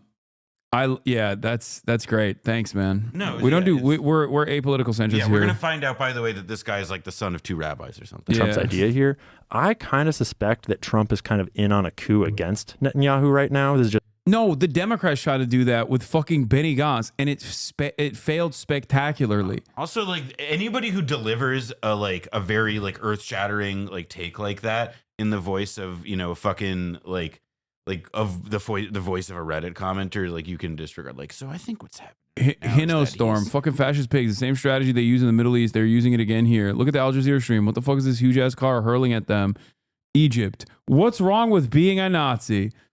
This guy went from fucking calling Israel correctly fascist to being like, what's wrong with being a fascist? I don't understand. There's just nothing wrong with it. Okay, thanks, chatter. Life comes at you fast. Well, I think you understand what's wrong with being a fucking Nazi, dumbass. You have to ask. Like if that's actually one of the questions where like I don't think in 2025 you can ask that question and expect it to be taken in good faith, because I think everybody knows what's wrong, or at least what's controversial about it. Also, while simultaneously being anti-Israel, it's the same reason why it's wrong, you fucking moron. Like it's the same exact reason. Okay, the reason why it's wrong to be pro-Israel is identical to the reasons as to why it's wrong to be fucking a Nazi. Your chat's convinced it was a yoke. Maybe. Just my theory, based upon the way he talked about like occupying Gaza and the way he's friends with Jared Kushner and the way he's friends with the Adelsons. I suspect that these powerful Jews, like the Adelson type people, are starting to realize that Netanyahu Sorry, what did you just say? Powerful Jews? He's noticing.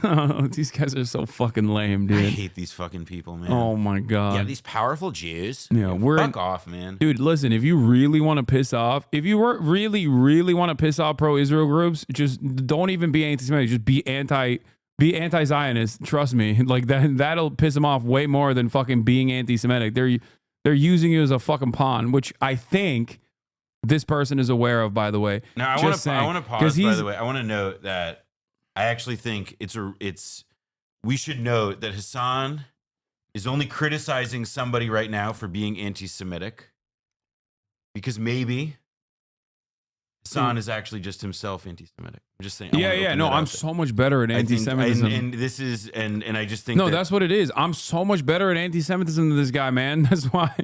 Yeah, you got. That's what pisses me off. Yeah, you have to give him pointers. I'm the master at it. You know what I mean? And it frustrates me to see these fucking amateurs, going on the Joe Rogan Experience and just being novices at being anti-Semitic. Okay, maybe I'm not number one. I'm number two. Candace Owens is number one. Kind of sinking this ship, and he's kind of fucked it all up, and it's not going well for Israel in the public conversation. Like I can ratio just about anyone I want on Twitter over the. Oh God! I'm so fucking sick, Joe. Joe Rogan. I can ratio just about anybody I want on Twitter. That's how people like pretend that like rose emojis talk, when it's just guys like this who talk that way. Bro, Joe Rogan, you occupy one of the fucking most prominent platforms online, and you're giving 2 hours to a guy who said, I can ratio just about anybody I want. Like, oh.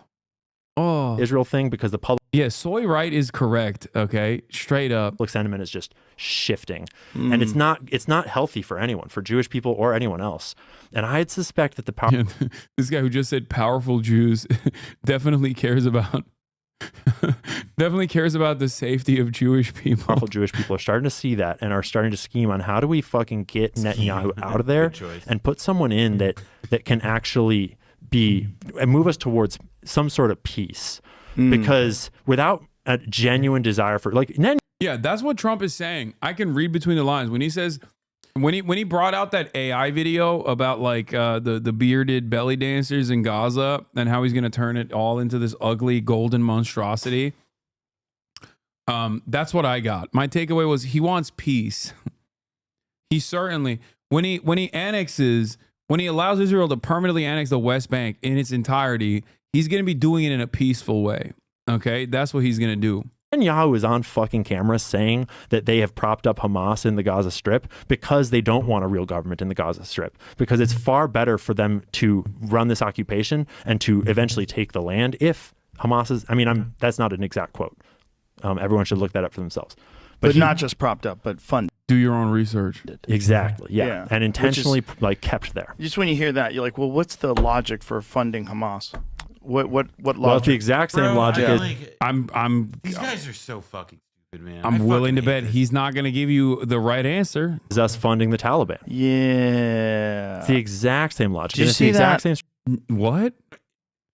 I mean, I want to ask him who funds the Taliban, who funded the Taliban. He's going to say the Jews. Yeah, he'll say, Israel. Oh, yeah. He'll give every answer but Pakistan. Yeah, but also it's like, no, chat. He's not close. He's just a fucking dumbass. He's just trying stupid. He's just trying to do. Really stupid. He's a dumbass who's trying to do the strategies.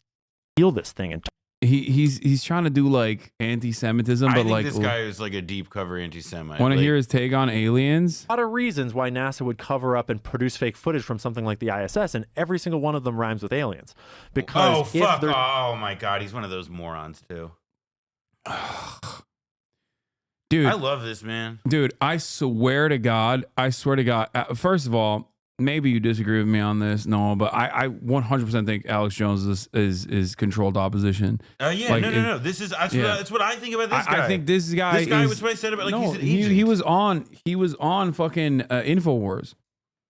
Like, I'm sorry, dude. Alex Jones went from shitting on George W. Bush and saying that like Americans did 9/11, okay, and constantly railing against the surveillance state, while simultaneously talking about aliens and psychic pedophile vampires or whatever, to basically put a couple, crumbs of truth in terms of his commentary and then surround it, sandwich it, like package it with like insane shit in an effort to make it seem like only insane people have these positions.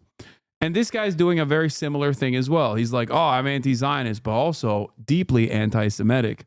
You know that this, like, when I say he was like a deep cover, I mean like this guy, like the CIA stashed this guy somewhere in Middle America and like kept him in a house from like ages 0 to 18 with the goal of raising him to be like the perfect TikTok Alex Jones. Yeah, and they knew how to do this obviously 20 years ago before TikTok was ever even conceived of. But my theory could use some work, yes, but I think it's the only thing that explains the situation. There's any type, and you do Jewish exceptionalism, which is worse. What? Dude, I feel like you watched the Bad Empanada video and you didn't understand the point that he was making because he would literally fucking put you in a goddamn cannon. Not literally, of course. I said literally, but he would put you in a cannon in a video game and launch you out of it because he does not have any, he doesn't entertain any kind of fucking anti-Semitic statements. Cope. Okay, you're right. Bad Empanada hates me, and he thinks I do Jewish exceptionalism, which is, Wait, hold on. You don't think I'm exceptional? I think you're exceptional. Check his logs. Like, this is part of the reason why I don't entertain any sort of like fucking idiotic anti-Semitic nonsense, because it brings out the dumbest people on the fucking planet. Have a chat with him. I can't. He's banned. Fuck you, Destiny. Touch grass loser chatter. Trump is better for Gaza than Biden. Okay. I mean, we'll see. I love Dan Clancy. Long live Dan Clancy. Hinkle is a Nazi. Wait, what? This guy is all over the fucking place. I don't understand where he's coming from. I think he just genuinely didn't understand the point Bad Empanada was probably trying to make in his video. I haven't watched it. I suspect that we have. If I were to watch it, I would leave it thinking. That we have a marginal disagreement that he has greatly expanded on, as though it's the most significant point of contention. But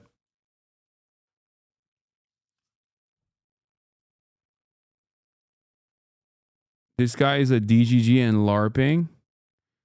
Oh, that's weird.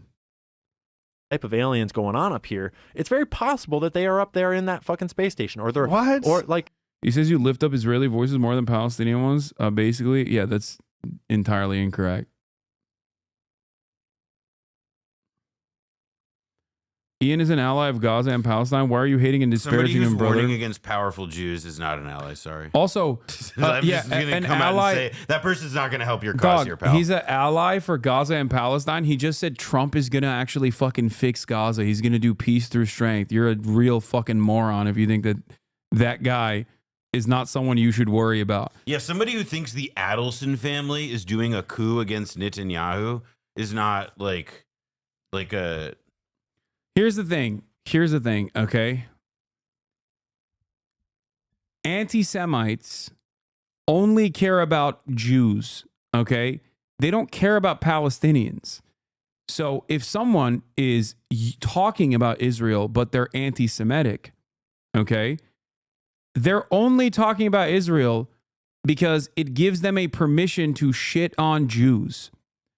If you take those people seriously, you will be led astray because their singular focus is on Jews, okay? You're naive. You're naive for thinking that these people care about Palestinians. They do not. If they did, they wouldn't be fucking using a genocide as a backdrop to talk about how, you know, Jews are the reason why all of this is happening. Is the Jews, is the Talmud. Don't get fucking distracted, okay? You're dumb as hell. Anyway, Bad Empanada would never entertain anti-Semitism, by the way. So that's why I don't think that that person is a real fan. He probably misunderstood what the fuck he was saying, but what Bad Empanada was saying. They could be, like, I don't know. And I'm not saying I think they are for sure. I'm just saying that people tend to look at a piece of evidence and jump too quickly on the one explanation that they're sure is right. And sometimes there's other explanations. And aliens apply to so many parts of our world, God like damn, demons. Man. Sound very much like the UAP phenomenon to me, right? There's Kaya's had enough. Yeah, this dude used to make videos about monopolization on private equity is a real problem. He drew in a lot of leftists, myself included, with all the corpo bashing. So he set up shop to anti-Semitism pill a bunch of leftists. Have you met this dude, Ian? No. How the fuck would I have met this dude? He's some random TikTok guy. I saw some other shit about this guy. He's like a QAnon guy. January 2024, Michael Flynn reposts one of Ian Carroll's videos about Pizzagate. He says, I don't know about anyone else, but I find this guy's arguments very credible. Hashtag Pizzagate is real. Ian spent most of 2024 campaigning for RFK Jr., known Epstein associate and friend of Rabbi Shmuley. Confirm RFK, the refounding of the Republic OIC starts now.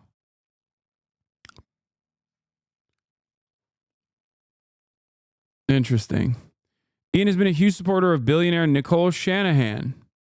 Nicole Shanahan on Bitcoin, blockchain, AI. Nicole Shanahan is the Google chick, right? Who's also like a huge RFK supporter because they used to date. She's a Google chick in that she got the money, like her money just comes from Sergey Brin divorcing her. Yeah.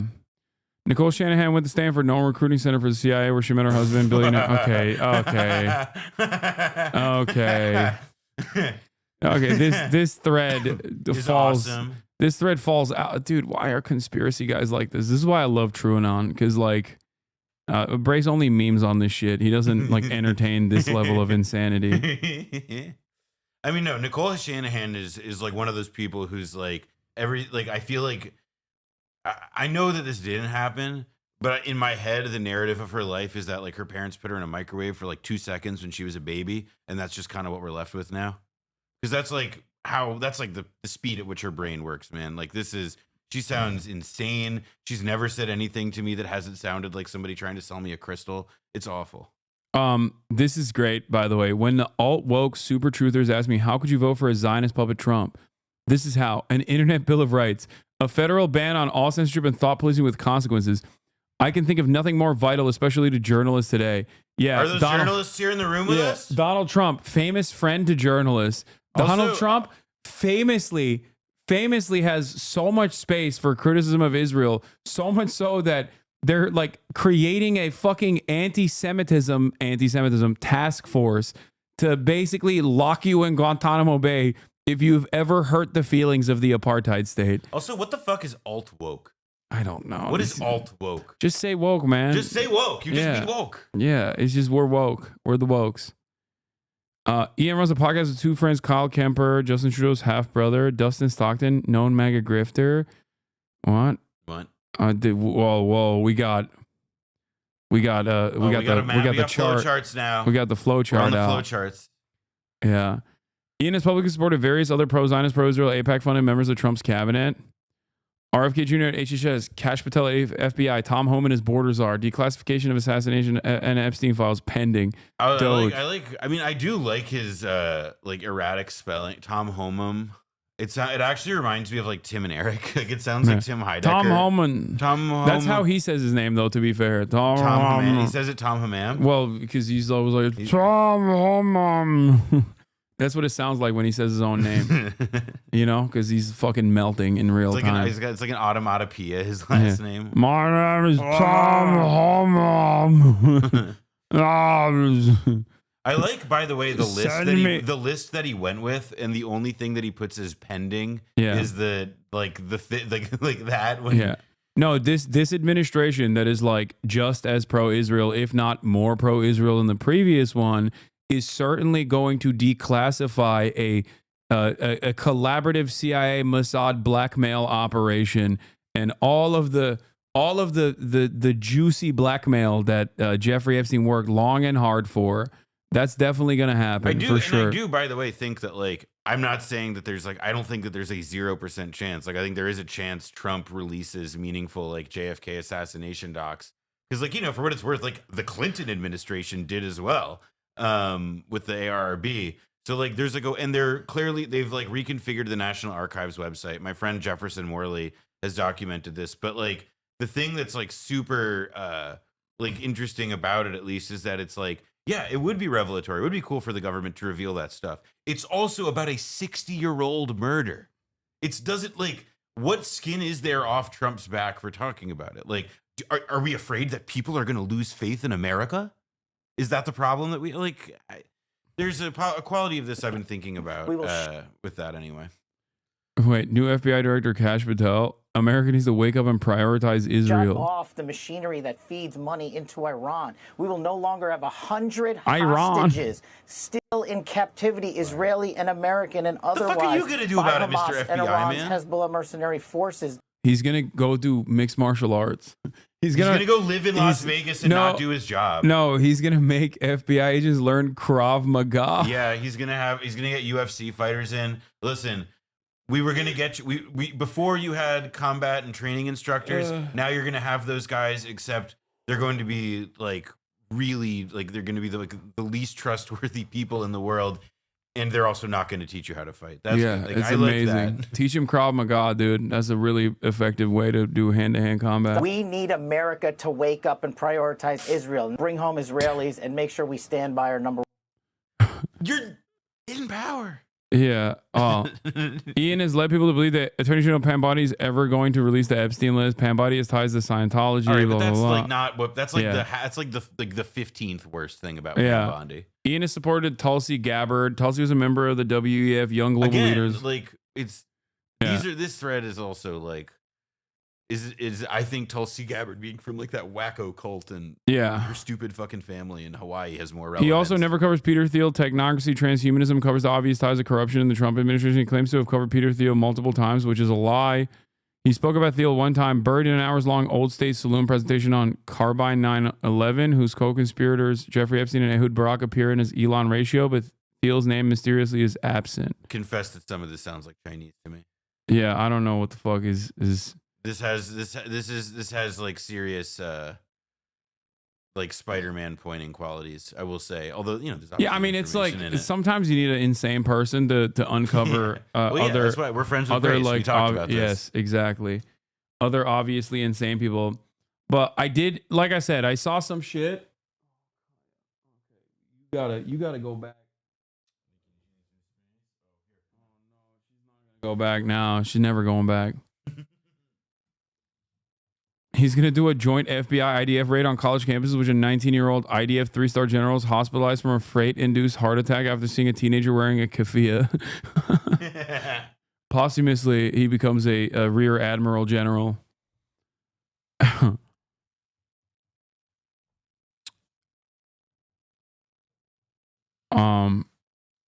Where there's more from the fucking Joe Rogan shit.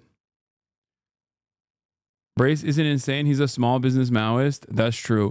He also again, he's also white Chinese, which is very important to me as someone who's also a part of the white Chinese movement. White guys who want to be Chinese. This is a perfect segue. Oh yeah, here we gotta watch this Conor O'Malley. I haven't seen this yet, but put it up. I love Conor O'Malley. I love Conor O'Malley. The pipe rock theory? Oh. Dude, oh my God. Okay.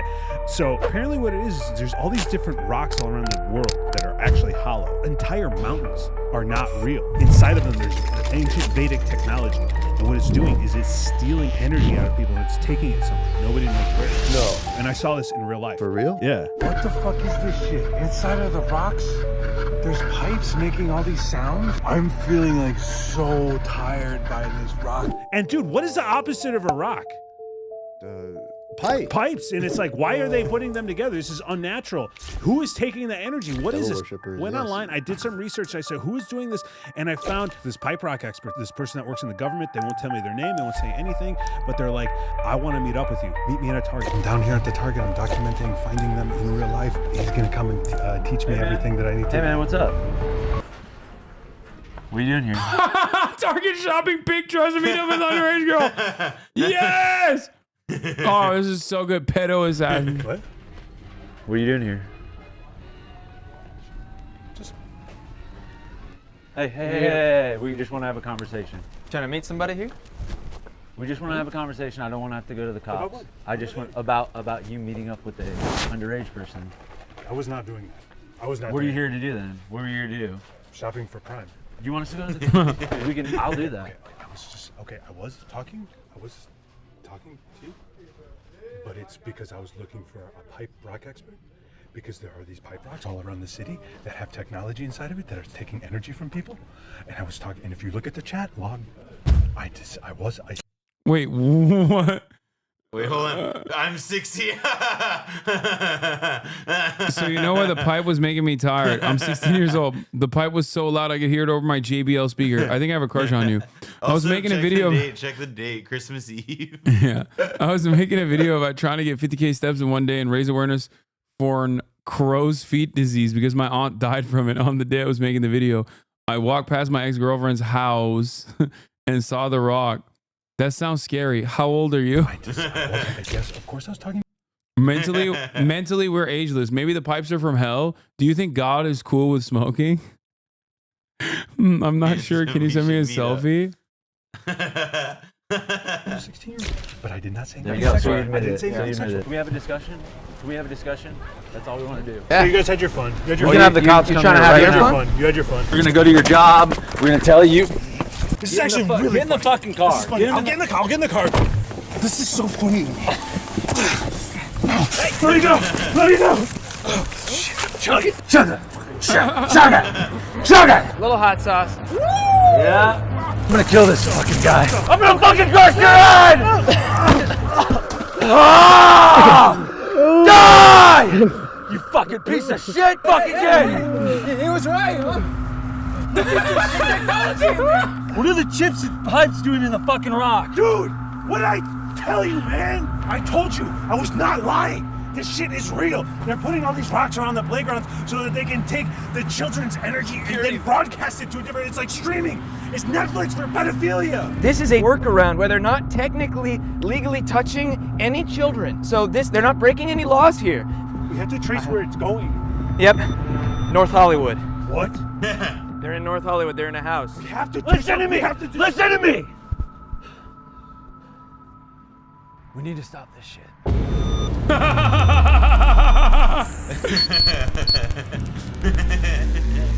Pedo assassins. Going, yeah. They're sucking up all the purity vibes from the playgrounds and broadcasting it here. What are they doing with it there? Yo, holy shit. That's fucking Tom Cruise, man. Yeah, you gotta get you gotta What? go in there. How we get in? How we getting in? Look, they're letting caterers in. We'll get you in as a caterer. You can use my old catering outfit. Here, and take this. What is it? A button cam.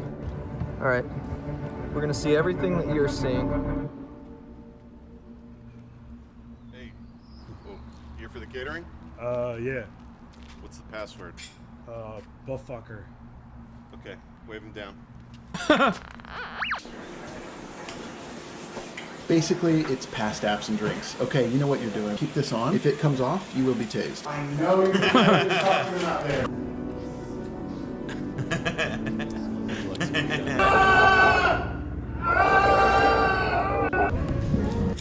We got Top Gun, we got Jerry Maguire. Hello, I'm in a place called Vertigo. No, not Bob. Around the city, we're picking up all this electronic, vibrational, sexual energy.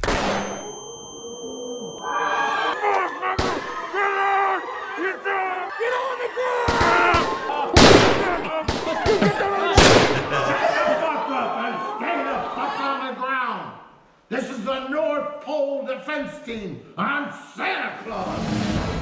We are getting news tonight that Santa and the North Pole Defense Force successfully took out a massive pedophile syndicate, all part of an operation that resulted in multiple high-profile arrests, as well as the death of Protestant singer Bono. Operation Pipe Rock was a joint effort with the Church of Scientology under the command of Lieutenant Colonel Tom Cruise. I'm not a pedophile. The stunning operation was all caught on video, thanks to a daring podcaster and one-time suspected pedophile named Kevin Podcast, who sustained an injury during the raid. President Trump awarded him with the inaugural Presidential Podcasting Medal of Informativeness. Nobody's ever done it like him. He's a warrior in every way, and we appreciate you being here. I'm not a pedophile at all. At the press conference, Mr. Podcast announced that once his cousin gets audacity to work on his computer, he is going to be making an album of non-pedophilia covers of R. Kelly songs. I believe I can fly. That was amazing. Conor O'Malley is incredible. He's very funny. Oh, here's the other one. This is the fucking Red Pill Saying, which is another prominent neo-Nazi account. Ian Carroll and Joe Rogan on the Epstein files never coming out because they involve Israel in the 9/11 dancing Israel. I like the, hold on, pause. I like the idea of it being 911 dancing Israelis. I like the All idea. 900 of them. I like the idea of it being Jeffrey Epstein was also one of the dancing Israelis. He was dancing as well. That's actually, it wasn't the blackmail that got him in trouble. It was because he was a dancing Israeli. Yeah, no, he was dancing too good. That's why they couldn't release it. That's why they never. He was too nice. Yeah, if people saw it, they'd be like, "Damn, Jeffrey." It was Jeffrey Astaire, actually. Damn, Jeffrey, didn't know you had swag like that.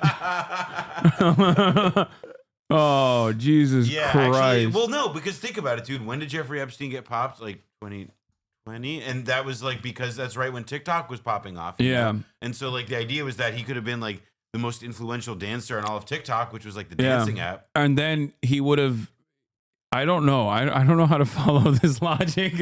I've lost the plot. I don't really think there's logic. Just go with it. Just follow it. Felix was Don't also logic there. it. Just follow it. Felix was also there dancing per his admission. I like that dancing is actually prominent, like a prominent fixture of 9/11 conspiracies, because I was also dancing on the rooftops of New Jersey as with my Muslim friends, which Trump also said, ironically. It's the dancing Muslims who were celebrating, but then there were the actual dancing Israelis who were the news articles about. Who were also celebrating 9/11 like we did it. That's what they were doing. Oh, Jesus Christ, dude.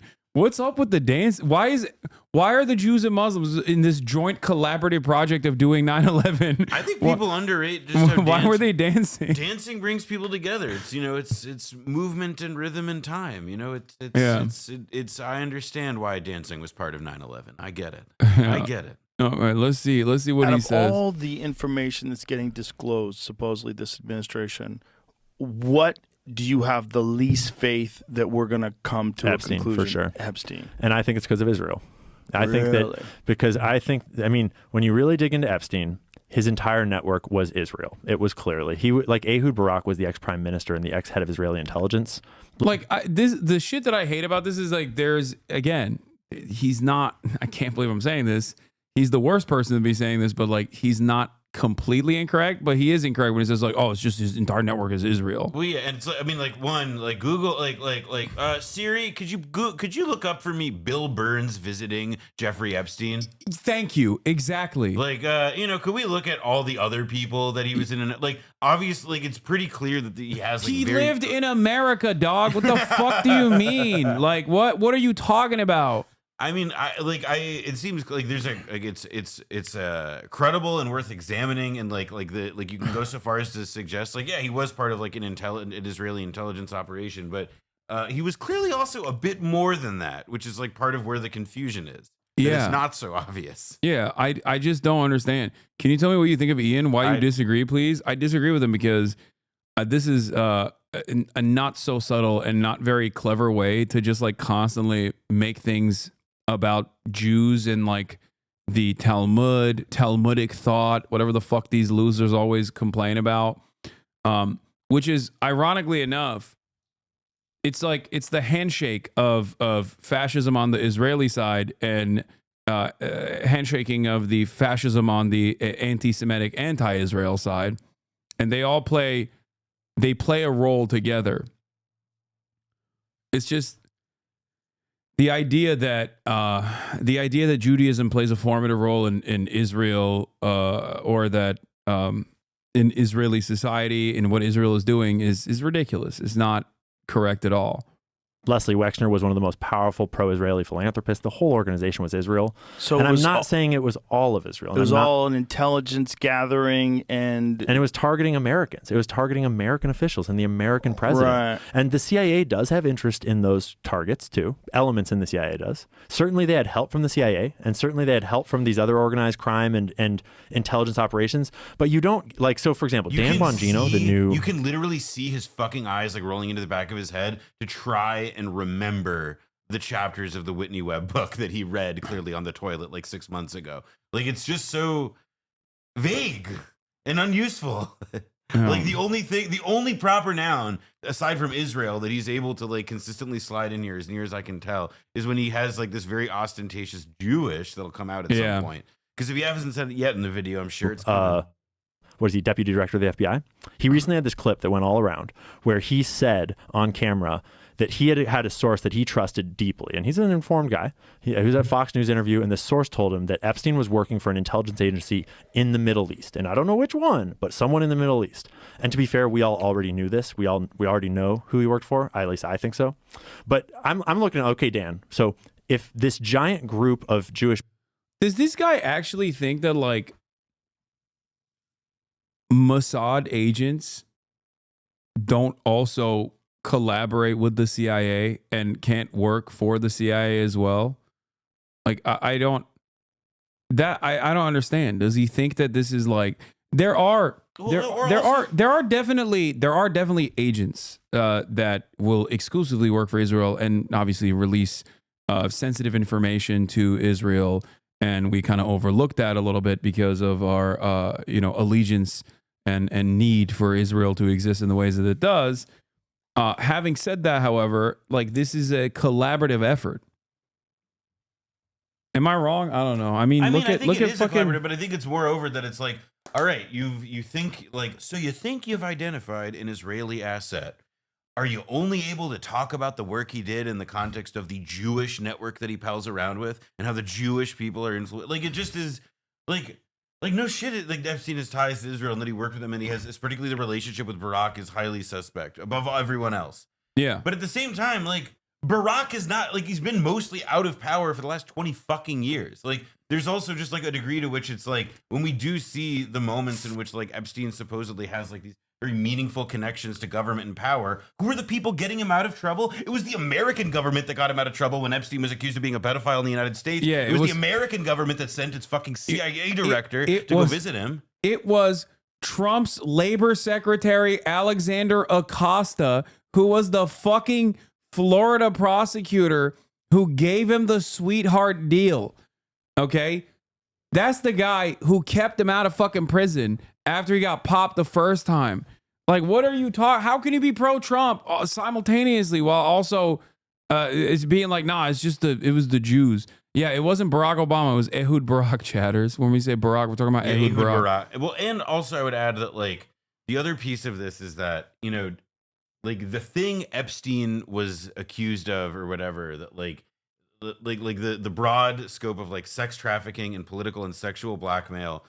I think that like we can say and openly acknowledge that like Israel has used these kinds of tactics within its intelligence work. They've used prostitutes to entrap people working on the Iraqi nuclear program in France. I think that's a pretty famous case, like a small one, obviously. But like, it just strikes me as pretty clear that like, what is the guy who was posting about how Pizzagate was real as recently as early last year now saying that there's a Jewish network, explicitly Jewish network, of people doing sexual and political blackmail on behalf of Israel? You know, I can't put my fucking finger on it, but something sounds a little bit sus with that picture. I don't know about you.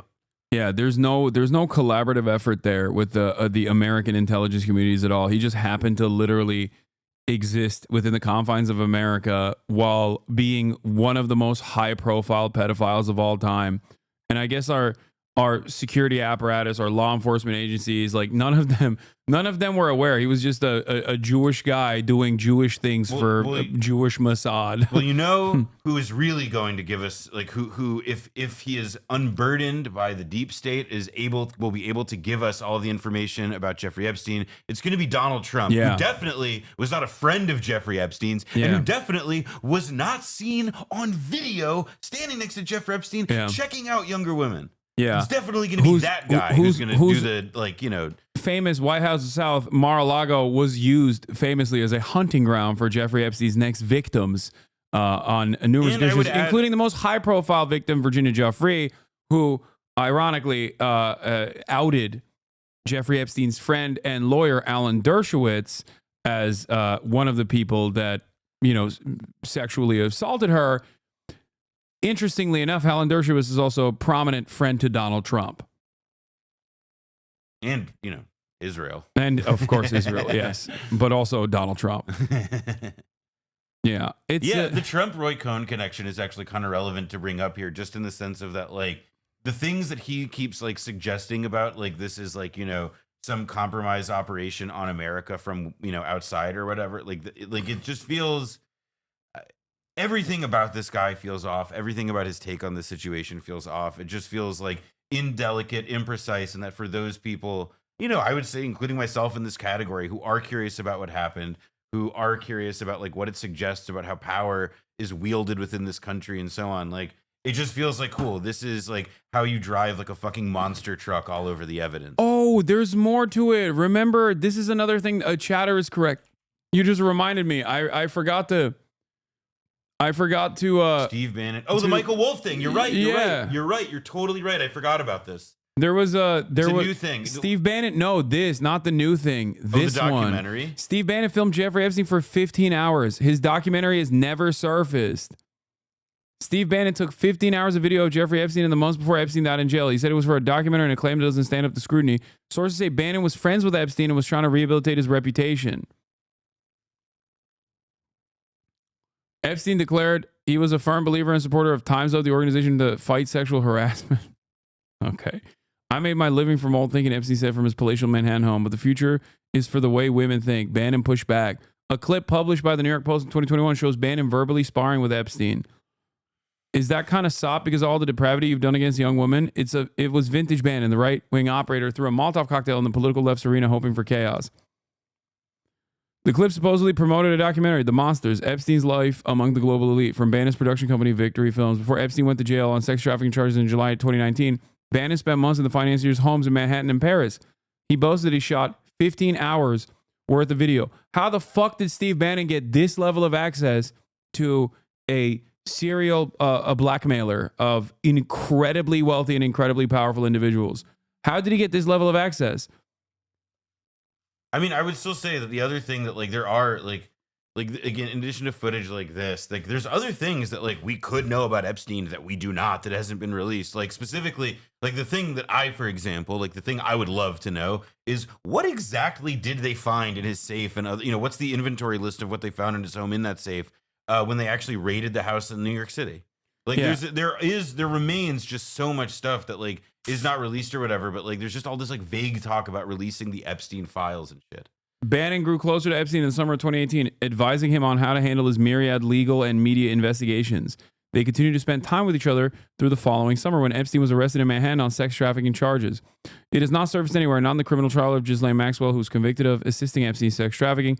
Bannon's explanation that he was producing a documentary about Epstein was nonsense, according to people who spent time with both men the time that they were in each other's lives. In reality, the two acted like friends around each other, and Bannon, these people said, was trying to help Epstein, a notorious sex offender with his public relations problems. Bannon met Epstein in December 2017, shortly after he stopped working in Donald Trump's White House. Epstein had his own history with Trump. Participants in the Manhattan and Palm Beach, Florida social scenes, they befriended each other in the 1980s, but had a falling out in the 2000s. After Epstein died in jail while awaiting trial, a compensation program funded by his $630 million estate identified about 150 of his victims. Later litigation found the number close to 200. Bannon, at the time, was serving a 4-month sentence after a jury found him guilty of contempt of Congress for flouting a subpoena from the House panel investigating the Capitol riot on January 6th. He's also awaiting trial on criminal charges over his role in We Build the Wall, an organization whose co-founders that was so funny. That was a paraplegic vet, right? Yeah. That was the fundraiser for the wall. Yeah, I know. Alan Dershowitz, I did not forget, was Jeffrey Epstein's lawyer and Trump's impeachment lawyer. Was Alan Dershowitz Trump's impeachment lawyer? He was on the team. I mean, he was like in the. I don't know if he was. I mean, truthfully, he cycled through so many lawyers that I'm not sure who was on his team at what point. Bannon, who frequently speaks to journalists, did not respond to numerous voicemails. He did not respond to an additional request for comment in a letter mailed to him on July 9th in the federal prison in Danbury, Connecticut, where he's incarcerated. Alexandra Priate, a spokesperson for Bannon, told BI in December 2021 that a documentary about Epstein would be screened probably around Labor Day. The date came and went. Priate has not requested to follow up queries in the 2 years since. Yeah, and then there was also Epstein talking about his relationship with Trump. I mean, it just sounds like, based on that question that gets leaked, that like the whole point of it is like not actually about making Epstein look bad, but it's about like showing how like see how liberal perverts like Jeffrey Epstein are endorsing Time's Up. Like it all feels like it's part of these like. But the very fact that he got this level of access to Jeffrey Epstein is also suspicious. Yes. I don't know. Bill Barr's dad was the head of the private school where Epstein worked. Yeah, I know that. Yeah, Don Barr. We know. But I don't know. Jeffrey Epstein went to Interlochen with William Barr. They took a photo together. There's a lot of weird shit. Why did Don Barr at Dalton insist on hiring this guy who didn't appear to finish like college, but is supposedly some whiz? Like the whole thing's strange. His brother, Mark Epstein, said Bannon was trying to help his brother rehabilitate his reputation after the Miami Herald 2018 published a series of articles which ultimately led to an indictment by federal prosecutors in Manhattan. Mark Epstein told BI that his brother had sent him footage of some of Bannon's interviews with him. In that interview, Mark Epstein told BI last year, Jeffrey said he stopped hanging out with Trump when he realized Trump was a crook. That's awesome. That's funny. Yeah. Yeah, Hitler said he didn't fuck with you anymore. He said he was too out of pocket. Mark Epstein said he inquired about the footage in a meeting with Bannon in New York after his brother's death, but Bannon refused to share more information. Mark Epstein said Bannon asked him for money, saying he needed $6 million to complete the documentary. Dude, okay, never mind. Maybe it's Bannon was just fleecing the Epsteins. That would be pretty funny, blackmailing the blackmailer. Yeah. That's typical Steve Bannon, though. He's a fucking I mean, I interviewed him once. He talks to everybody. Oh, yeah, he loves the media. He loves billionaires. He's an easy yapper. Is running a sex trafficking operation targeting American politicians and business people and stuff. You think they're working with an Arab or Muslim nation in the Middle East? Like, you think that Leslie Wexner is devoting his entire... Yeah. Famously, the American intelligence would never work with Arab and Muslim nations in the Middle East. Like, but Trump is really good. He's doing peace in the Middle East with the Also, Abraham like, Accords. by the way, with like- the Abraham Accords, which is, you know, a joint security cooperation agreement packaged as a normalization of relations with Israel between nations that already have normalized their relations with Israel. What were you going to say? Just that, like, one of the other pieces of this that I'm kind of like, I don't know, like, it just feels, I remain skeptical of anybody who spends this much time talking about this kind of shit in 2025, but has, like, no actual way to connect it to, like, things that are going on. You know what I mean? Like, it's just like, why are you saying the same exact things that we've heard from, like, a million other people for the last, like, 4 fucking years? Like, repeating over and, like, it just feels, I don't know. Like, I don't want to sound like jaded, or like I want to dismiss, like, the gravity of, like, what people like Epstein did, or like what, like, you know, what that kind of, like, conspiracy political culture, like how it, like, is destructive to a country or destructive to the world or whatever. But it just feels like just, like, retreading the shit over and over and over and over again.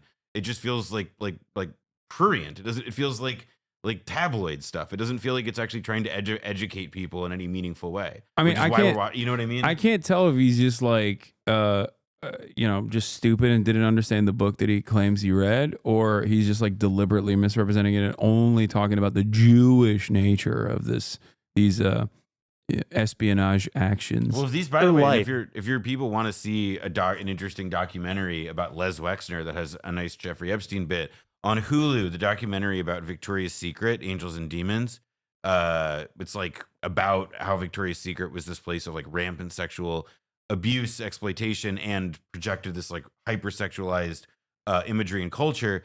I was interviewed for this documentary, and there was a lot of information. There's a lot of information in it that's really good and well sourced about how Epstein fit into Les Wexner's life, and it frames it within this, like, larger conversation about, like, well, what does it say about how these people are, like, you know, crazy, like, nutcase, you know, like, crazy, like, you know, sexual abusers in their own right, and then they make something like Victoria's Secret. By the way, this is the crazy part. Sex Pestany's lawyer defending him against the lawsuit against one of his victims is Andrew Brettler, Prince Andrew's attorney when he sued Virginia Giuffre. Well, listen, it's the same law firm. Yeah, I mean, and it's like, listen, if one ever finds themselves in such a position, you'd want legal help that's experienced. Yeah. Yeah, with a upstanding track record in working to fight and defend sex criminals of the highest order. To philanthropies on behalf of Israel, but then he's going to work for Saudi Arabia when he's doing this trafficking ring? Right. But if someone says to him that they're all... How is that far-fetched? Someone who's working on behalf of Israel also simultaneously working for Saudi Arabia? What is far-fetched about that? That is more proof that he is most likely CIA. I mean, well, I think you're just listening. What the why does he unironically think that, like, there's bad blood between MBS and, like, Israel or something? Like, are you fucking stupid? What the fuck? It's just, oh God. The answer is yes. Country in the Middle East, knowing he knows what that means, but not specifying. Doesn't he kind of have to repeat it that same way?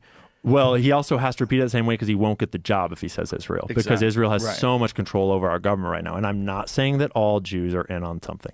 Clearly, internet. Thank you. Internet. And Joe is definitely not saying that. Definitely not. But the Israel's government is as vulnerable to the deep state effect as the American government. But I would argue that Israel's government is way more vulnerable to it because of the people that founded Israel and the way it was founded.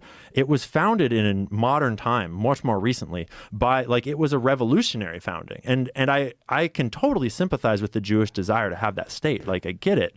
But because of the way that happened, the people that founded Israel were a bunch of organized crime figures in America, the Jewish mob, that were helping with money and with arms trafficking to get the guns there because they had to have guns. And it was the Rothschild banking family sending a whole bunch of money and getting the declaration in the first place.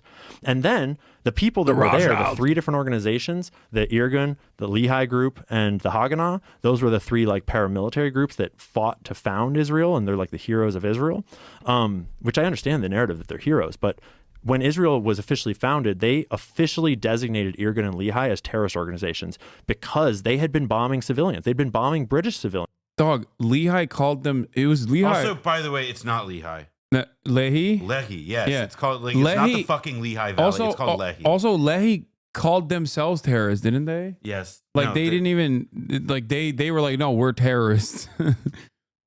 Out of the 3, at least. The first official act of terror before they changed the definition was the bombing of the King David Hotel, where these terrorists, these Lehi and Irgun terrorists, a bunch of different groups, the guy who planned that bombing later became the prime minister of Israel. They were bombing civilians. And like, so when those are the groups that are fighting to found that nation, even if all the Jews there are wonderful people, the leadership is inherently composed of these people that have been deeply corrupt for all time. And so you get this fertile ground for this kind of deep state effect to take power. And when you start to research the heads of state of Israel... You are stupid. You are stupid. That's not like where a deep state comes from, is that there were a bunch of like nationalist terrorist groups that like started like the founding fathers of your country, like, which is true. That is not connect. Well, deep state did come from a nationalist paramilitary group that was developing a parallel state in Turkey with NATO. Sorry, I didn't mean to put shade on the Grey Wolves' names, but it's just not like there's. That's where the OG deep state comes from. He's just like describing though like this like wholly organic like as if this thing isn't like like where are the great powers that are like facilitating the process in which all this is happening in this story? It's just like a bunch of like it's just so half baked, man. No, it's like weirdly. It almost loops back around to being weirdly pro-Israel, to be like, no, these were a bunch of upstarts that just like they just kind of got together and happened to do a revolutionary act and develop the Israeli nation state.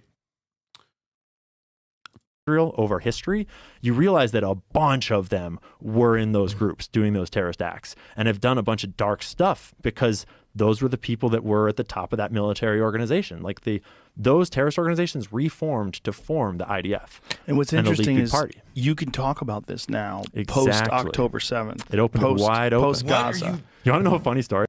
Yeah, no one was talking about. This is insane. No one was talking about the. What does that even? Like, where does that thought come from, dude? No. How is that like the thought that like occurs and it was like both untrue and irrelevant? I'll take it one step further, Joe. There's this concept called the New Historians. Okay, post October 7, they came out and they released all these documents they had found. One of those guys then said, "You're kidding." It's all post October 7. Before then, no one knew about this stuff. Okay, Whoa. No one was allowed to talk about this stuff. Why? Because I found out about Israel after October 7 because I'm a fucking idiot. That's crazy, dude. That's crazy. That's wow. why. So what you're saying? The Haganah, Irgun, Etzel, the Stern Gang, and the Lehi. Red-pilled skeptics need to shut the fuck up. I didn't know shit about it. And I started doing 9/11 We noticed. And I was doing a 9/11 video on my YouTube, and I knew about the dancing Israelis conspiracy theory that is very much a real set of documents. And I knew that I'm not allowed to talk about Israel for some reason, and I didn't really know why. And I realized, like, I better fucking understand this thing before I crater my new channel and career. Bro, I started Googling, and I went, wow, this is scary. This guy rocks. Wow. Yeah. I was doing a 9/11 documentary, and I just realized, like, man, Jews be dancing, dude. Yeah. And then it got me thinking, my favorite. You ever been to a college dance marathon? Yeah. You know who's doing it? Jews. Yeah. My favorite is the Nick Mullen bit about this, where it's like, all right, guys, we put everything together. We set all the events in motion for 9/11 to happen. All right, I got one more thing I got to do. Let's leave the clues. Yeah, exactly. Well, dude, that Mullen bit is so good. One more thing. Yeah. The clues. Time to leave the. Yeah. Go out and dance over there. Okay. All right. Once you're done calling all of your friends, all of the Jews that work in the towers, okay, Time to Like time the to go dancing- out. Like the dancing Israeli thing. It's weird. It's interesting to look at and talk about. I don't know what the fuck this guy thinks that he has such a firm idea of like how would it all meet like, and then but he can't even like he's unable to like synthesize it. Yeah. On this topic, I don't understand. If I'm going to take a stance against Israel at all, I should understand why and how and so I started doing research, and I shelved that research and I switched to researching Israel and Palestine and the history there and what's going on. And I finished the video, and it was October 6th. And I was like, I was very worried because it's like you weren't allowed to talk about it. And I had just made this whole documentary about the history of Israel, Palestine, and the propaganda and what it all was. And I published it on October 6th on my Locals channel. And I kind of had this like lean back and like, if that's the end of the ride and I get canceled for this shit, so be it. And then literally the next day, and I'm not saying that October 7th was a good thing, but I'm saying that literally the next day, the entire internet was ablaze about Israel and Palestine, and everyone was talking about it. Wow. And it was the weirdest fucking coincidence. Like, okay, now I definitely believe he's a Fed. Yeah, man. Yeah, the Guys. Mossad told him what was coming, but they didn't tell Bibi. Yeah. now I believe that he's a federal agent. Okay. I gotta split in a minute. I gotta dinner.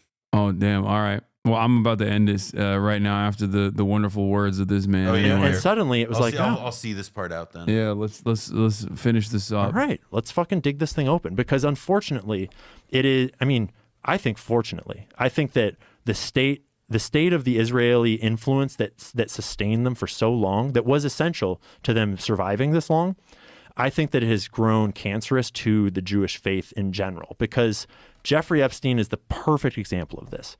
Jeffrey Epstein was the world's most prolific and evil sex trafficker that we know of so far, ever. And he very clearly was a Jewish organization of Jewish people working on behalf of. What about Genghis Khan? Oh, damn. It's true. Just saying. It's true. Historically. Israel and other groups. And so that's a dark stain on Israel and on the Jewish people. Jimmy Savile's pretty bad too. Yeah, there's a lot. I mean, I will say, I don't think it's so unequivocal. Epstein is bad. He's definitely, I would draft him in the first round. His fundamentals in the trafficking game were really strong, but he had competition. Yeah. I just, God. I do find it very, I do find it suspicious that the only people that get play, especially in prominent right-wing networks, that get to talk about Israel this way are people who are just like openly anti-Semitic usually, or they just like say things always about like noticing, you know what I mean? How much they notice certain things. People, if you own. Well, and in his case, he doesn't like, he sounds so he's like, it's destructive to the Jewish, like the state of Israeli, like these words feel uncomfortable coming out of his mouth. He does not sound like he has like a real grasp on the concepts, on the people, on the thing. It just sounds like he's making content. I don't know. I mean, I would like to live in a world where I am actually being too hard on this guy, because in that case, he's not a bad guy, but I don't know. He's sus, man. He stinks. His fundamentals are dog shit. He used Ghislaine for all the legwork. Jimmy Savile built that hospital wing from scratch. It's true. Jimmy Savile put the team on his back. Yeah, he did. He did build his own little playground. He's a fucking freak. He's a Fed, placating and play acting and anti-Semite, in my opinion. Yeah, I could maybe see. I don't know.